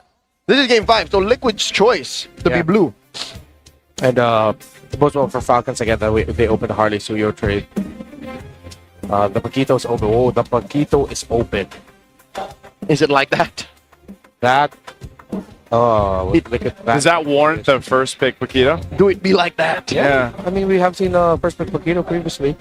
Unless TLPH are worried that Falcons are prepared for it. Because it seems like a Liquid aggressive nature. No, they're not. Yeah, it's just a really good pick. I think Falcons would want to consider it this time, picking up a Benedetta. Instead of trying to counter it with like picks like the Esmeralda and all that, just go blow for blow with it, pick up a Benedetta for you. Gentlemen, the 2 other times it was a blue side first pick Paquito. Yeah. Onyx did it, they lose. Oh. That was game 2 and 4. 2 and 4. And then what was the response on the other side for that when they lost? Esmeralda Suyo Esmeralda Suyo, and Kufra Eve. Yeah, the Kufra was just out of like left field. That was kind of weird, but it ended up working. This answer right now is going to be the Guinevere. So the Falcons will go Guinevere. Next pick, Eve. So this is solid though. Solid choices for Team Falcons. Very good. I think Liquid needs to consider just defaulting into the Claude. They most likely get the Claude, but I'd want to see them consider a Moskov. Even, yes, this early in the phase, and then you pick up your Jungler alongside with it. So you're going to have to show. I think Leomord would be okay. Harley's fine too, but then you're already very offensive with the Harley Paquito. Yeah. I think Liquid have realized that they can't just go blow for blow. Claude, okay, Claude, fine. Maybe I'm just bored of Claude. Get the Leomord. I think that's a sentiment for a lot of people that have been watching throughout the playoff. Or Claude Harley. So you're just so much more mobile. Yeah. If something goes sideways, you just get out of there. Yeah, but then again, as I was saying, I think it's so greedy. So they hold off on their jungle pick. They pick up the juice in. Marco pick, for sure. Oh, doesn't need to be. It can be a flat pick, so that they don't run out of options for it. Are they just going to Benedetta this early? Benedetta, or what? Do they want an Esmeralda? I mean, it's only the Paquito right now you have to worry about the shields. You're not really getting shields. There's a Claude on the other side. I think the Esmeralda might be too much of an overcook. Let's go Bene. Or Hilda. Yeah, Hilda. Yeah, Bene or Hilda would be good, yeah. Hilda might be the safe choice. Just go ahead. Pick that up. You could still flex it if you needed to. Not sure if that'll happen, but find out what Team Falcons want to do. They're going to go with the Esmeralda. Which is likely a Purify Esmeralda. Yeah, Purify, yeah. Without even seeing what's on 4-5 blue for Liquid. Four sources of magic damage, so you need a physical roamer unless it's either just gonna be I think they still get the Hilda as their roam, and then they pick Esmeralda and the EXP. They take away heroes such as like Hylos and Gatot from Team Liquid Philippines. It's been interesting to see the Khalid kind of slept on too, you know. Hasn't been picked up throughout the series just yet. Could be something that we see here throughout this, and I wonder what Ben Things is thinking. Former coach Tic Tac. Yeah. Is that Tic Tac right there? Yeah. From the corner of my eye. I believe he was also here. Was it day 3? Day 3. I think I remember seeing Coach Tic Tac here. What is Mima Dars right now? Who is Mima Dars? It's just outfit change after outfit change. Every game? Yeah, I don't know if it's every game, but it's definitely a different outfit. It looks like the red thing was like a cover. Okay. So maybe she just took that off. Took that. Oh, good band right here, by the way. Respect. Super Mars, though. Look at that smile. Super Mars. All right, Super Marco's pick going to be banned out. He's had twice now where this carry has been a problem for Team Liquid. So we've got the glimpses of respect and target bans going on both sides. But Liquid can't take everything. They can't. They choose if they give him the Moskov or the Harith. Yeah. But they're going to want to give him the Harith because it's going to be magic overload. Which is why I'm leaning a bit more towards the Moskov. If they want to play the really close, tight game, yeah, I think it's warranted to consider a Bruno. Because you don't have burst outside of the Paquito. The Jushin will be forced to Crimson Beacon forward to try and take the Bruno out. You're going to need an assassin for Carl. And I think we might want to consider a Lancelot for Carl. Man, they got a dance party going on. They got a dance party going on over there on Team Liquid side. Right here on the caster's desk, too. On the caster's desk, too. They got it going, man. They're hyped up. I don't know how it started. I don't know if there is someone. Oh, they are dancing on Team Falcons, too. Yeah, they are. It's just a dance-off. We're having a dance-off in the crowd. Yeah, over the crowd. They got the mega horn over there. Yeah, Moskov, they knew that they're willing to give the Harith because of the magic overload. Falcons needs to consider something like a Bruno. Maybe a Clint, even. Yeah. I think they get the roamer first, though. Just get a solid front. Either pick up the Gatot or Hylos. Unless they go for fast. No, they don't need to go pick off. You need a solid front. It just can't be the Esmeralda. Solid front. Some of the options here are narrowed down. Gatakacha still up in the choices here. A Hilda. What is it going to be right now? The Suyo. Whoa. So Rome Gwyn. Rome Gwyn. They swerve it. I'm not even mad. Yeah. Because we're in dangerous grass. Yeah, you get so many more vantage points to utilize the Gwyn. Points of entry. Yeah. Easier. You're not as vulnerable. Yeah. Even if it is a full dive, you can kind of just disappear. Not gonna go. Hilda. High loss is too slow. Gatot so slow. Liquid might want to consider. And there's Paquito, so they need a solid front. Oh, Falcons, what a move. Gentlemen, how crazy would it be if Marco went on a fighter? If Marco did? And they just bomb rushed Liquid. Because look at this lineup. Laymord. Okay, they get the 2 horses. Best of the Laymord and high loss. What's your goal? No, yeah, you can't go Bruno anymore. You can't go. Clint might be okay. Harith is too much. Yeah. What if they go? What if they go YSS? They go the YSS for gold? Or the Bruno. Does the Bruno still work in this? Tough. Too tough. Too tough. I wouldn't go the Esmeralda. That would be overcooking. Don't do it, please. Please don't throw it onto Marco. No, they don't have basic attack. They can't go fighter gold. Oh, they just go the They Harith. just double down on the Harith. Ooh. And then I reckon they just throw us Piercer on a Kyle and then just go from there. Yeah, it has to be a Sky Piercer Suyo. But what if all this magic damage is going to be too much for Liquid to handle? But we're dealing with a what if. The absolutes show Liquid, it looks good for them. And because it feels like a 50-50, San Juan Arena is erupting. Oh, man. Whoever wins is at match point. That is momentum through the roof. Yeah. You don't even understand how important it is to go to 3 points in the Clash of Titans. It's down to a very pivotal game in this series. In the grand finals of this best of 7, the next team that wins this will be up to championship point. Will it be Team Liquid, who has lost 2 games now, against Team Falcons, who seem to have figured out the stampede? Gentlemen, recall the last time that they did this, we literally extended the mall hours of Quill City Mall in Kuala Lumpur. All right. That went all the way and people could not leave their seats. They turned the AC off on them and they just said, no, let them finish. When was this? SBS season This was 5? in 2024. 2024 SBS. Oh. Yeah, in Malaysia. We stayed up till about 1 a.m. 1 a.m. Dang, man. This is a tense one. It looks like we are figuring things out on the side of Team Liquid, it looks like. So we're going to have to wait a few minutes here before we jump into the game.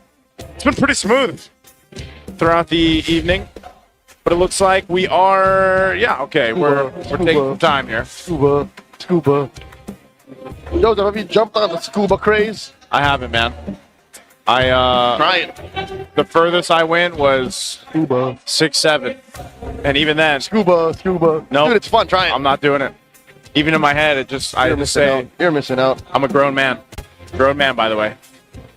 That's how I feel. You know, if I'm doing that, you don't stop playing because you grow old. You grow old because you stop playing. I guess I'm growing old. Hey man, you have your big goofy ducks. No, I don't. We see your story, sir. That's true. We know you got Carl. Hey, everybody's got something. You know, everyone has something that's keeping them young.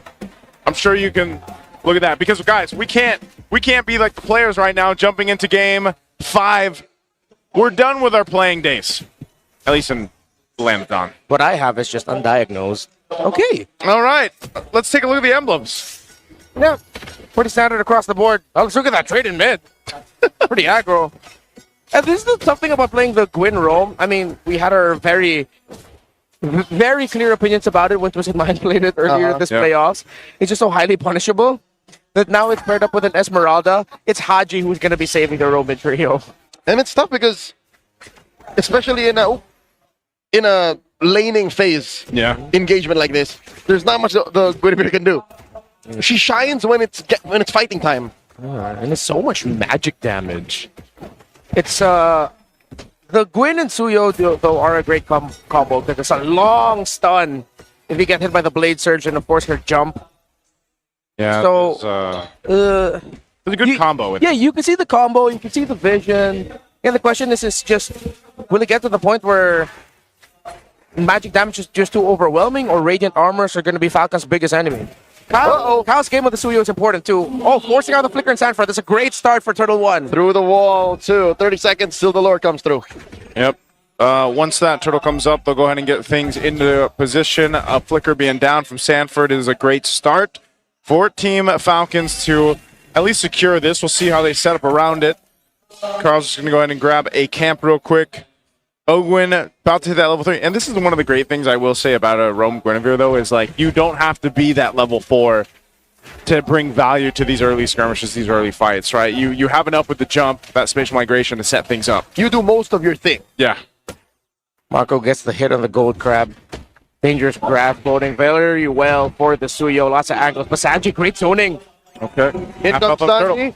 Crimson Beacon knocks up Kyle. Whoa. Kyle very low. Has to surge on through. Queller as well. And now Flap dancing to protect that back line. Retreat. And they knock up Ogwyn. RWM defensively used by Haji. Carl TZ already secured the Lord. It's a win for Liquid. That's what I call some big damn, and I don't know if Kyle was ready for it. Turtle. Great combo there for Sansan. Sanji just brought Sanford 2 great burst targets, and one of them being the opposing jungler. So Kyle needs to watch out for how he gets vision and how he positions himself around the Lords and Turtles, knowing that Sanji is fearless with using the Crimson Beacon as a means to set him up. Usually you'd see that as a defensive tool or something like that, but no. Sanji is on set you up, kill you mode, and he needs to play more through Ogwyn and Flap. Yeah, for those of y'all who don't know, when Zushin pops a Crimson Beacon, you get instant stacks. Yeah. So people just all the more easily fly around. Instantly thrown around. Yeah. That's one of the strengths here, especially when you hit that level 4. But so far, this has been the course. I would say the pace that we've seen set up in the past previous games where it's a little bit slower, early on.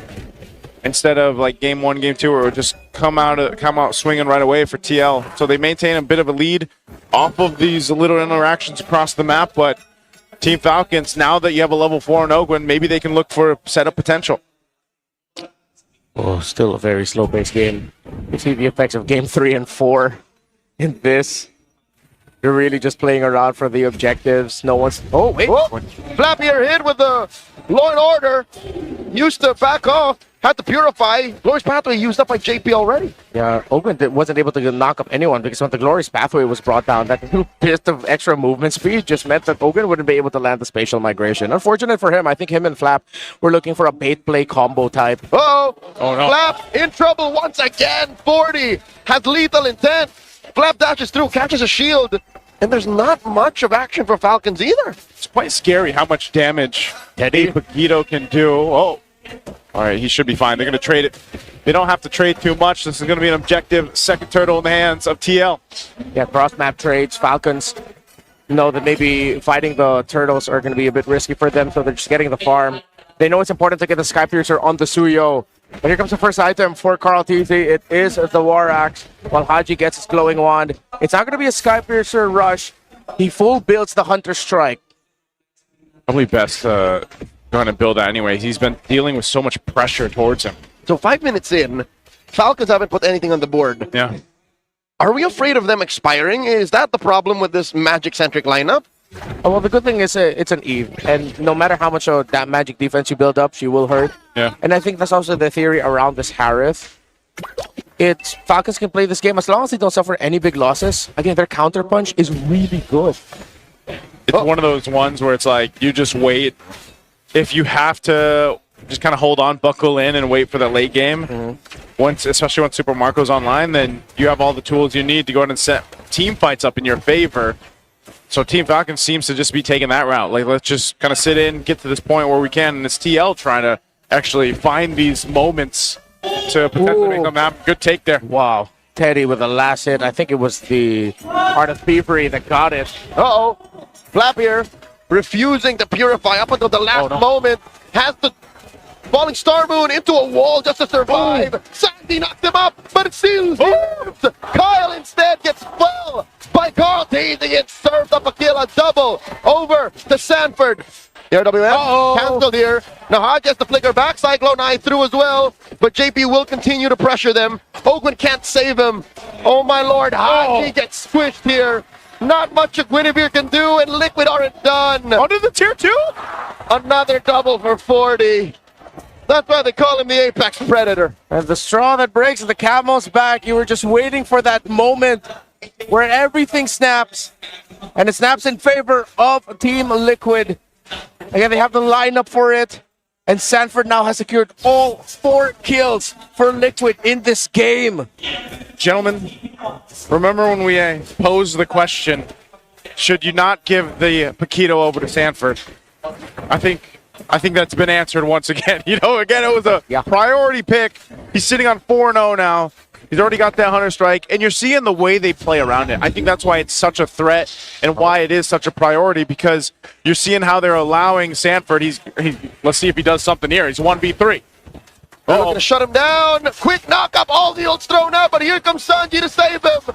And the Stand duo quill the trio from the Falcons. Open here. Lantern Flare. He's got Sanford knocks out Master. Here comes Carl and JP. And they go in. Double horse combo. Haji gets taken down.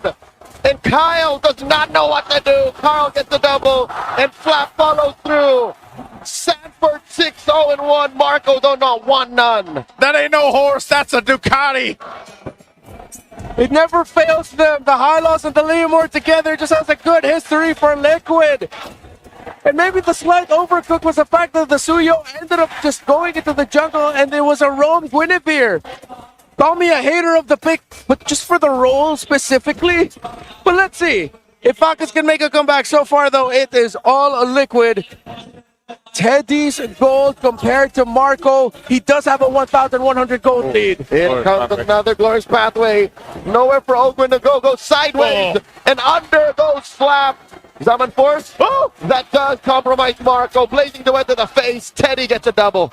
Teddy wanted some of the action. He just got a great placement on the blazing duet. And so TL has brought it to this point, an 8,000 gold lead. Where did this come from? Win after win, massive 4 kills. They get towers out of that too. The fact that Super Marco couldn't get a big considerable win or in lead against Teddy in the lane, despite a few helps and rotations from Falcons because of how well Teddy was able to control the lane as well and keep himself alive. Yes, there's a lot of eyes on the road mid trio and the 4 horsemen. But Teddy's play in the lane was crucial for Liquid being at this point as well. Oh, I feel you. I feel the crowd in here too. Did someone pick a Hellcurt? Yep, someone picking a Hellcurt here, playing with us. But right now, TL, easy take on the Lord. So they'll secure that. Team Falcons, they gotta just prep up and be ready. I was thinking buckle in for the series. Well, now, quickly, in a matter of a few minutes, 3-4 minutes, they're in their base buckling up. Let's see if they can make it happen. Haji picks up a Divine Glaive, but you're looking at the items. There's a massive disparity. Glorious pathway, slowing down. Falcons retreat. Carl Dizzy also calls in his Ducati. And that just opens up 40's push up top. You got a Ducati. That's what Carl Teasy showing him right now on this Leomore. So far, the synergy between having all this threat AoE. I'm talking about the Hylos. I'm talking about the Jushin. Even Teddy. They have free pickings in these team fights and around these spaces in the jungle and into the base. All shields are going to pop. Lord will make its way down the bot, getting ready to charge in. JP's already in the base. RWM by Haji. Just swiping away at the Lord. Requiem. Put it in. Teddy with a massive blazing duet. Taking down Kyle. Serving up a kill to 40. And now Flap falls in. That's a double. Mid lane tier 1 drops. 3 defenders left.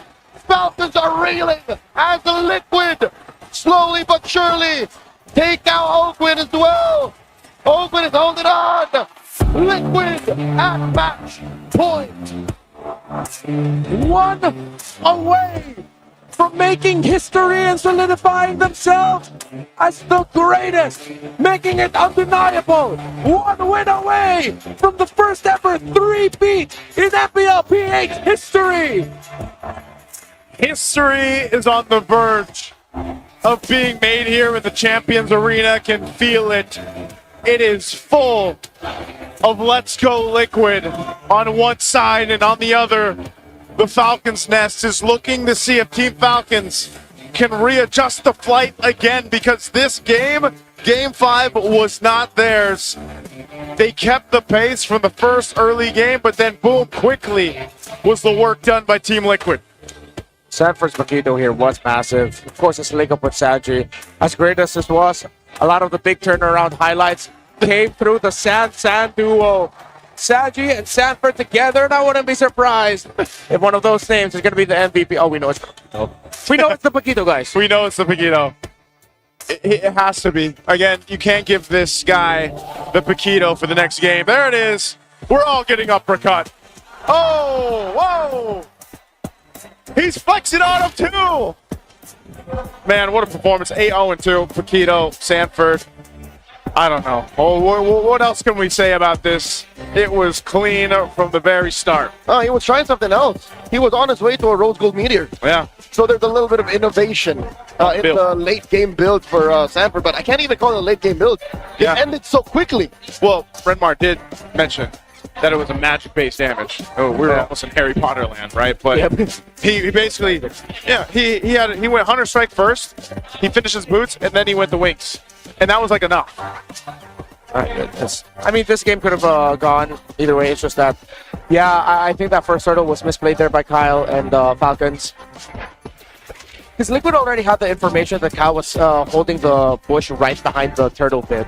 Because when the turtle first spawned, he used his evil queller to just poke JP down. And he never really left that. He would just either go there, go to the bush beside the beetle, and then go back. So it was an easy read for Sanji to just use the Crimson Beacon forward, and then Sanford coming in from the lane. As good as the Esmeralda is, of course, with the idea of getting a shield, that raw hard crowd control isn't there outside of the Falling Star Moon. And even if you get that in, it's not that long of a stun. It needs to be follow-up right away. But since it's the Suyo that got jumped on, again, this is why I'm very iffy on the Guinevere pick. It's so conditional.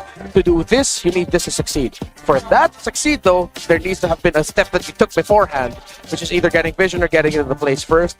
Ogwin was getting into the place first, but then I just not link up with an Ogwin, Flap, and Kyle in the first turtle and hurt them in the long run. Because that's where the 2 kills from the Paquito came first. Yeah, there was also just really good usage of the synergies that came to this lineup for Team Liquid, you know, and that's why, again, when we break down the drafts and we really look at it in a certain way, like the play style that comes from a draft, they knew their timings on it. It took them a little bit longer to initiate that or execute it, but once they did, they didn't stop. And again, this is the importance of keeping the trio of the roamers that can pack healing or revitalize. We've said it so many times. Gatos, Hylos, Kalea. It really looked like the swerve onto the Guinevere hurt them in the long run. They should have just kept the Guinevere in the jungle. I know that they were looking for physical damage. They probably accepted the fact that they are not going to end up with enough physical damage because of their priority again on the Esmeralda. I think that Esmeralda definitely could have been something else as well. Because yes, it steals the shield. Sure, it manages the Paquito, but it's just in. This is insane, by the way. 10:48 game time on this one. We just went through like some distance games. Right, we had a 20+ minute game, then we had a 16, almost 17 minute. This one, holy moly, 10:48. Remember the stat we had the other day about how many games were actually finished under the 12-minute mark, and it was 8 for Team Liquid. Like that's just that is the epitome of the Liquid Stampede we're seeing. And that's why this was a non-starter for Falcons to begin with. The fact that with this lineup, they can't slow down Liquid. Look, between Ogwin's pick, it's very all in. We either win or we just die. Between Flap, who can just jump in, or die. It just doesn't work. For Falcons to get one over Liquid, it has to be start, stop, slow down, we win. Yeah. That's just how you stop Liquid. Well, you could even make an argument that an Atlas would have been better here. Still would have been good. Keep the Guinevere in the jungle. Make up an Atlas again. And I'm wondering if that was just the method to the madness. Like, they actually want to put the Guinevere in the jungle, and then for some reason, it ended up swerving, right? Yeah, again, which to me, I think the reason is they realized that they'd be lacking physical damage. So then they backed up the idea of a Piercer Psuyo or Psuyo. Was there no chance or room for them to consider picking up an assassin? Again, the Lancelot worked out for Liquid. So yes, it did experience a difficult comeback for it. They were able to make a comeback for it eventually.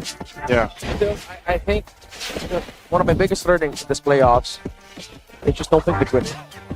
I'm sorry if I sound like a hater on the pick. It's just not for that role anymore. Not in this meta. In recent history, I think it's only won once. When Fanny was picked at the last moment for Omega, but we're far removed from that. Yeah, it's so kind of crazy to think how fast the meta has shifted just in the playoffs alone, right? But even towards the end of the regular season, where we are now, look at this though. This is what hasn't changed. Well, maybe his names have changed because he's the man of many names. Sanford here, he's gone through a whole bunch of names. Apex Predator. Highest match win rate, 73%, 73.53%, 136 all-time MPL Philippines. CC Immune. This was the 4 times MPL Philippine champion, 2 times finals MVP, M4 world champion, MSC 2025 champion, finals MVP. Of course, way too many. There's just so many. I think, doesn't he have more than these two? Yeah. Wait, Apex Predator, Immune. Raging Stanford, King Bob, Dole. Like, what do we forgot some, but I think that's the point, you know. Raging Stanford, by the way, was just like one of those the happy mistakes. Yeah, it's a happy accident. Happy accident. You know, we were. Was that us on Des? A coinky dink. I was not there. I think that was me and Redmar with her. I love how it's an iconic figure in Philippine esports that ended up giving the name of CC Immune. Of course, a professional athlete from a different game title, but within the same genre as well. Also innocently calling him CC Immune. Yeah, also CC Immune. That's very funny. He was playing Lapu Lapu. Yeah. Just one of those things, again, where the impact of Sanford, of course, throughout the history of Team Liquid, throughout his own career, you know, and if you really go into this like introduction of Sanford into the league and where he's been and everything he's accomplished with Team Liquid, it's amazing to look back and see all that, right? And it's very deserving that he has all these monikers, all these names, because he's just so damn good. And it's a big problem for Team Falcons. And right now we have to look at the COA, the consequences of actions. I think we've got Flap here at Team Falcons.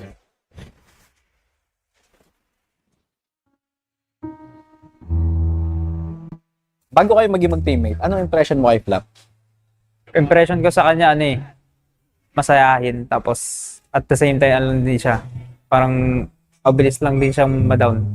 Sa tingin nyo, sa camera, lagi siyang masaya. Pero sa mga di nakakita, meron din siyang parang soft side si Flap. May mga times na malungkot rin siya, ganun.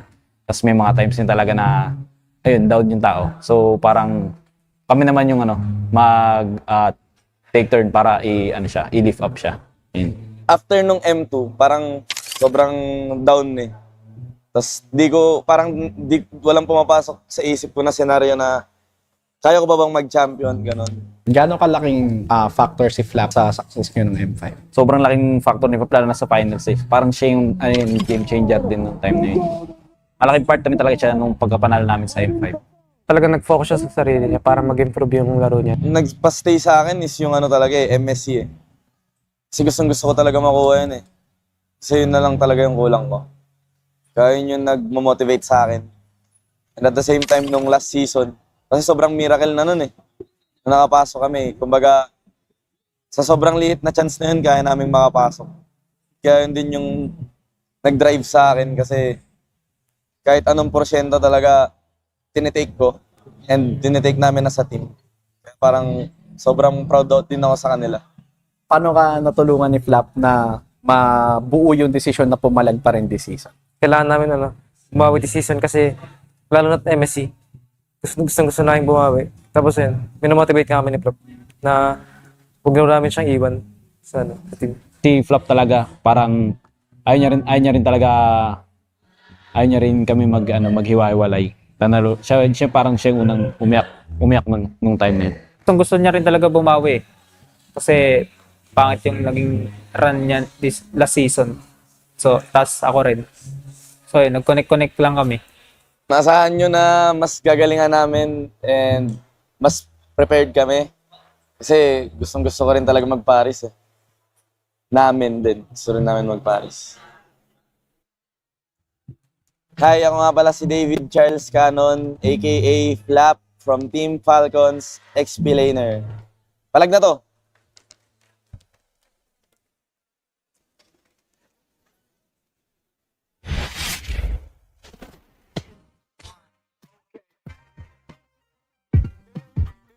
Hindi ko talaga alam bakit pinagawa sa akin yun ni Direk. Gusto ko lang po sabihin. Pero mukhang ang facial expression po na ito ay Pag may pinauso naka-outplay. ni Hans. Ha? Pag may naka-outplay. ganyan Oo. yun. Kasi sinusuportahan mo yung tao na naka-outplay, di ba? Parang gano'n talaga yung reaction eh. Oo nga eh. Medyo matindi ang naging palitan at bawi doon ng Team Liquid. Bring them to match point. Surprisingly after that game. So, grabe ang ating naging shift din sa game na yun, Wolf. Kailangan ata nating pag-usapan kasi ang puro Fredrin na first ilang games? 4 games? 4 games. Ay biglang nawala pagdating ng game 5. Eto ngayon na, hindi kita niloloko dito, pre, pero talaga naging instrumental para sa akin yung quality ng gameplay ng Sansan Duo na nakita natin nung game number 5. I believe na sila rin yung dahilan kung bakit sobrang aggressive ng Team Liquid Philippines. There was a time na tatlo yung pumunta doon sa may top lane para kay Sanford around the 7-minute mark. Tapos, nung itatry nilang i-gank yung Pakito doon sa yung first pick, Pakito by the way, wala kay Sanford, biglang ginamit ni Sanji yung river flow. Yung fact na mabilis siya maglakad doon sa river para makatulong kay Sanford doon sa may top lane. Eventually, yung Sansan allowed for the rest of TLPH na makakuha ng panalo sa teamfight na yun. Oh, and that's when we were probably a bit worried about the presence of another Esmeralda with no direct answers whatsoever coming in from Liquid. I guess it was mainly on the Claude lang talaga dito ni Teddy, no? Pero wala siya nung typical na Gord or Freddy na pa talagang hold down lang ng lahat. Pero parang sub-sub mindset lang yung ginawa doon ng Liquid, especially through the high lows. Oo nga eh. Nakita ko din yung parang relentless na tuloy-tuloy lang sila na kumuha ng kill. Mind you, this is a lineup na ginamit nila yung Leo Mord na parang pakiramdam ko halos parang unli yung kanyang paggamit ng ulti. Oo nga. In a way na hindi sila nag-depend ng kanilang mga ultimates. Even si Sanji, hindi nagdadalawang isip na gumamit ang kanyang Crimson Beacon to go in. Partner that up with that Glorious Pathway mula kay JP. Nakita natin na sub-sub nga talaga ang mindset ng Team Liquid Philippines at nakuha nila yung panalo because of that. Pero ano kaya ang hatol naman natin dun sa biglang pag-shift ng Guinevere into the roam role? Kasi akala talaga natin buong time ay magiging jungler siya. Pero ano ang tingin mong naging epekto na nilagay nila sa roam etong Guinevere in that game? Parang naging greedy sila afterwards. Naramdaman natin with that Esmeralda, tapos meron kang Suyo, and then the Harith, na meron kang tatlong heroes na kailangan ng farm. So what I got from that was, biglang nawalan ng early game presence etong side ng Falcons. Although, ang ganda ng idea na inuubusan nila ng jungler hero etong si The Goat. Pero bigla naman nating nakita na nung time na ng papaghahanap ng farm, dun sila pa nalugi. Yep. Marami tayong mga nakita at naobserbahan na changes throughout that game, but it was relatively fast and something na parang kagulat-gulat in terms of just how quick Falcons was in terms of picking up the pace or momentum. Parang binawi at pinakita na naman yung stampede sa atin doon ng Team Liquid. It's perfect. Makikita natin dyan dito sa ating clip na ipapakita ko sa inyo. When you look at the red side team, na dito sa, tingin tayo muna doon sa minimap kung saan tatlong members ng Falcons ang makikita natin na kumulaps na para kunin itong si Sanford. Pero, mapapansin naman natin na ang gagawin lang ni Sanji ay i-take advantage yung river flow. Again, tatlo at napapaligiran na itong si Sanford. Ang pinili gawin, mag-try niya mag-apply. So may mga nadadutch pa rin siya, but eventually afterwards, ang kunat masyado ng isang Pakito at tinulungan na siya ng kanyang tropang si Sanji, the Sansan Duo, making it so na makakuha sila ng isang kill. Narakat pa nga ni Sanji yung talon doon ni Ogwid. And then, ito na yung the rest of the cavalry. Glorious Pathway, sabay gamit ng ulti nitong si Carl TZ. Nakikita mo yung synergy ng ating jungler pati ng rover ng TLPH. And while that is happening, 4 horsemen were able to take down the members of Falcons at sa may bandang gilid, may masaya. Uy. Ang nakita na naman talaga natin dito rin sa palagay ko ay ang dalawang kabayo na na-maximize Yun nga eh. ng Team Liquid kasi Hylos, Leomord, parang sila ang nag-combo doon aside from Sansan. Tapos Steady, Farm lang sa gilid. Oo. Siya yung nakangiti sa gilid na sinasabi ko. So, imagine mo kasi yung mga kakampi mo nagpa-farm para sa'yo. Talaga mapapangiti ka sa gilid. But kidding aside, nakita nyo kung gaano kalakas yung 4 horsemen dun sa team fight na natin na yun. It was Sanji saving his Sansan duo, tapos yung JP plus the Carl TZ na mayroon kang kabayo at Glorious Pathway na kasama. Nakita natin kung gaano kay impactful and that's the reason why they are at match point. Okay. Now it's Liquid on blue. Hindi, mamaya. Hintayin natin. 1, 2, 3, 4, 5, 6. Okay, Falcons. I believe they picked red side. Flying Clouds. Tama ba to, Coach Will? Parang kanina pa Flying Clouds. nagiging preference ng Falcons ang red side. Whereas Liquid, Red side. it seems like they do prefer having the blue side. Exactly. Kasi nagkaroon sila ng mga first pick na first pick material heroes like the Paquito. So far, Brie, if my memory serves me correctly, Paquito laban sa Esmeralda ay 2-0 na ang panalo.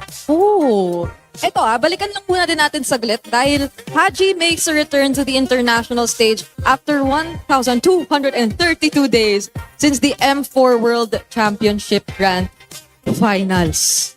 Kung nandun si Haji sa M4 World Championship, ang kanyang katapat ay none other than Coach TikTok. Nakatabi ko ngayon. Coach Tik, baka naman may message ko. Wala. Mahihain. Wala eh. Mahihain. Na-jump scare eh. Na-jump scare si Coach TikTok. Alam mo kanina pa kasi tumatayo yan kapag ka nandito yung mikropono eh. Nagulat siguro Iniiwasan siya. tayo eh. Wala eh. Pero shout out at masaya kaming makita ka dito, Coach Tik. At pakiramdam ko ay masaya rin siya sa nagiging resulta so far. Pero hindi pa naman tapos ang ating serye. Alamin natin kung ano ang mga magiging kaganapan dito dahil we are about to enter the draft for the next game in just a few moments. Wolf, sa tingin mo ba, itong kalahati, second, parang may, may part 1 and part 2 Part two. tayo ng buong series na to. Dito sa part 2, ganun na ba ang magiging draft natin? Wala nang Fred rin talaga. Tingin ko, lalo na nasa second pick ata ang Falcons, so mas madali. Tsaka parang hindi ka na worried dun sa Zushin eh. Parang sinasagot na to ng side ng Team Falcons. They have the EVO for that. Alrighty. Ladies and gentlemen, here we are. We're going to be jumping into this next draft. And I'll tell you what, it is now a championship point. If for some reason you've missed things, this is what we're at now. Championship point. We're going to Flying Clouds. Mind you, TL has not lost on Flying Cloud. What is that, 17-0 now? They're 17-0. They're 17-0. They've got a 68% win rate on the red side, but I think this is, I don't know. Team Falcons has to figure something out for this draft. Joseph, it's a fighting map. It's a fighting And Liquid are fighting champions. They are, man. Gosh, this is, I guess this is you going against the odds if you're Team Falcons. Punch for a punch. Finally respecting the presence of the Paquito. Seems like we're going to go back to the Harley, Suyo, Leymord, Phovius trade. Clea hasn't been banned yet. Neither has Marcel. It's up to Liquid to take out the Marcel. Especially maybe take out the Freya. Unless they open it, then they just go for Booga Booga. Yes, that is actual analysis, folks. Full damage, full speed, end the game in under 12. Potentially, I don't know, man. As much as we just witnessed a stampede, a very quick game, I'm hoping Game 6 doesn't go that way. I'm hoping that when we start to see the picture painted here for Team Falcons, they lock in a couple of these heroes. We know the game plan they want to go for. They can't contest the Fredrin anymore. The utility bans are being out. They respect ban the Paquito. It's done too much to stop Team Falcons from getting the full flight they're looking for. And the last one is also that Freya ban that Teddy picked up. Okay, this being Game 6, it just dawned on me. Falcons chose to be blue. Last night, they had all of the momentum. Even in this game, even in this match, rather, they had all the momentum from red. Is this a clear sign of them saying something's got to change? Something massive has to change now. Yeah, it seems like a tailored draft is underway. 2 or 3 potential sets of them They banned out the Freya, again, talking about the Freya and Marcel trade. But they banned the Marcel Liquid as expected. And so Liquid still has an avenue to go for the fast rush. Liquid can go Leomord High Loss again if it's available for them. If it's going to be Hardy, we could see a long game. It is an Eve Rush. An Eve Rush. Okay, Eve Rush. This is this worth the rush then? Like for them to go ahead and grab the blue side Eve? Well, they'll get their combo. I think they're going to end up getting the Harith on the swing back. Liquid are probably eyeing just getting their Claude now. If it's not going to be the Claude, then they'll get the Mostov later. And then jungle picks all still active. Wouldn't be surprised if they leave their jungle pick just for a little bit later, pick up a strong EXP. We mentioned the Phobius. But it could also be one of those scenarios where getting a Yuzhong later would be good. But it is a Phobius and Claude, two of the picks that we expected. With a Harith, it'll be tough to get it now. I think they just double down on what worked for them in the past. Get the carry onto Super Marco. Consider the Suyo or maybe even the Leomord for Team Falcons. There's no Sora that you have to worry about. Now, the next big pick you have to worry about might actually have to be the mid laner for Sanji. If Falcons show the Leomord, that's an easy Valentina pick for Team Liquid Philippines. You get to steal not only the RWM, but even the Phantom Steed. Okay, next up, Guinevere. Oh, they're going with the Guinevere again. For the love of all that is green and Falcons, I hope this is exactly what we think it is. Yes. Gwyn jungle only. Gwyn jungle. It can't be the Gwyn roam. Joseph. I'm not feeling it if it is, man. That's what we thought in Game 5. Yes. So keep it in the jungle. No, Team Falcons is going to come up with the best game plan depending on what these choices for Team Liquid are. And right now, the Harley comes through, at least for Carl TZ. Obviously going to be one of their big stoppers. I think Falcons needs to commit a ban onto the Gord and the Valentina. If not both, then one of those, and you take away a JP Hero. But if you take away a JP Hero, actually no, don't take away either the Hylos or Gatot, because Liquid will end up with one of those two. And there was a lack of heal, which is what hurt Falcons earlier. Keep the Hylos Gatot tactic trade open. But the tough thing about that, Liquid might just also ban out one of the options. The more I speak about it, the more it seems like Liquid are getting closer and closer to just etching their names to the greatest. Still, Falcons are respecting the other picks. The Loyi, the macro would have been big for Liquid. Yeah. So many avenues they can still go through. I'm getting quite overwhelmed with all the options they could go for. Yeah, a whole lot of choices here throughout the draft, but right now, as long as Team Falcons fixes what really messed them up in the previous game and ended up being such a stampede for Team Liquid, would be to solidify having one of the more beefy roams. Maybe the ones that have a revitalize that you can run with, since you still have those options available to you. Maybe it's going to be a Khalid in the hands of Ogwyn. Maybe you get the Gatakacha. This Hilda is going to be banned out by TL just to due diligence. Make sure that's not messing up the Claude, as we've seen for Teddy. So a good quality ban coming out from TL. Team Falcons, on the other hand, they still have one more option. They might continue to hone in on the mid lane options. Yeah. They can't take away another, one of the roamers. So they have to make the choice whether it's the Valentine or Gord that's going away. Very honest, EXP jungle gold already. It's Roman mid that we're waiting for. Roman EXP. It's the Valentina that they pick. Gord available for Sanji if everyone wants to go for it. Oh, Gord Harley combo, man. Gord We've Harley. seen it. Wait, if they Gord Harley, Flap gets the Sora. Yeah. Yeah. So that's why they banned the Val. Yeah, that's what TLPH is waiting for. They probably pick JP's pick first, and then wait to see what Flap's gonna go for. If they show the Gord, it's a very easy Sora, but there that's is a what the Phobe. Phobius. Again, it's not always an automatic counter, but it does not make it so easy to play it. It's more demanding of the execution for a team when Sora goes up against a team with a Phobius. With how long a Phobius can buy time for the rest of the team, Sora might not get the help it needs. A Cho for JP. The Cho?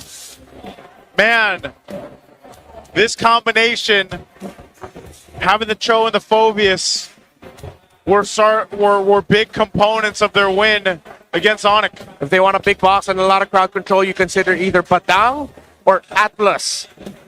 And then for Flap, you have to get Burst. Get the Lapu or maybe even consider something like a Yuzhong. So my recommendation is Yuzhong Atlas, Yuzhong Batang. Getting a Kali to try and match the rotational speed of the Cho might not be enough for your team. And for the love of all that is good, put that Guinevere in the jungle. Yeah, This is where we find out. Yeah. This is where it happens. Couple seconds will tell us what they're going. You get the thumbs up from Ogwin. It is. So Hylos will be the roam for Ogwin. Flap will get the Lapu Lapu. And we've got the Guinevere in the jungle.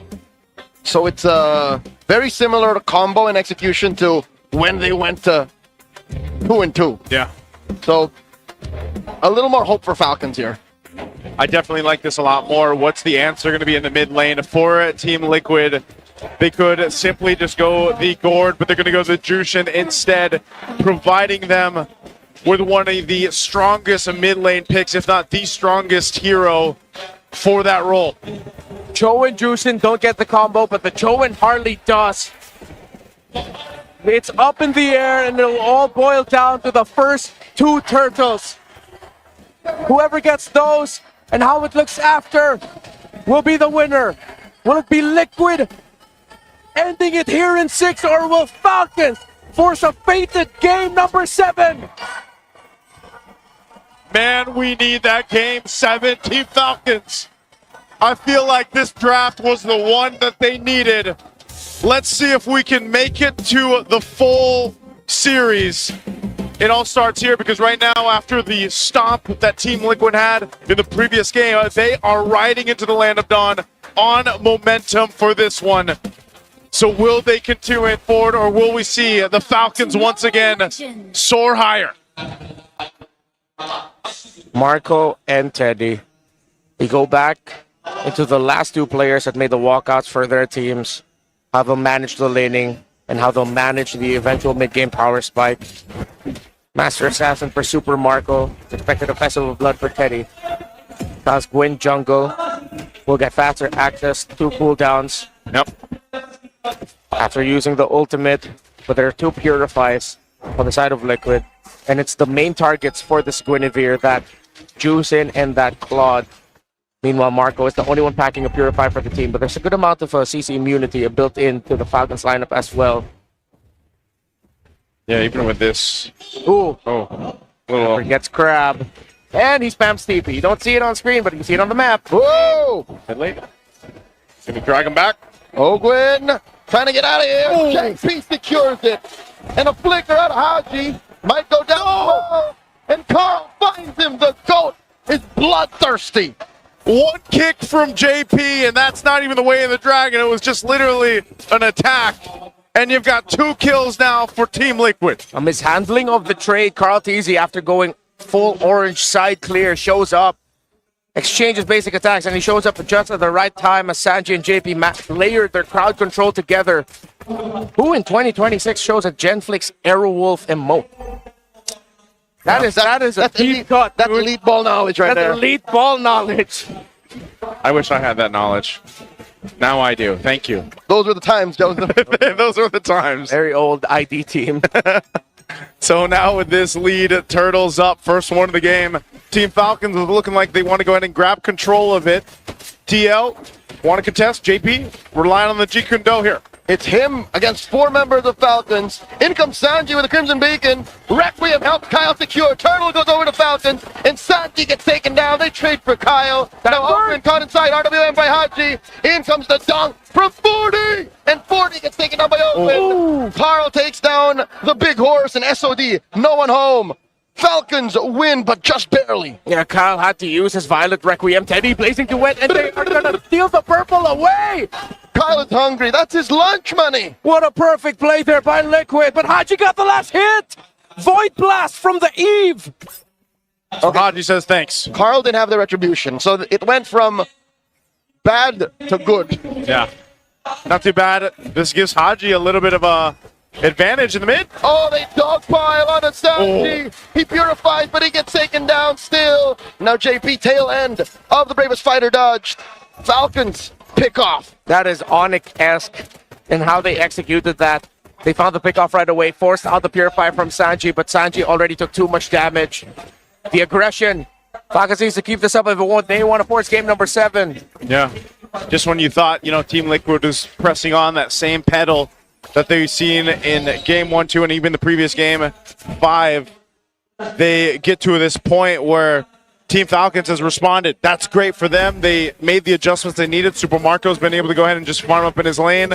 He did throw out an SOD earlier. I'm not sure if he would have followed that up or not, but still, part of this game plan from Team Falcons has been leaning towards Haji, leaning towards Super Marco later in the game, and that's still a potential here on this Moskov. Squinevere has been one of the signature picks for Falcons this season. Often banned. Early on, it showed up as a surprise pick that ended up working out really well. Flap had to use the Bravest Fighter for the CC immunity so that, for that little jump, so that he would not get caught by Liquid, and he is safe. Oh! In comes Kyle, forcing a blazing duet from Tere. He lives. Didn't even need to use the Purify. Yeah, that's going to be Turtle going to Team Liquid, but now Falcons have to trade it up for the tower up top. How much will they get? Seems like not much. In comes Sanji. RWM, Carl DC secures the turtle off camera. Haji swiping away. Ogwin comes through. Last minute. Glorious Pathway forcing a Crimson Beacon out of Sanji. No dice for Falcons. Okay, so they trade for objectives. TL doesn't end up losing anybody off of that, but there was definitely an attempt from Team Falcons. They just couldn't capitalize on the kill, so it's pretty much an even trade. I'd rather have this than them overextend and end up with nothing either way. Yeah. It's a good thing also that Teddy didn't need to use his Purify the last one, just the raw power of Blazing Duet, Fighter Emblem Festival of Blood, keeping himself alive through raw, lifesteal, and spellfam. And I think just the movement speed that he got, it just allowed him to get out of dodge. Yeah. Good moves here on both sides right now. Team Falcons just slowly cooking with this lineup. 700 gold lead now for Super Marco. So that rotation from the Falcons ended up helping their cause. They want to get their Moskov out of this lane quick. They want to get him out here quick. Part of that is just continuing to let Super Marco do this. Again, I think even if he lands the SODs in the last turtle, it depends. He's right there on that side of the map. If he has an opening, he'll take it. If not, he continues to scale up on the Moskov. So far, though, your advantage is fighting around Haji. Potentially Kyle's threat. Whoa! Like this. Requiem finds JP. But JP does live. Oh, Haji with the RWM clutch today. Defensive use of the BMI. A pickoff is a pickoff. Carl TZ almost got taken down. If Falcons got that, that would be a snowball start. But they did get JP. They use a lot of abilities for that, though. And again, the Gwyn, so fearsome in the jungle. Yeah, that's the threat that we're looking for here. The real deal. Oh, wow. Nice Spirit Misery. Massive by Marco, and they didn't even overcommit. They just wanted the turret. Now Carl DZ coming in. Teddy and JP looking for targets. Ogwin holding it down. Ogwin gets taken down here. Carl secures. So that gives them a clear sign to go ahead and secure the last turtle of the game. Yeah, a bit of a misplay there by Falcons. Liquid knew that Ogwin didn't have his Revitalize yet. They were counting, they marked it, and they got turtle number 2. Turtle 3. Their second turtle. Oh, their second. Is what I meant. He was right. You were right.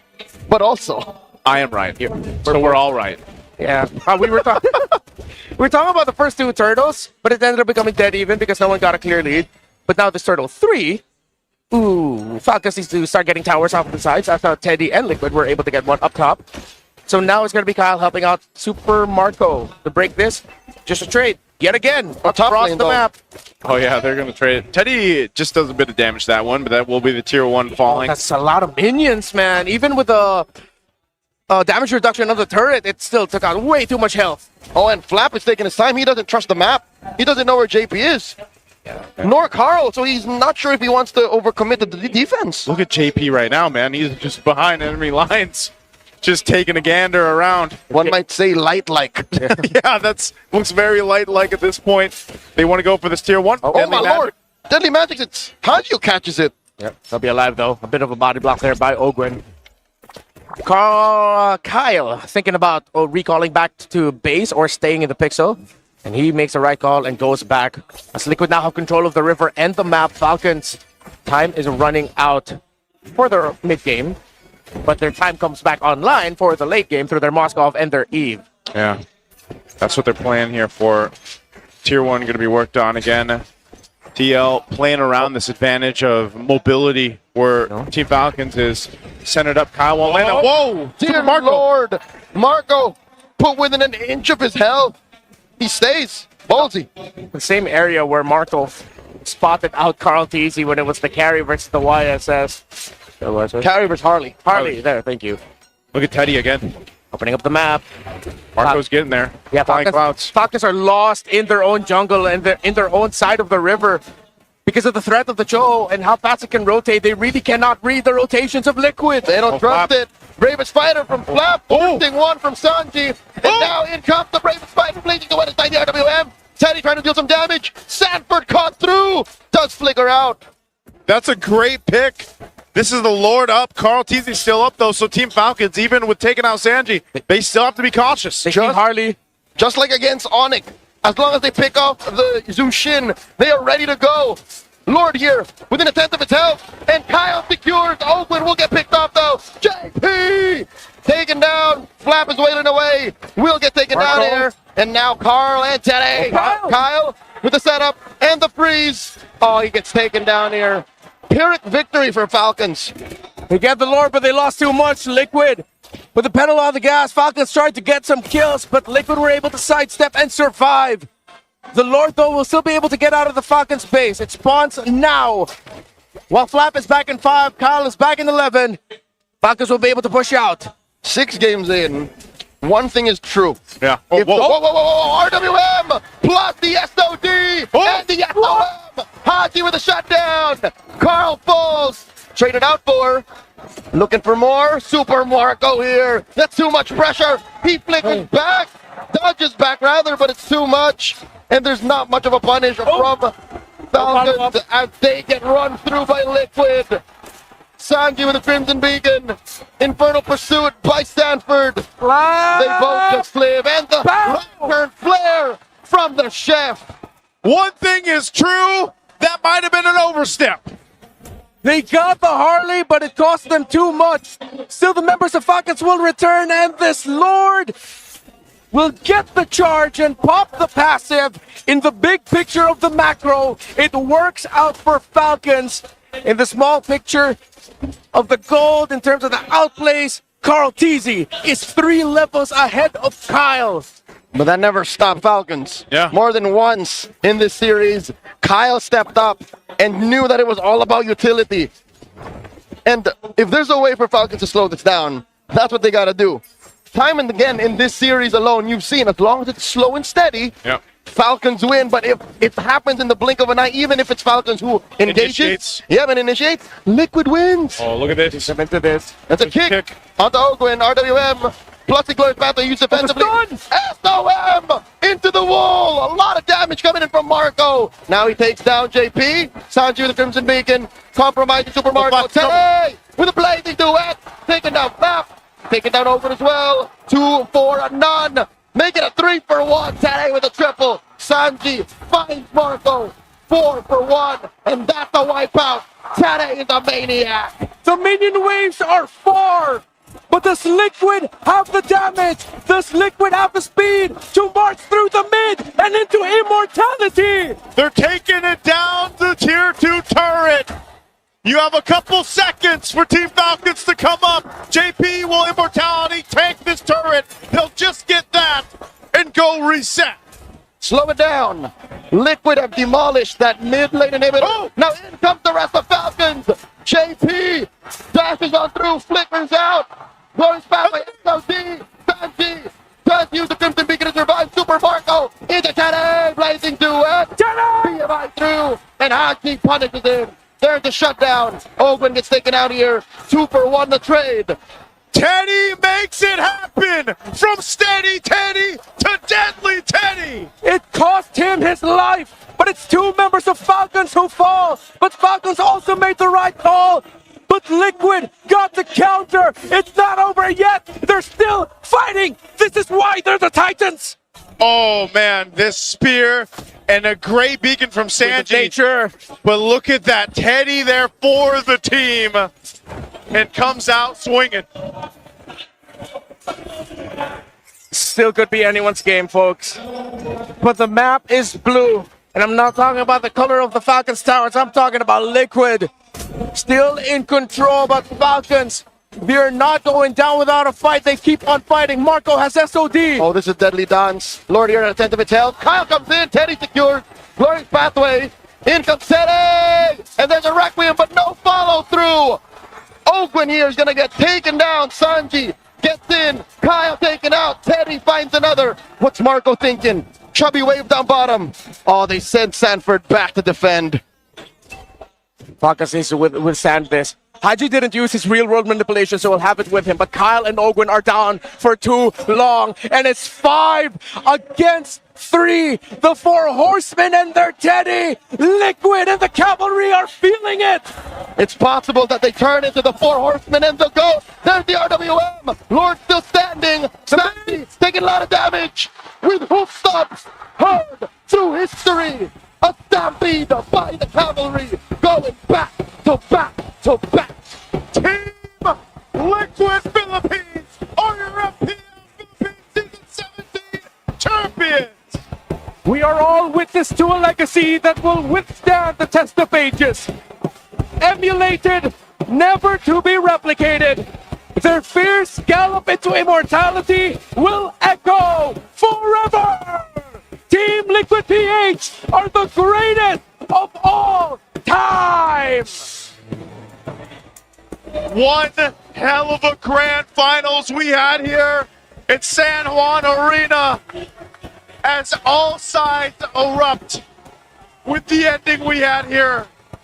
6 games of distinct action on both sides. One hell of a series, and again, congratulations. The Titans roared here in San Juan. Carl Teasy kept his promise. Snap, Aeon, and Teddy got their titles. And San Juan Arena still remains its home. A gold medal in 2019, 3-peat in 2026. We've been the Wee Bear Bros. Thank you so much for joining us here. Let's throw it over on the stage for our winning ceremony. They fell one step short, but they fought a good fight. Maraming salamat, Team Falcons!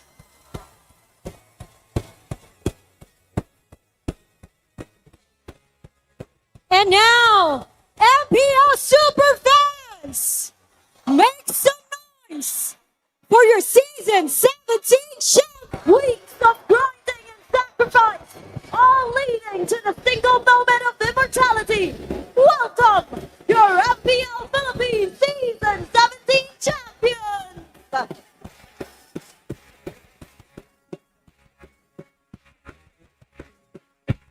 To present the mock chat, may we call on Mr. Victor Tabuay, the Philippine Esports Organization Project Manager.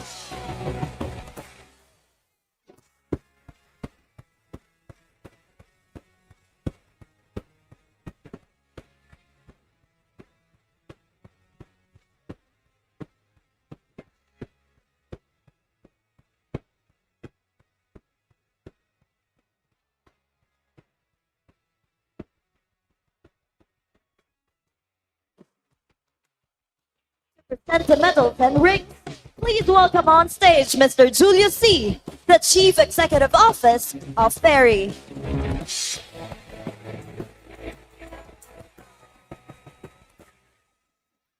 And for the first time ever in MPL Philippines, our champions will also receive championship rings from the official jewelry partner of the MPL Philippines, Ferry. The Lone Stallion, Sanji. And Daddy JP.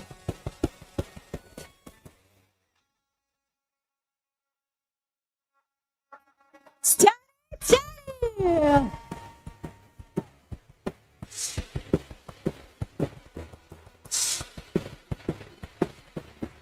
The greatest of all time, Carl Teasy.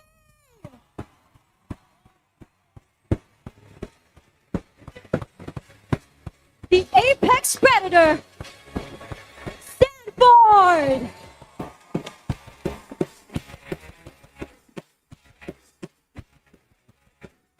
Daiki.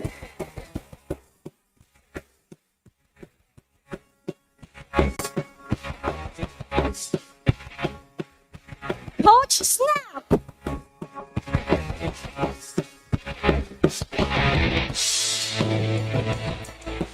And Coach Aeon. This is the ultimate proof of your legacy. Tatak na ngayong season ay kayo ang huling pumalag.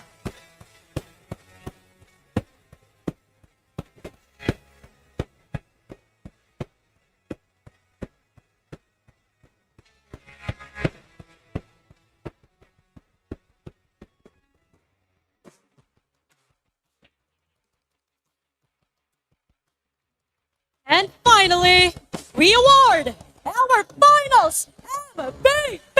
The player that significantly contributed to their team's road to immortality. Presenting this award as attorney Francisco J. Rivera, the Games and Amusement Board Chairman. Super fans, let me hear from you! Who is your finals MVP?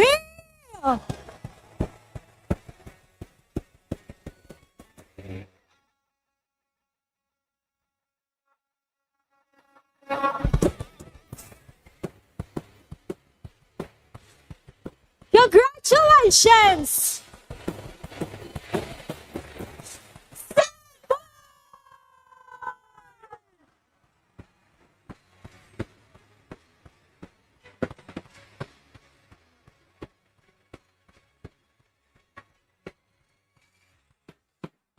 Stanford, congratulations for being the finals MVP.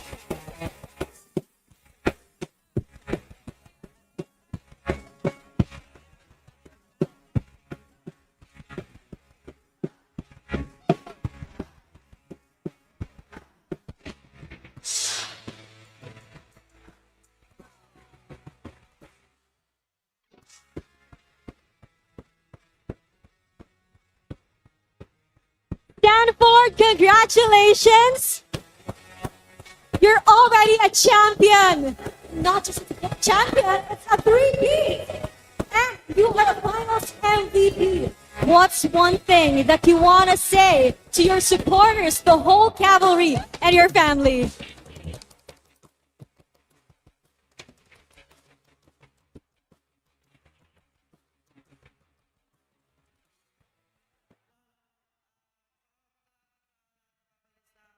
Thank you to all the cavalry who showed up here today and supported us throughout the season. Shout out for all your support. Thank you. And this season is for you, cavalry. Stanford! And one more time, champions, please step towards your trophy.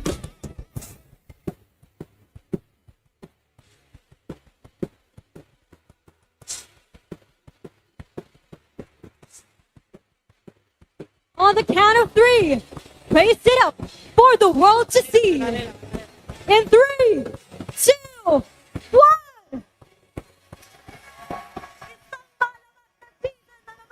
Tapos at nakita natin kung sino ang tunay na pumalag. At ngayon, oras namang ipakita at subukan ang palag ng buong mundo at ipakita ang lakas ng Pinas sa Paris as we head to the mid-season cap at the Esports World Cup. Congratulations once more to Team Liquid Philippines. At muli, super fans, maraming salamat sa pagsama sa amin this season 17. This is your very own Odin together with Thea and Denise. And for one last time, ito ang MPL Philippines Season 17. Parang dito!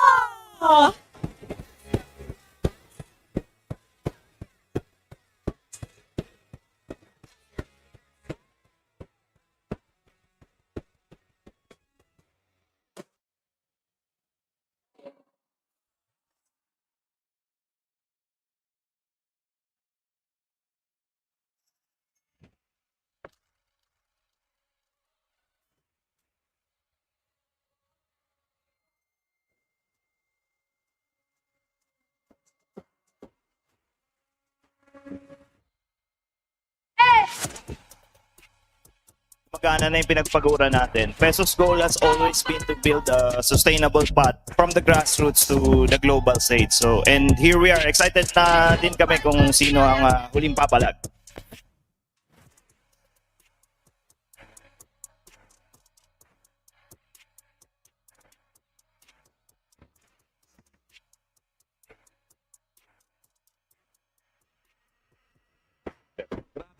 Na nating bakbakan ngayong gabi dahil ito na ang pinakahuling set ng Team Liquid Philippines and Team Falcons. Liquid, palag na to!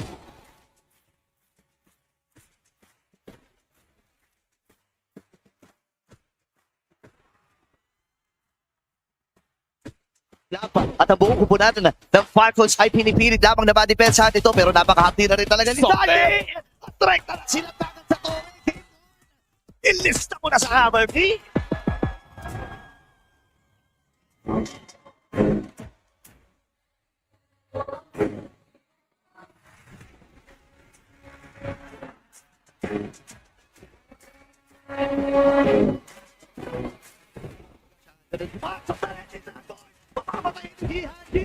May nagamit din yung underground. Sa Miami Teco lang lamang ito. Hindi dapat pinipilit na proteksyonan ang kanilang base.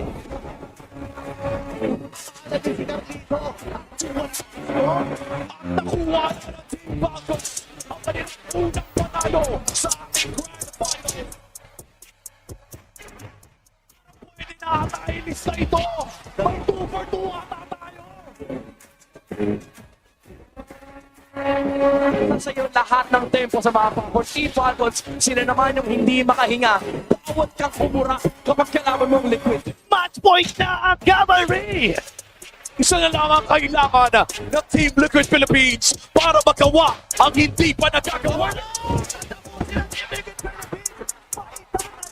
Sa kasaysayan ng unang 3-pin sa pinasa at sa tika ng pinakamalalakas ang Team Liquid Philippines.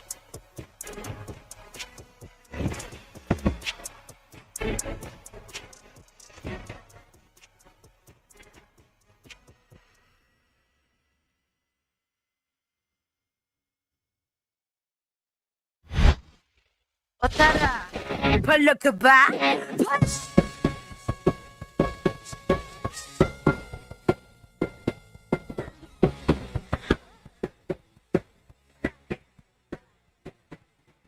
Sa laban sa nakasaking kamay, watching my click, may fire in the eyes. Head held high, ano ba yung takot kong pare ang aking gabay?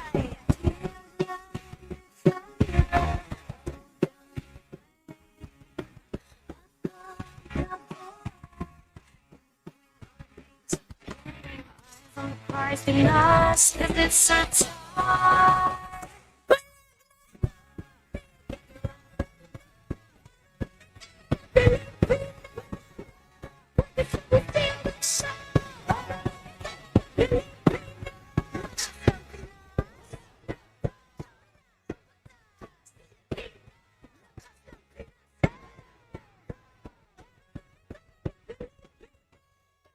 Remind you kung anong na-obtain, but like in first place like I used to PH. Cause I ain't no Superman, I'm here cause I got God, my team, a super fan. It's been lost cause it's so time.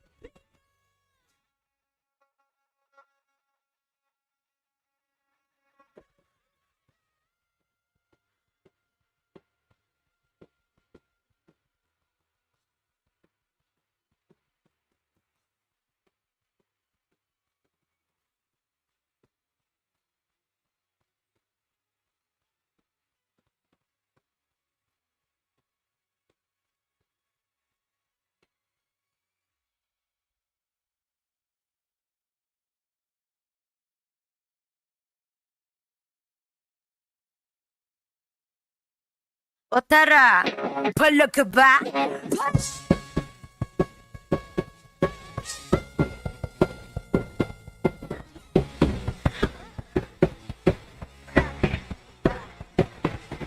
Handa sa laban sa nakasaking kamay.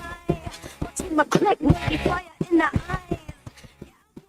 Head held high, ano ba yung dapat kong pare ang aking gabay? Tingnan niya, isang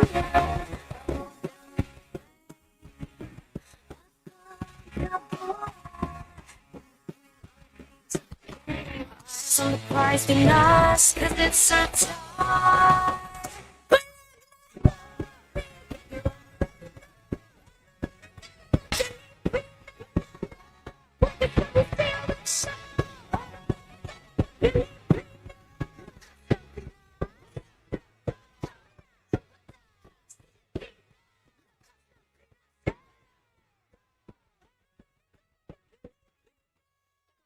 Remind you kung anong na-obtain, pero laging first place like I used to be.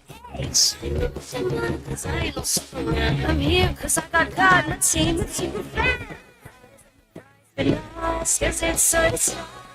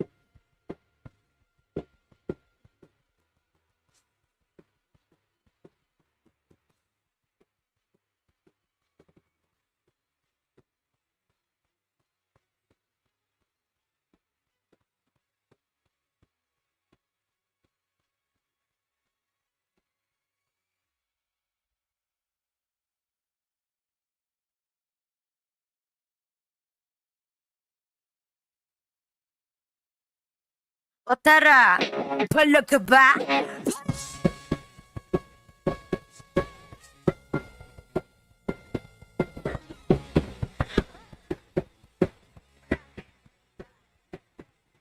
Handa sa laban sa nakasaking kamay.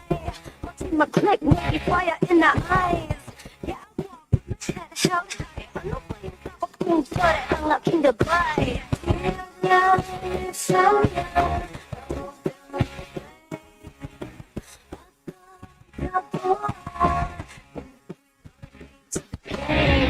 surprising us, cause it's so tough.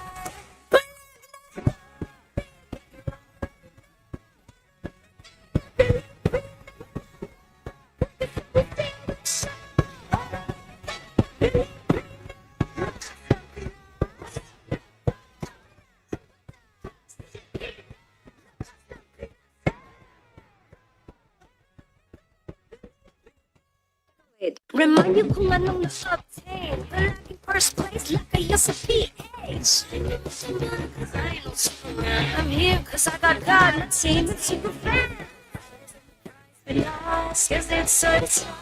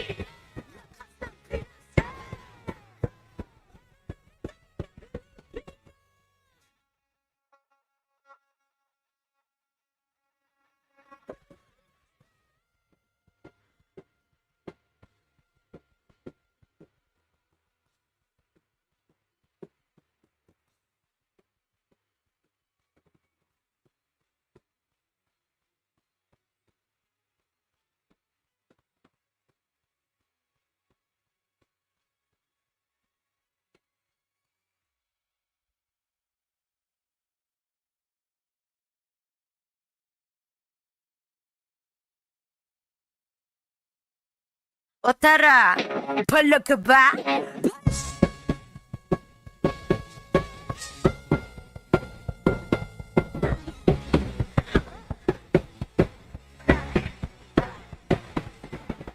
sa laban sa nakasaking kamay.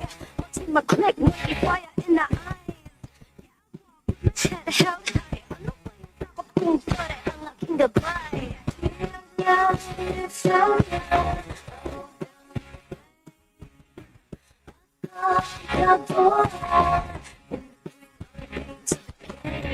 On the prize in us, 'cause it's our time.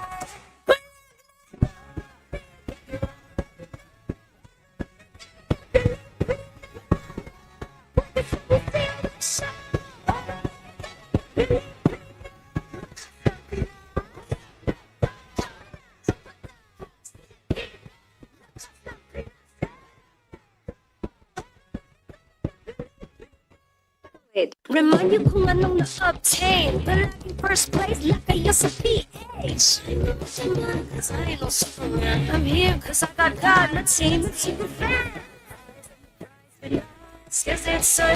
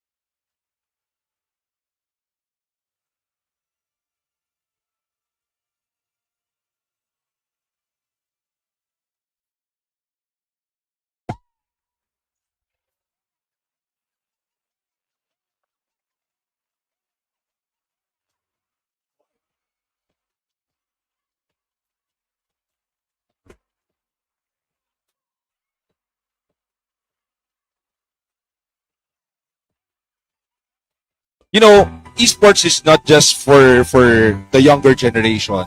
Esports is for all the generations that we have in the Philippines. So again, I'm expecting a good fight today. So I'm expecting that most of you will try your best to be the best of Cagayan de Oro MLBB player.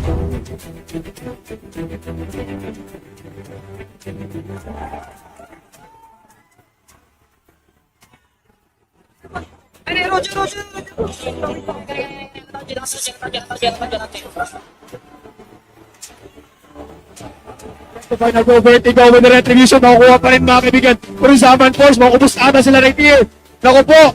And now, Ramses. And now, hahabulin. Naku po. Dili ini sayon nga itipok inyong tagsa-tagsang kaugalingon diri. Hilabi na kay Domingo karon.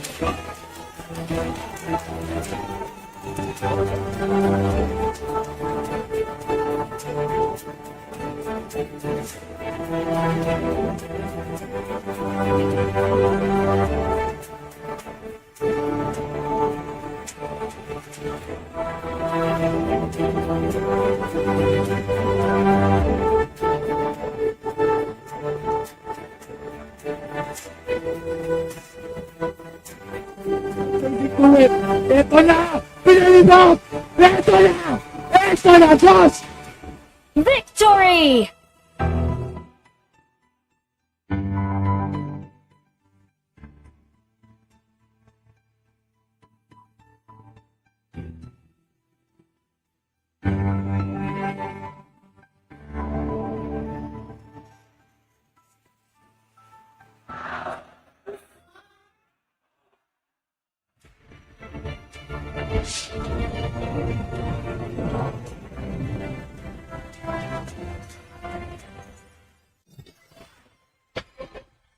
Welcome to Mobile Legends!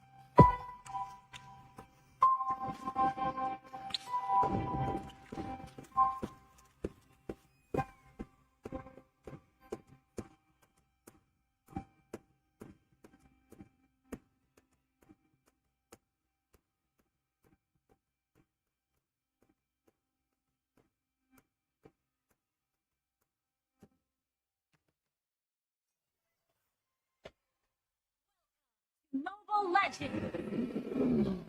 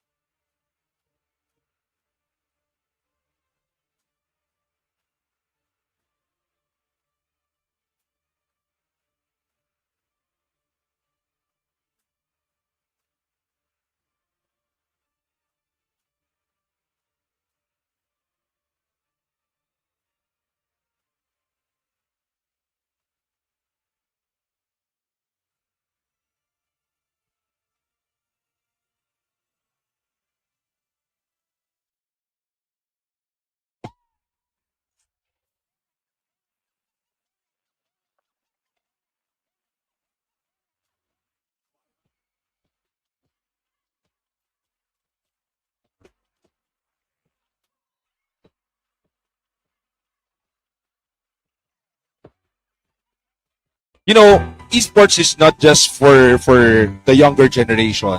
Esports is for all the generations that we have in the Philippines. So again, I'm expecting a good fight today. So I'm expecting that most of you will try your best to be the best of Cagayan de Oro MLBB player.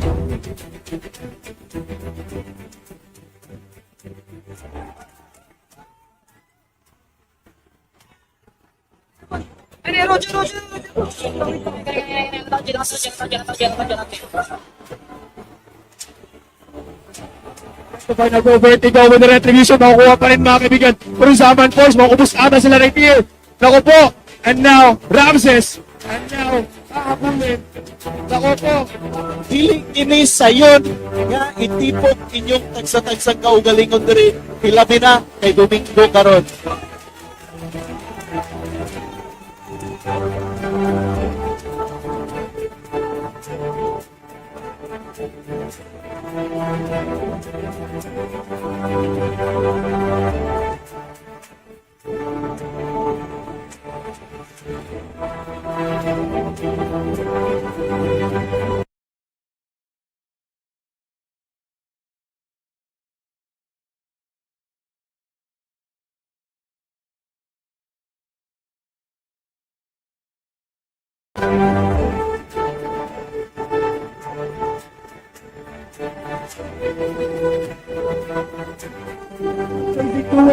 Ito na! Pinalibot! Ito na! Ito na, Diyos! Victory!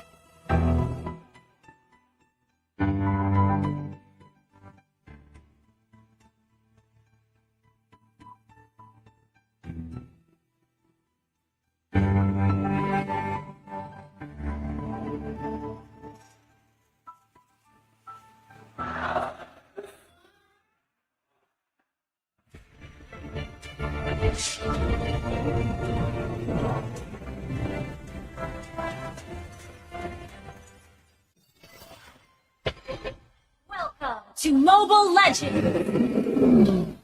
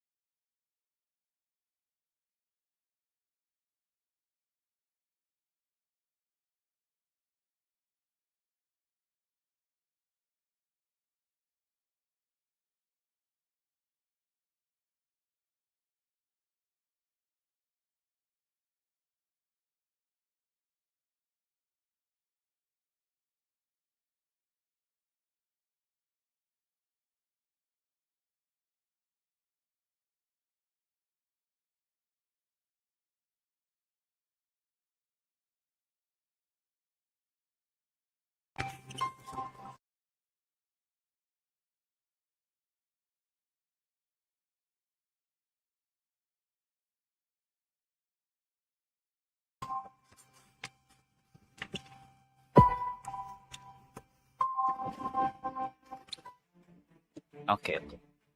Okay. Okay, welcome back, ladies and gentlemen, no? I think it's already past the afternoon and we're gonna go for the evening game in between Serion Esports and Explicit Esports Black. Sama ng Black. What do you mean by Mag-share Black? tayo ng ano dito, no, sort na mag-share tayo ng journey ng Yes. Syrian Esports sa saka Black, XP Black, no? So mga audience natin ngayon. So we have arrived at the final chapter of the Mindanao Regional Branch. And what a journey that's been for our two finalists here, Syrian and Black. So on side of stands, Syrian Esports, that team that has looked dominant from start to finish. Their campaign began with a convincing 3-0 victory over Ecoverse at the first.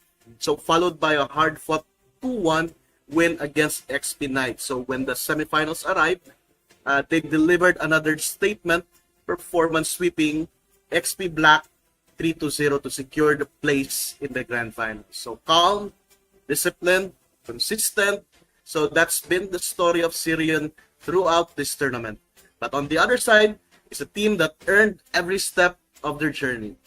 Explicit Esports Black had no easy path.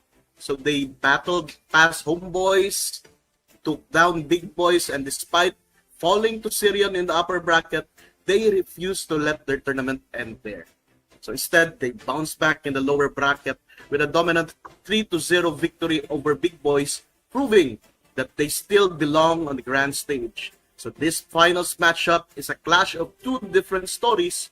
Syrian Esports arrives undefeated, carrying the confidence of a team that has yet to be stopped, while XP Black arrives battle-tested, carrying the momentum of a team that fought its way back for one more shot at the title. So both teams have earned their place.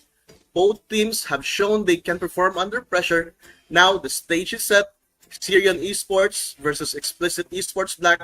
The road ends here and the championship is on the line. There you have it. We're gonna dive in with these two very strong teams as we have seen from the regions, both 10, Region 10, parehas sila actually, no? And as we've heard from Sir Kiroy, these teams did not reach here in an easy path. So we're gonna see how these two teams will play in this drafting pala, no? And we'll see kung sa mga anong mga composition ang ginagamit nila dito. Medyo iba din.